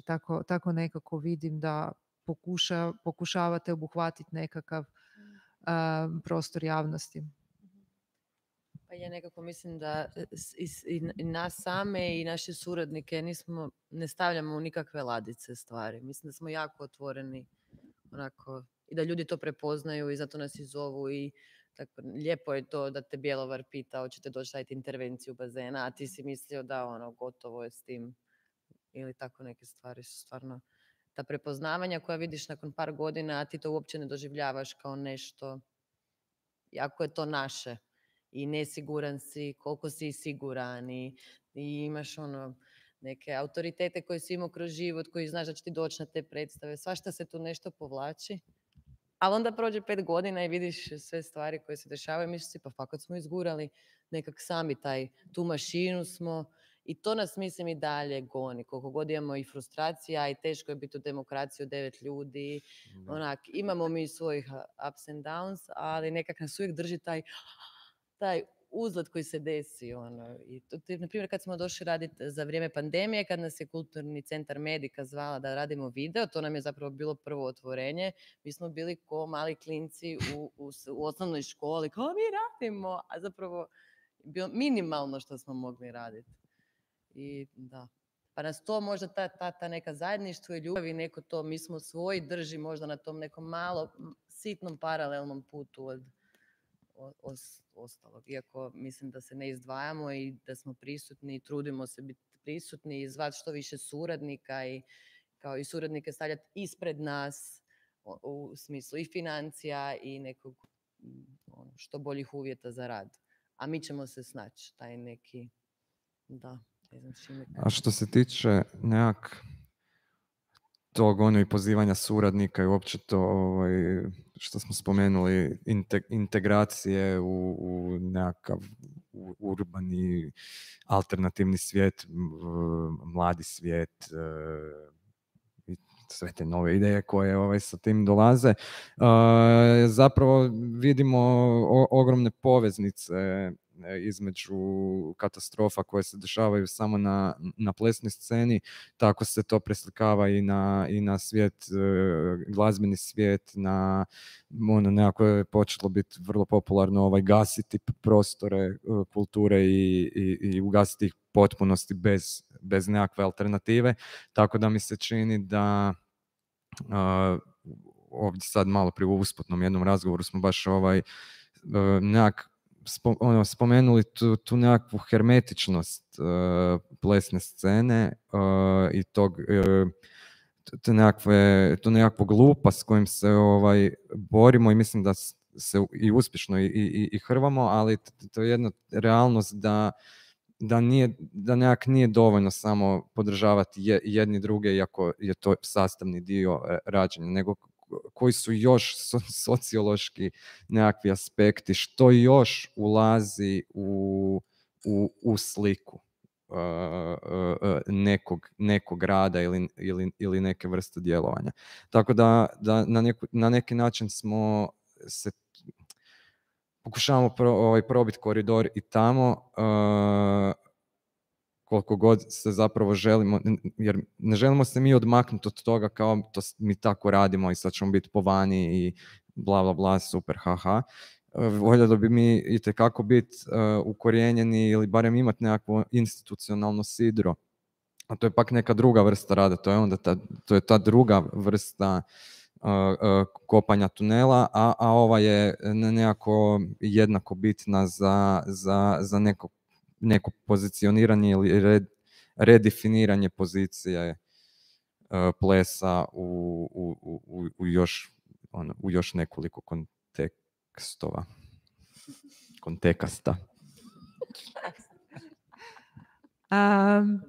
Da li se možda neko od prisutnih želi uključiti u ovu konverzaciju? Mislim, možda doći bliže, možda komentirati, replicirati, podržati. Na neki drugi, mislim, ali možeš doći bliže po mikrofonu. Sad mislim da se svi morate uzeti stolice i doći malo bliže.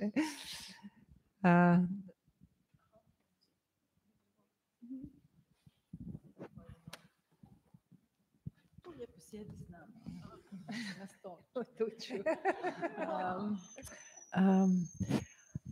Pa zapravo nemam nekako konkretno pitanje, možda imam neku obzervaciju, možda baš slušajući Irmu, pa nedugo zatim opet vas, pa onda neko i vlastito iskustvo i neke druge generacijske probleme, pa isto neke vaše probleme. I ono što sam mi se čini da sam tipa načula. Ja mislim da je ovako ovaj cijeli potez neke ove generacijske, mislim uvijek nastaje zbog nekih uvjeta. Onda oni postanu, onda poslije artikulirana praksa i nekakav konkretan statement da upravo to interesira i na neki način kroz to dalje radiš svoju umjetnost. Također, ja mislim da bi svi ovdje htjeli imati institucionalno uporište kad bi mi znali, kao negdje se ja sad isto pitam šta to znači za nas institucionalno uporište. Koja je to institucija, kako je to institucionalno uporište? Jer ako je to uporište jednog kazališta, ovih koji mi poznamo, onda kao možda ne hvala, ali možda malo da. A opet koja je to naša institucija na koju se mi možemo osloniti? To ja samo razmišljam na glas, znači neka čisto ovako inicijalna misao koja mi je došla i moram primijetiti da nekad čujem od vas ili možda imam nekad osjećaj da je kao prošlo je 5 godina. 5 godina je nama malo godina. Mislim, nije sad kao neka razočaravajuća spika za vas, ali 5 godina je malo godina za neki onako. Mislim da trebate pustiti još godina i da stvarno na neki način ne raditi neke kratke evaluacije, jer mi smo se onako možda borili 30 pa rekli ček, prošlo je 30 godina, pomakao si se jedan korak ili došao si lijevo, ali kao to lijevo ti je još ok. Tako da možda, mislim, to je čisto ovako možda neki profesionalni savjet u smislu da si ne dajete vrijeme. Tog vremena nema, pogotovo ne na nezavisnoj sceni, u umjetnosti također nešto što kao ide nekim svojim redom. Vidite i sami, i sve ste sami rekli, i mi smo to rekli, ja mislim da će svi to reći da tog nekog reda naprosto nema. A za podršku što se tiče evo tih, o čemu se zapravo negdje simpozij radi, tih prostora koji na kraju krajeva i kreativno i uvjetno i means of production utječu na neke krajnje umjetničke ishode i odluke, da, to će biti u relaciji, ali 5 godina je malo. Just keep on going. Ja ne čekam 20. Mislim da je, ovo je glasno, da je 5 godina mislim, ja na to gledam kao više u kontekstu wow, pa puno stvari smo napravili.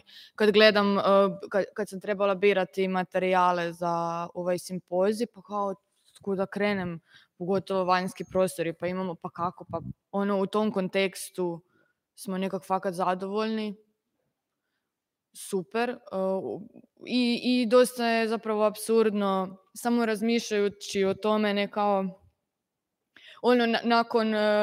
da smo nakon cijelog tog iskoraka u neki umjetnički svijet i mi smo tu sad i kontaktiramo s ljudima, surađujemo, bla, bla, bla, i onda dođeš u tu garažu. Meni je to bilo užasno inspirativno za ovaj pis koji radim, jer kao, pa naravno da smo u garaži, odlično, idemo onda biti u garaži full, ali onak smiješno, ali smiješno u kontekstu i vaših 30 godina i naših 5 godina i u koliko god godina je kao super things ljudi. Ali nije, ja se bar ne postavljam nekakve granice, niti neko brojanje, niti išta, možda hoćemo jednog dana, ali za sad je ok. Samo je fora razmišljati da smo fakat puno materijala napravili u 5 godina na koji smo nekako ponosni i na neku foru smo uspjeli doprijeti do nekog broja ljudi, što nam je bila neka misija od početka i to je to. Zato. Imamo još komentara, pitanja, replika?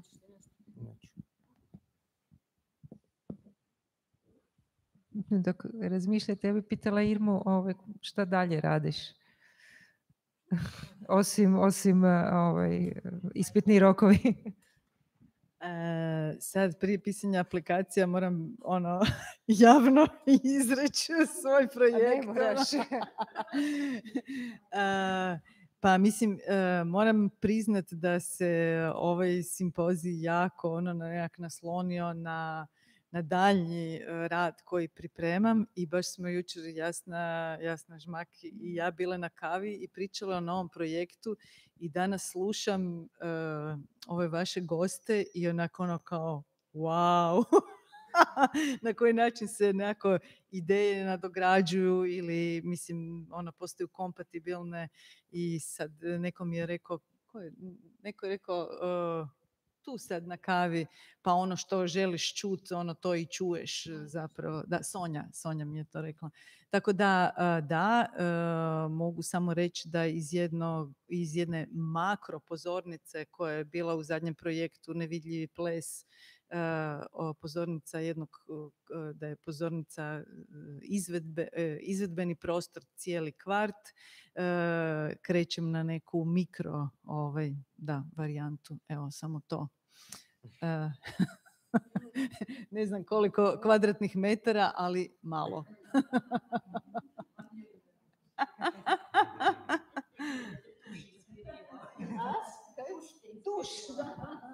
Silvija, ti si htjela nešto?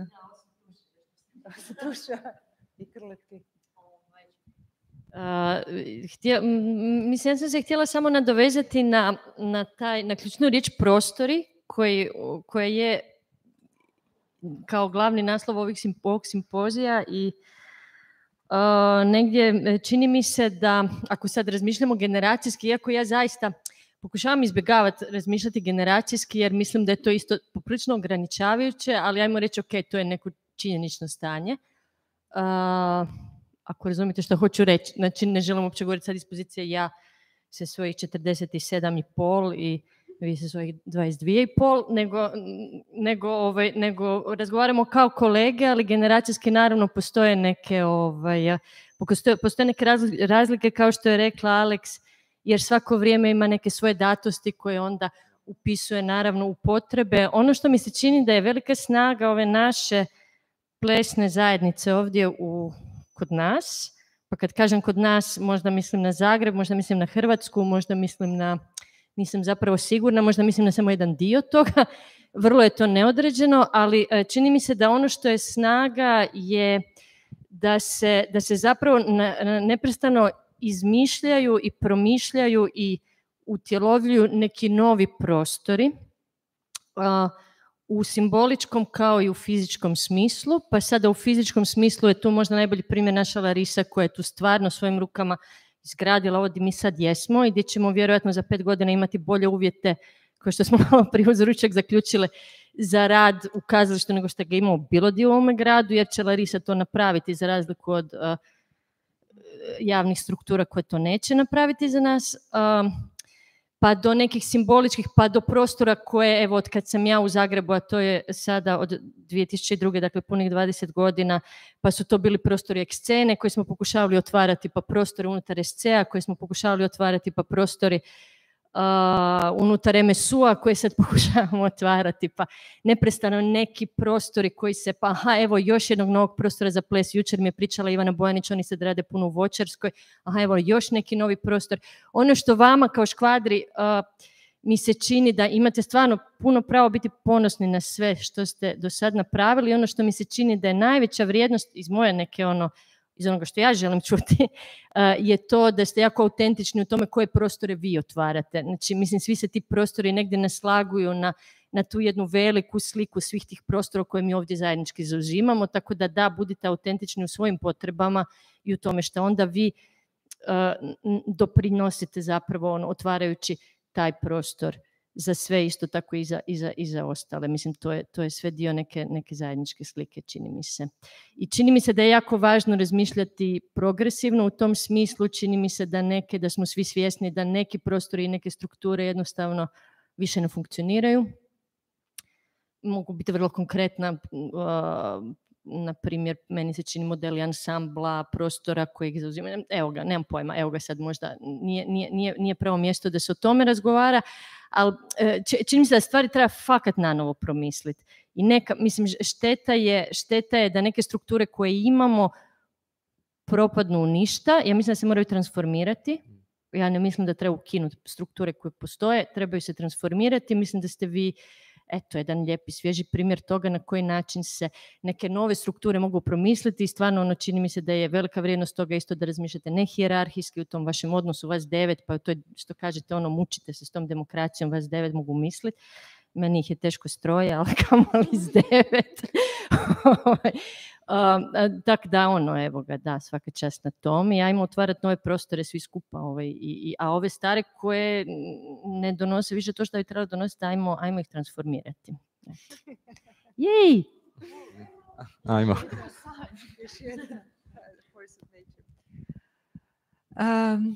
Još pozitivne energije ili dijeljenja iskustva ili da polako formalni dio zatvaramo.